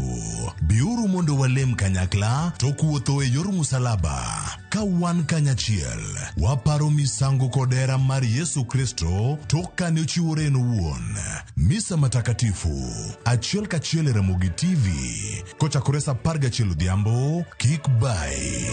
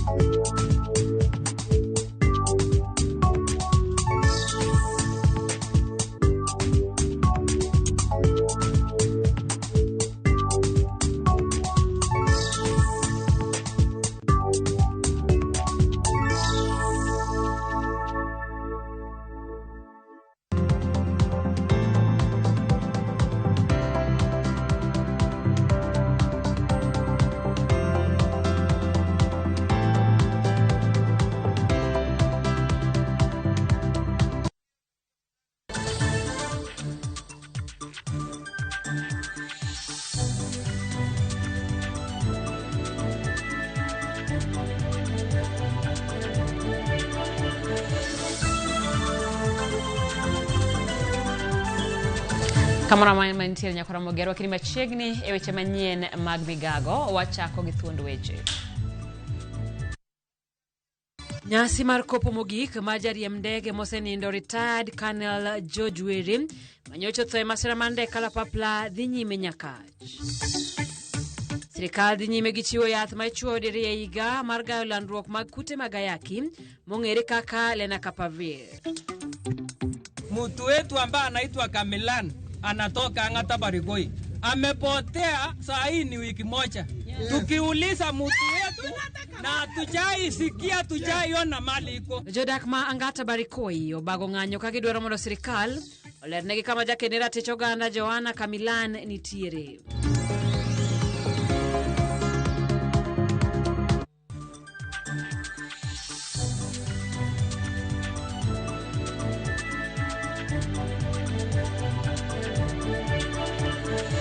Machengni ko nyakora mogi tudri kodwa namba mar ote machuo kanari adek auchiel nono kao kamano bende waidore mbui duto mag oganda Ramogi TV machegni nyinga Simfros Okinda.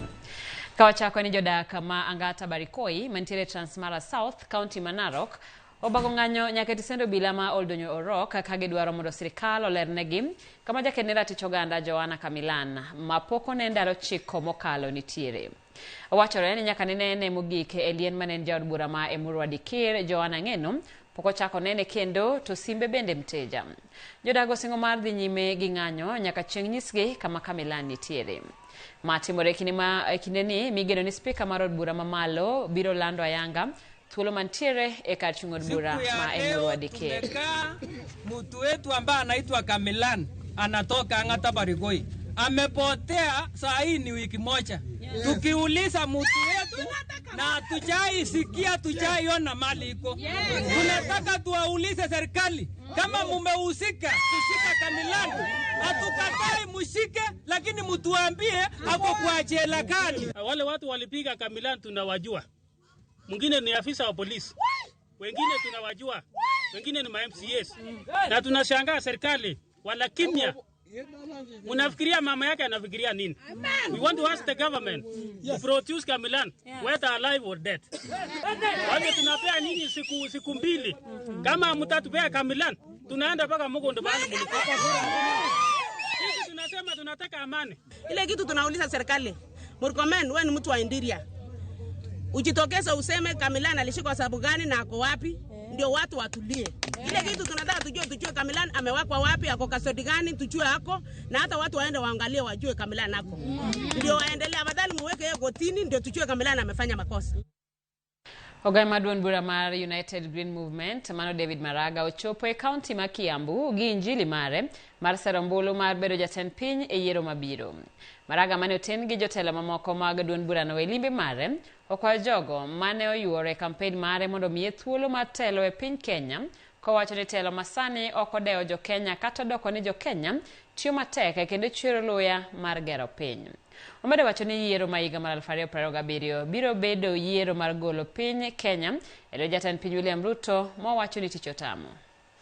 Niko hapa munishike mkono tuondoe uongozi, tulete uongozi ambao utafikiria maslahi ya kila mmoja wetu, itafikiria maslahi ya kila mmoja. Kenya leo bahali tuko, hii kura tutapiga mwaka ujao ni kama kura ya ukombozi. Tujikomboe kutoka bahali tumewekwa, tunafanya kazi kama watumwa. Fikiria sana.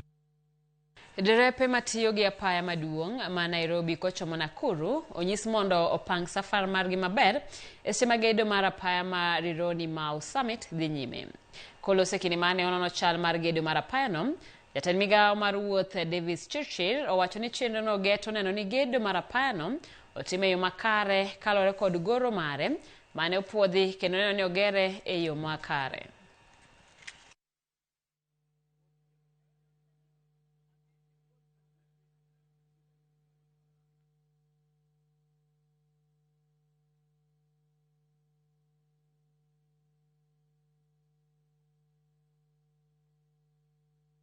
Hapo nyuma kidogo unajua kwamba tumefungua ile barabara ya kutoka Ngong kwenda mpaka Suswa, That is a very good road, inaweza kutoa traffic ile inaenda upande ya Narok, Kisii, Awendo ikipitia upande hiyo. Na pia iko barabara ya flyover Njambini, Olkalau, pia tuta improve hiyo barabara. Na vile sana nimesema, kwa sababu tunajenga dual carriage, tutamaliza ile lane mbili, tufungulie traffic ile lane mbili ya upande hii ijengwe. The positive externalities that this project will avail to the people of Kenya, the easing of transport from Nairobi to the western part of the country, to Rift Valley. We're going to open up this corridor so that even all the way to Uganda, the goods that we move from the port of Mombasa to Naivasha to Kampala, Uganda, we're able to do that with a lot of ease. Jokanyo e sekta mar ochumi mar nembe onyiso luoro margi ewi lweny madhi nyime kind piny Russia, Iran kod Amerika. Giwacho ni thoth jogegi modak e pinje jo Arabu ngimagi oyudo ng'ikruok kaluwore kod monj ma Amerika timo e piny Iran. Koloso romo mar jokanyo matiyo e dho wedhe, jatatije Joseph B wacho ni monj makamano biro rocho yuto margi, ka ginyiso luoro bende ni nengo mauta nyalo biro idho. That is in Iran is really going to have effect on the economy, given that we know that this is where oil is coming from. And also Bandari specifically, we have members in Saudi Arabia, we have members in Dubai. All those members is likely to slightly affect their income, which will again will affect the income of the members. We know very well that even in the coming months or weeks, the price of oil is likely to go high. So our hope is that this thing can be dispensed with so very fast. It can be done, just play your part. Everybody to play his part. And the first line of defense, supervisory team, hapo msilale tuangaliane. It might be your friend, it might be your brother, it might be your tribesman. But if he goes astray like this ship will sink. Think about what has happened to developed world. Think about what has happened to mature economies. You are now, remember I said, if you are Taiwan, we must also do Taiwan things. By aligning their products and services with these priorities, SACCOs can further strengthen their relevance and contribution to the economy. I really wish to congratulate you, the board, the management and members of Bandari DT SACCO for successfully reaching this 51st annual delegates meeting. Kawadhi nyime ni chenro mar dhialo odiochieng' mar madaraka ma higani ochakore ei kaunti ma Wajir ka sirikal dhi neno ni pap ma igero rumo e sa mowinjore.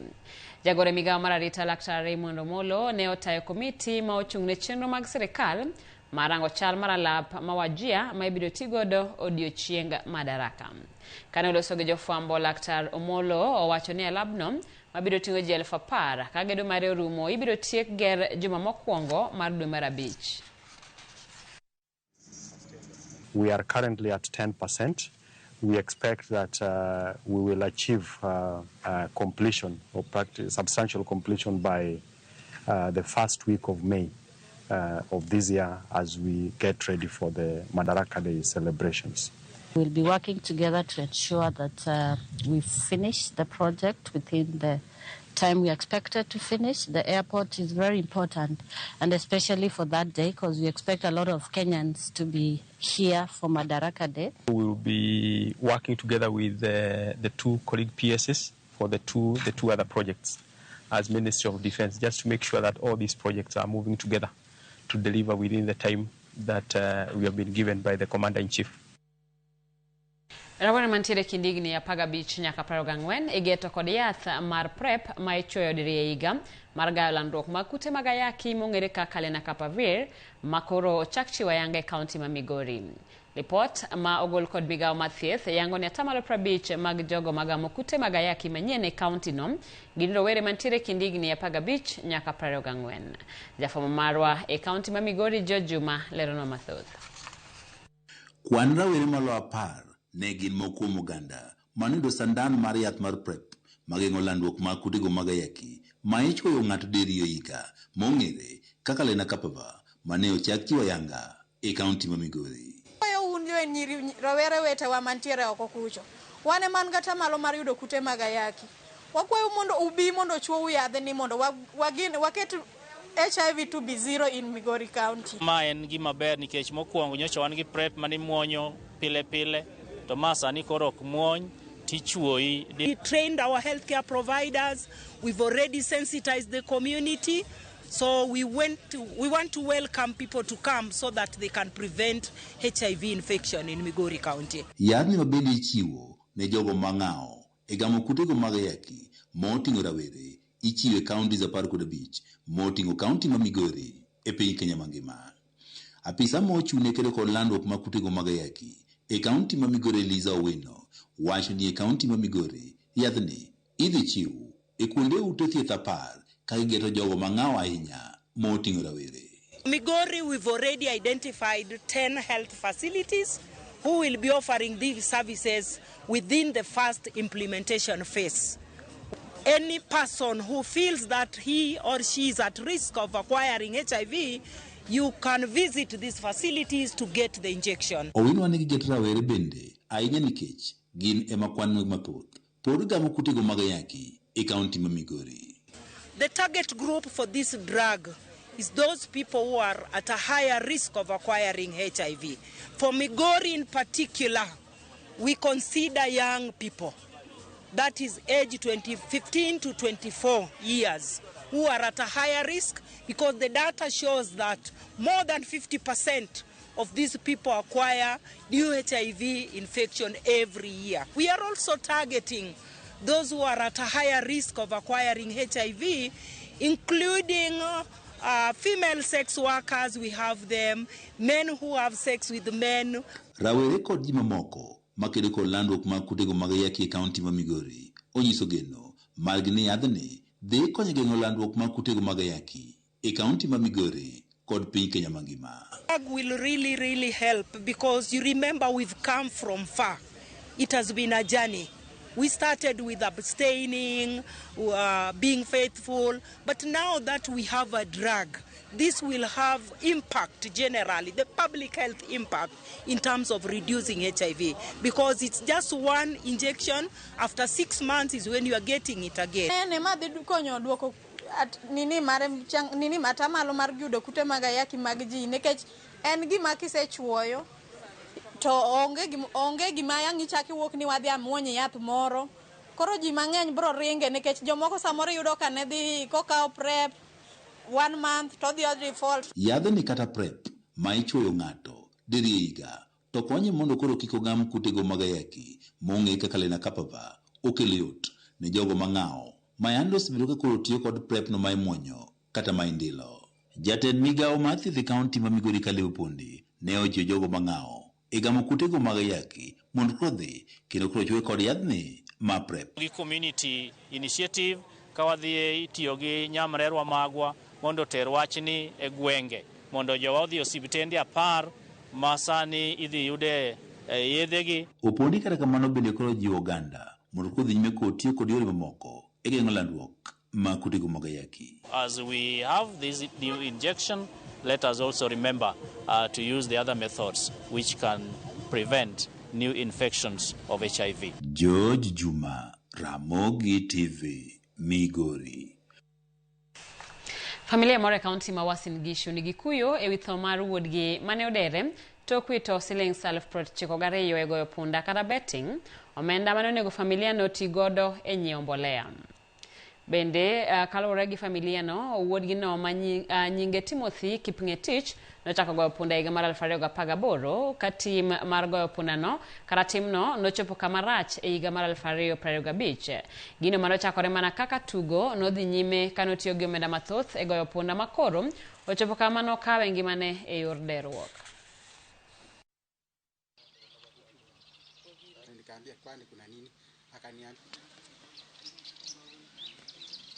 Tuma ya enda aleta nini fertilizer. Vile alienda kununua fertilizer sijui akufika. Hata nilifikia yeye simu nikaambia nimepata fertilizer kwa mahali. Uruti akasema niko laini. Na nikikimbuka hivi hajafika huko. Ilikuwa ilikuwa 90 gapi 92,000 na si hiyo peke yake, amemesa karibu mingi sana. Sasa wakati pesa ilikuwa inaingia kwake kidogo, hasa alikuwa anagawa mingi, ilikuwa inaenda kwa, alafu kidogo ndio ilikuwa inafika nyumbani. Pia tunaomba vijana wengine sasa, hii iwe mfano, iwe warning kwa vijana wengine ambao wanafikiria kufanya mambo kama hiyo. Unaona, tunapoteza kizazi chenye kingefuata, kingeendeleza uzazi. Alikuwa anacheza anapoteza 20, 40 hivyo, na pia mpaka akauza paso yake ambaye alikuwa anatumia ikaisha. Baadaye akatumwa aenda ashughulikia alete fertilizer. Pia ni kama hiyo pesa alipotea. Tunaomba sana serikali waweze kusimamisha hizi kampuni za gambling ama waweze kuregulate. Juu kama tutakuwa tunapoteza vijana wenye wako na faida kubwa sana kwa hii jamhuri yetu ya Kenya, itakuwa ni hasara sana. Kopogore gi mano en nyasi maralam mar kopo mogik mar jariemb ndege mosenindo retired Colonel George Were manyocha thoe masira mar ndege kalapapla dhi nyime Nyakach kaunti ma Kisumu. Were mane weto ngimane gi jomoko 6 masira mabende nokawo ngima jaod bura Joanna Ngeno ibiro yik odiochieng' makiny e dalane. Wadhi achiel kachiel nyaka gwenge ma Nyakach mondo wane chenro mar alama kaka dhi nyime.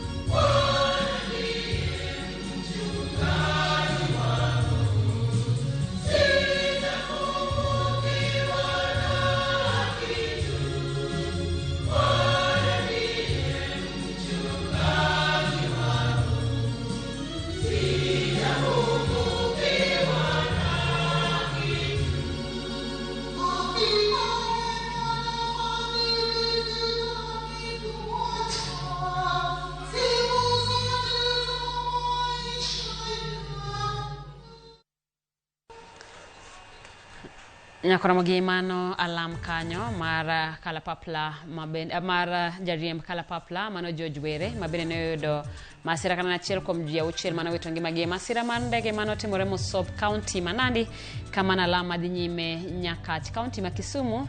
George Were biro yiko odiochieng' ma Kenya mane dalane Nyakach kawo kama nyakora mogi wakawo yueyo mokwongo chenro en mar migago kidhi mabor pod waduogo gi weche mamoko.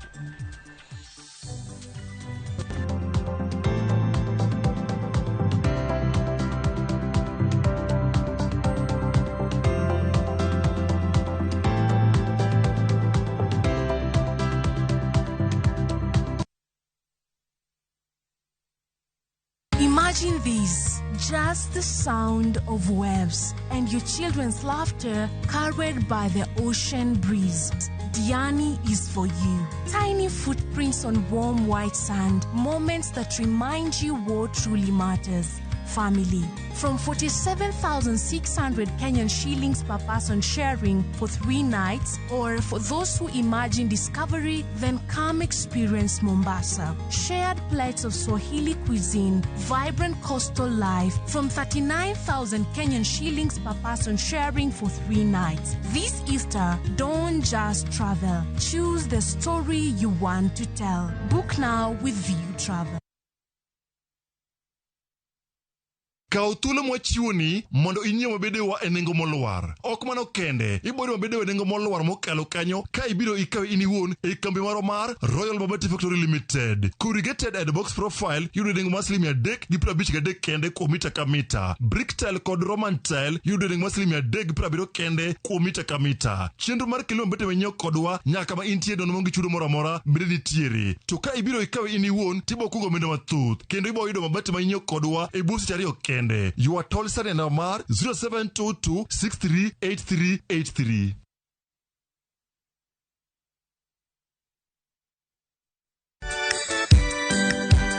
Teacher Beach. Ramogi TV mi thuolo mar paro matut kendo wuotho gi Kristo e misa matakatifu.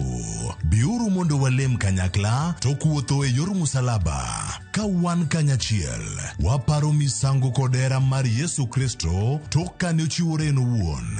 Misa matakatifu, achiel kachiel e Ramogi TV. Kochakore saa 11 odhiambo, kik bai.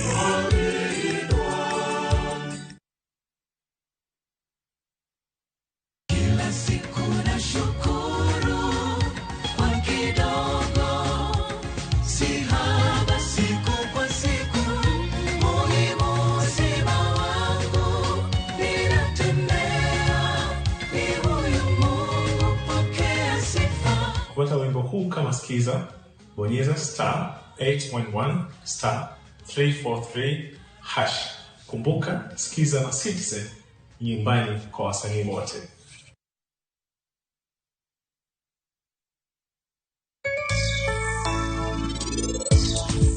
Magi egik malagi kanyodho happy hatere e match direct. Amen.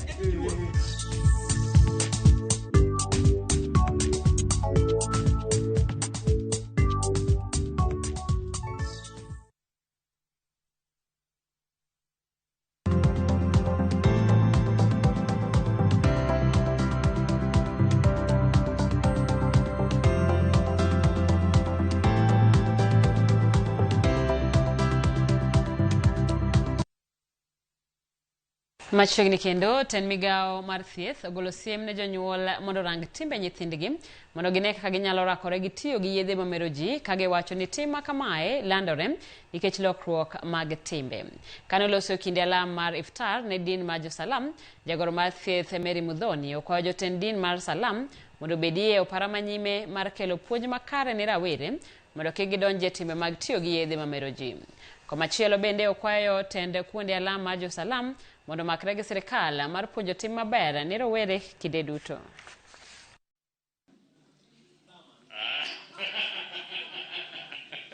Tafadhali imams wa Kirinyaga, munisaidie mambo ya madawa ya kulevya na mambo ya sigara zile sugu.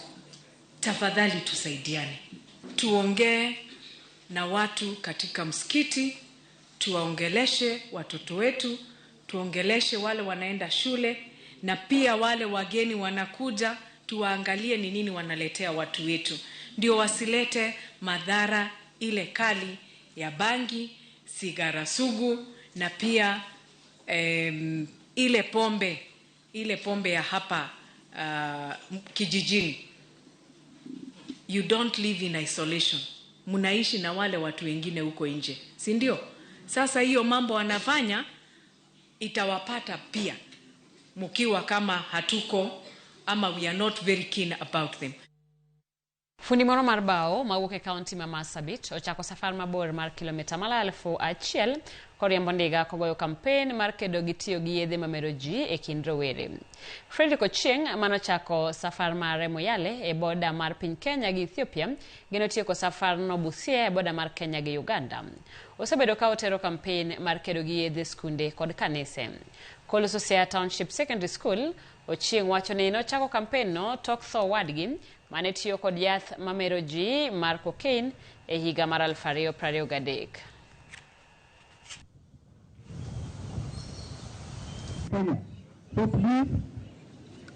Nilianza mwezi jana tarehe 2 kule Moyale County, Moyale Marsabit Sub County, na nilichagua kuchukua Marsabit Sub County kule Moyale hadi Busia kwa maana niliona mpaka zetu ndio inaleta miadarati mingi katika taifa letu la Kenya. Kwa maana taifa letu ni nchi ambayo ina sheria. Hawezi pata hizi miadarati kama bangi zinakuzwa huku katika taifa letu. Inakuzwa katika taifa ngeni na taifa jirani ambazo zinapata kuingia huku. La pili, jukumu langu la kuchukua hii nafasi ya kutembea kwa basikeli hadi hapa na kuelekea kule Busia juu ya miadarati ni kule kupoteza ndugu wangu mpendwa. Nilimpoteza mwaka wa 2023. Alitokea kule Mombasa, akawa ameadharika na miadarati ya cocaine. Nilikuwa nimepanga kupitia kaunti 14, lakini ikafika mahali nilipofika kule Kirinyaga, Deputy County Commissioner aliponiona kwenye mtandao, aliniona kwenye mtandao na akakuja akanisimamisha, akaniomba nipate kuingia Kirinyaga. Ikawa ni kaunti 15. Katika mashule mpaka leo hii nimetumia shule 105 sasa hii. Hii ni 105. Nikitoka hapa ninapata kuelekea kule Ugenya itakuwa 106. Kanisa ambazo nimepata kutembelea ni kanisa 15 sasa hivi. So as a school we are grateful for your coming because we think that there is going to be an improvement. There will be an improvement. It's a good initiative. In fact, even at one time NACADA also came and they also managed to talk to the students, and since they came we have seen some improvement. Moko kuom jotelo mar riwruok mar jodong Bukusu omakore mar riwo lwedo gino ma Seneta Sifuna otimo mar pogore gi moko kuom jotelo e duond bura mar ODM kage wacho ni timno omedo ting'o nyinge malo e siasa. Jodongo go koni kaka achiel kuom jotelo mawuok Bukusu kaka riwruok gi kore mar chung' gi Sifuna kendo miye gweth kalore gi chike mag jo Bukusu. Kata kamano gidwaro ni Seneta no olim kaburi mar mane osenindo jatelo Elijah wa Nameme kanyo magigeno ni nitiere gweth mag siasa e Bukusu.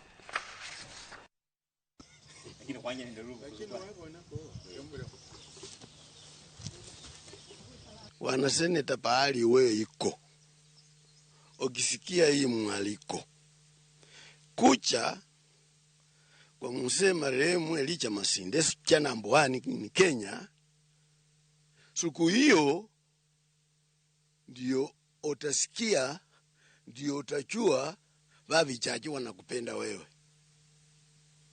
Ngawa Kenya wanakupenda wewe, lakini kucha ujione vile ulifanya piti mpaka tukapata mindula ya mzee Elijah Masinde.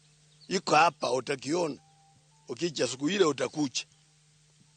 Lazima ukuche, uone, wavichaji wakwambie maneno. Na maneno yetu ya vichaji. Honestly, sisi wavichaji hatuange watu ya bere. Sisi wavichaji hatutanganyange mtu. Letu ni kutaka kuishi pamoja, alafu tuishi kwa amani. Na huyu kijana inaonekana amekuja mstari wa mbele. Sisi kama wazazi tunamwelcome, tunamkaribisha na tunahimiza wengine pia wawe kama yeye na wafanye kazi pamoja. Nyumba yetu ya Waluya ni ya muhimu. Taabu ni kwamba kila mara huko nyuma tumetawanyika kwa manufaa ya watu wengine. Kwa hivyo sisi usisahau nyumbani, ama uhame kwenu uende uishi kwa nyumba ya mtu mwingine. Jodak e gwenge ma Kimilili kaunti ma Bungoma wuok oko mar kwedo weche mane owachi kod jaod bura ma Kimilili Didmas Barasa mane jatelo ma wuok e oganda dhot moro ok owinjo wuok oko mar laro kom od burano. Kage wacho ni wechego gin makelo pogruok e kind oganda. Jasiasa Abdul Aziz Mulama owacho ni en jal mane onyuol Kimilili kendo en gi ratiro mar laro komno kata kombe telo e gweng' moro amora, kendo koro dwaro ni Didmas Barasa owe siasa makelo pogruok. Jodak makono kwedo weche mag jaod burano kage wacho ni piny Kenya nigi demokrasia kendo ng'ata ng'ata nitiere thuolo mar laro kom telo kamoro amora e thurka. Tuko kabila nyingi sote kama 43. Ninalaani kitendo Kenya alifungumzia jana akisema mtu anaitwa Mkawango arudi Matungu, na hali Matungu pia kuna wapukuzi wako huko, kuna mtezo wako huko, kuna msapoti wako huko. Na Kimilili yenye anajivunia kwa historia, mimi nasikia Kimilili jina ni ya Wasaboti. Na hiyo sio msaboti. Sasa inaonekana Wasaboti wamempa sisi mahali pa kukaa na hawana roho kama ya mheshimiwa wetu wa Kimilili. Kwa nini yeye anataka kukawanyisha watu? Na kwa nini yeye anataka kufanya watu wakosa amani? Mimi ndio najua baba ya Saddam, na mimi ndio nilimzaa, na nina ukweli mimi ni mgaaji wa Kimilili na saliwa Kimilili. Na kama mtu anapatikana na makosa, afadhali shika yeye mpeleke kotini ajieleze, alafu serikali yaamue. Nataka kuhakikisha ama kusema tu ya kwamba tuishi kwa amani si wote, na kila mtu ako na haki ya kuishi mahali popote as long as yeye ni Mkenya. Wa Kenya tuishi kwa amani, tusilete vurugu yote, tusipigane, tusitusiane. Riwruok mar Swahili cha kitaifa osirober madhi nyime gi jiwo oganda mondo oti gi dhok mar Kiswahili pachoka kaachiel gi pinje Afrika ma ugwe kaluwore gi chenro mopogore ma oketi mar bero dhok mar Kiswahili. Kagilose mbalariany ma Murang'a e kinde romo mane obagi mar dhialo dhok mar Kiswahili e higni 21, jotije e sekta mar dhok mar Kiswahili wacho ni dhokno omedo ng'ere e Afrika ka imeti kode kuonde mathoth. Jakom mar Chakita Laktar Fred Simiyu owacho ni kaluwore gi chenro mong'ith magiketo, piny Kenya tiyo matek maneno ni dhok mar Kiswahili itiyo godo kaka dwarore. Katika vyuo vikuu vyuo karibu vyote vya umma na vya kibinafsi vinafundisha Kiswahili. Katika hivi vyuo kuna idara zinasimamia masuala ya Kiswahili. Katika karne hii ya mabadiliko ya kasi ya kiteknolojia, utandawazi na maendeleo ya kidijitali, Kiswahili kina nafasi ya kipekee katika kuendeleza sayansi, utafiti na ubunifu barani. Kuanzia Jumuiya ya Afrika Mashariki, wakuu wa nchi katika kikao chao cha 21 waliidhinisha kwamba Kiswahili iwe lugha rasmi au iwe miongoni mwa lugha rasmi za Jumuiya ya Afrika Mashariki, ikiwa ni pamoja na Kiingereza na Kifaransa. Na ukumbuke kwamba pia mkataba wa kuanzishwa kwa Jumuiya ya Afrika Mashariki ulitambua Kiswahili kama lugha ya mawasiliano mapana. Tunaunga mkono jitihada za Chakita za kuhakikisha kuwa Kiswahili kinatumika kikamilifu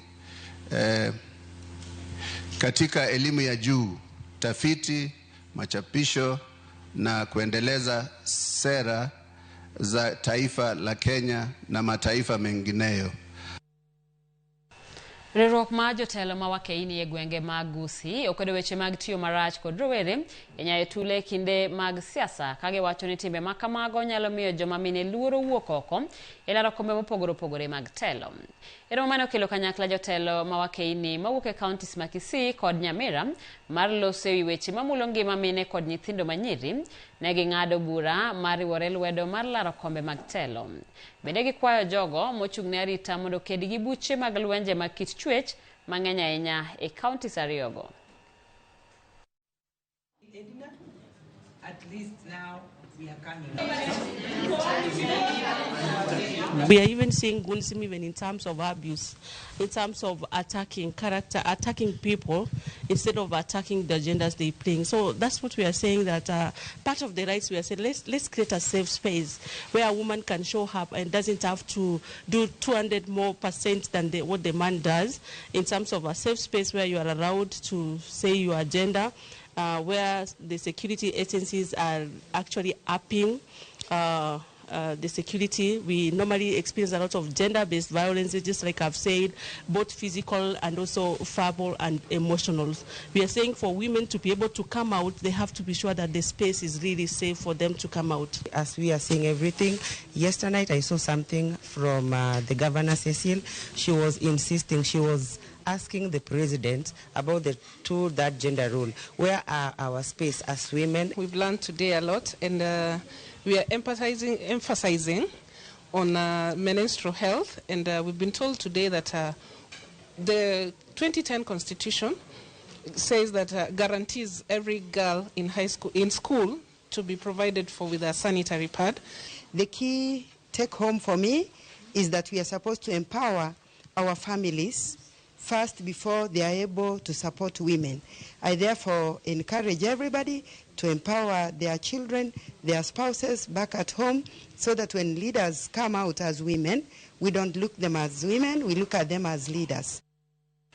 Jopuonjre prang'wen gadek e kaunti ma Vihiga mawuok e familia ma ochando oyudo chudo mar siling 50,000 kowuok kuom riwruog Rogers Bosi madhi nyime gi sombgi ka dwaro mare en duoko piny dhier kokalo kuom somo. Chenro ni mane ochaki higni 3 mokalo osekonyo jopuonjre 500 ka okoni jogo moyudo kony nyaka sani ikre mar donjo e mbalariany. Chenro ma kamae geto kelo kwan mag jogo masomo mawuok e gwenge mamalo mawuok e gwengego malo, gino ma ineno kaka okang' mar jiwo dongruok e gwengego. Tulianzisha mwaka wa 2023, tulikuwa na watoto 100. Tulichukua zaidi watoto wenye walikuwa wako form 1 na wengine kidogo form 2, form 3, wale wenye tuliona hawajiwezi. Na kwa huo mwaka tuliweza kulipa karibu 700,000 kwa sababu tulikuwa tunalipia kila mtoto shilingi 7,000. Tukafika mwaka wa pili tukasema tujaribu pia tuongeze kidogo. Tukawaongeza wakakuwa watoto 106 na tukaweza kutumia karibu 900,000. Thank you for enabling us to study. The fee you paid for me, sincerely it helped me study the whole of term 2 and term 3. I didn't have to go home for school fees. It gave me motivation to continue studying. And I humbly ask that this foundation to continue till university. Thank you. Kaka yumar rito alora, kaunti ma Kakamega kotude kod riwruok mar SNV ochako chenro maloso biogas mar tedo mong'ere kaka A2CT. Kagiloso e kinde yango chenro no mane okelo kanyakla jokanyo mawuok e counties ma Meru, Taita Taveta kod jotelo mathoth mawuok e migawo mar alwora. Director mar riwruogno Rebecca Halam wacho ni chenro no geto miyo jodak makono puonj makare e wi rito alwora. To invite a distinguished county leader who's going to get and receive even as we continue. And so, ladies, in which there's some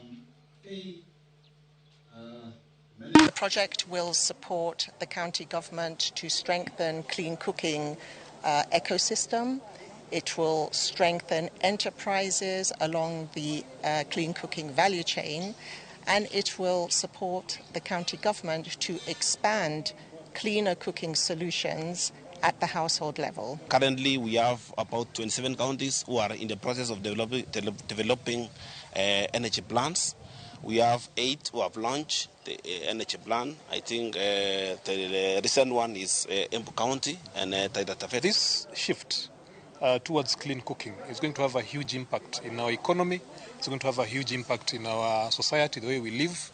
It's going to have a huge impact in our education, especially for the girl child, and the greatest impact on our environment. Traditional source of energy for cooking has been wood, which is trees around our forests.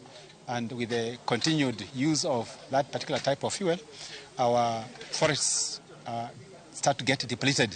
So the initiative that is being launched today, or that has been launched today, will actually help us to protect the environment over and above, giving an opportunity to our people to use a cleaner and safer.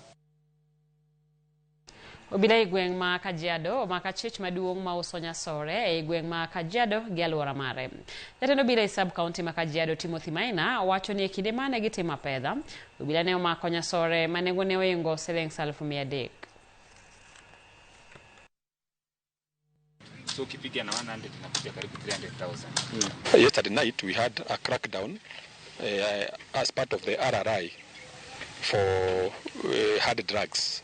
And we were able to net bang street value 350,000, and it was retrieved from a house of the major peddler in town, because we are used to get the smaller peddlers, but yesterday we are able to get the supplier who supplies the hard drugs to the small buyers, and we are able to get 35 kilograms of bang in his house.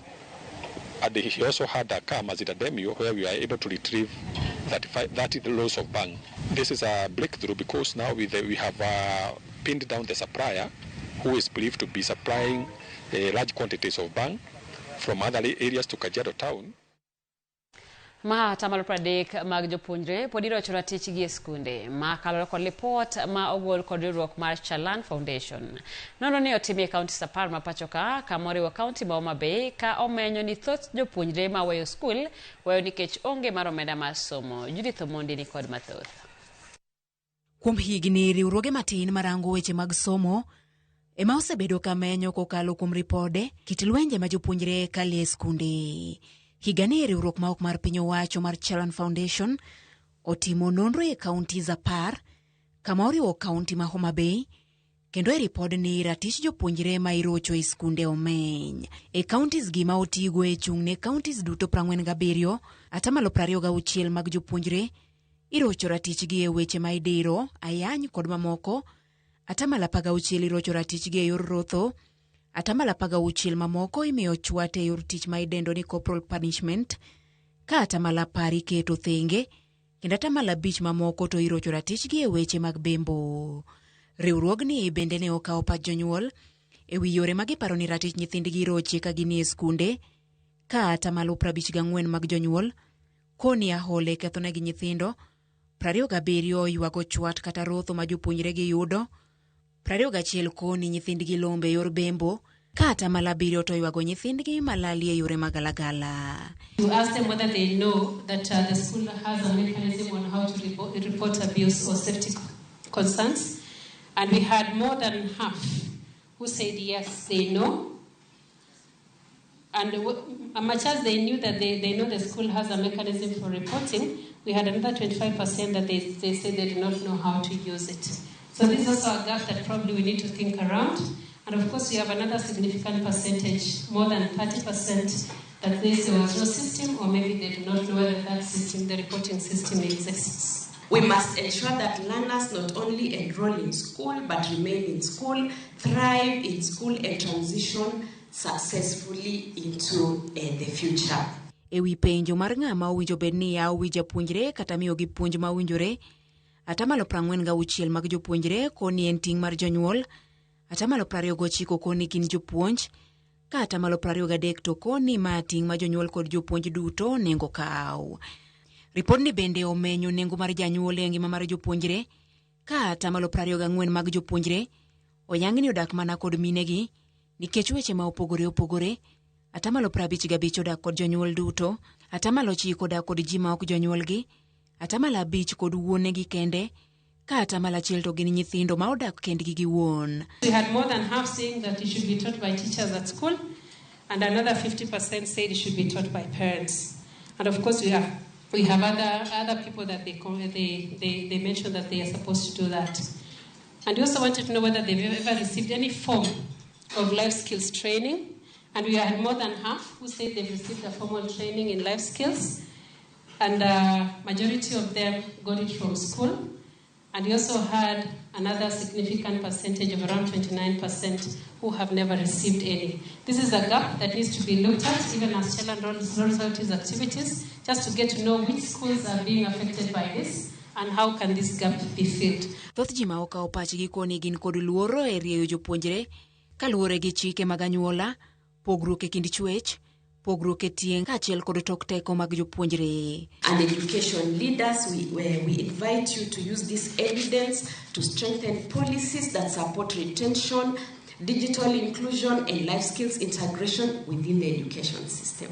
Ripod ni biro e kinde ma mbui opong' kod twak e wi chwat mamoko kuom skunde chiwo ne nyithindo kod maling' ni moko ni kod sel mag nyithindo. Judith Omondi, Ramogi TV. Nakona magile pota Judith Omondi otero wa yweyo machielo chenro en mar migago. Anoka Ramogi TV and Antonio Omondi from Homa Bay na kupata loud and clear. Erokamana nyara Ramogi TV Masara Singanya kwa Rodongo mar Wang'neno West Kajamkagwa sedonjo kendo migago ler amoso baba wa Singa Odongo. Erokamano Derek Otieno bende wacho ni Ramogi TV neno maler antiere kae e county ma Kisumu waneno Ramogi TV kod jodwa duto. Erokamano nyanya kwa Ramogi saa 7:40 kod auchiel yweyo machielo oriwo gi weche mag tuke.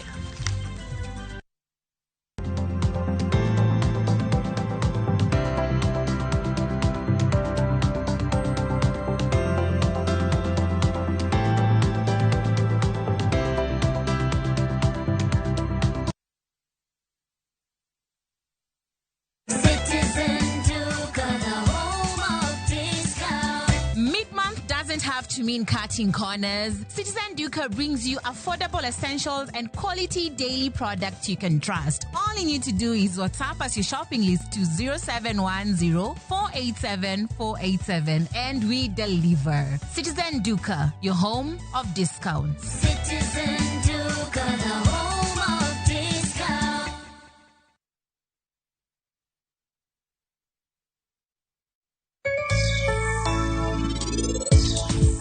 Nyaka timre kind pari gi niti. To niti no biro golo nwa pari no yodi ni dichiel.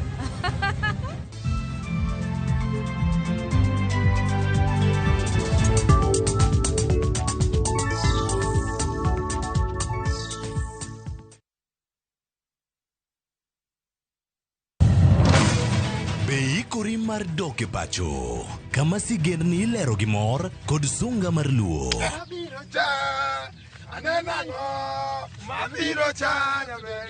Chakre weche hera mamulo chuny, anyuola, timbe machon, nyaka sigendni madongo mag kit anyuolawa mapakowa. Magi ok gin mana sinema, magi gin sigendni magwa. Ka oko mana chikni, emomiyo koro sani wabedo kaka familia, kar nyamerwa dak efore to wantie. Dhok ma wawacho, koko mag nyierowa, kit luo kod sigendniwa nenore ayanga.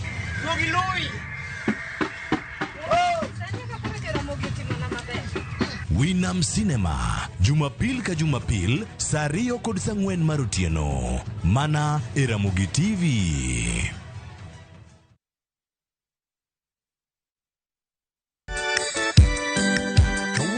Beach. Ramogi TV mi thuolo mar paro matut kendo wuotho gi Kristo e misa matakatifu.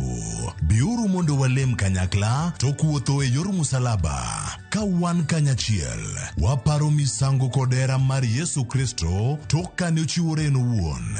Misa matakatifu, achiel kachiel e Ramogi TV. Kochakore saa 11 odhiambo, kik bai.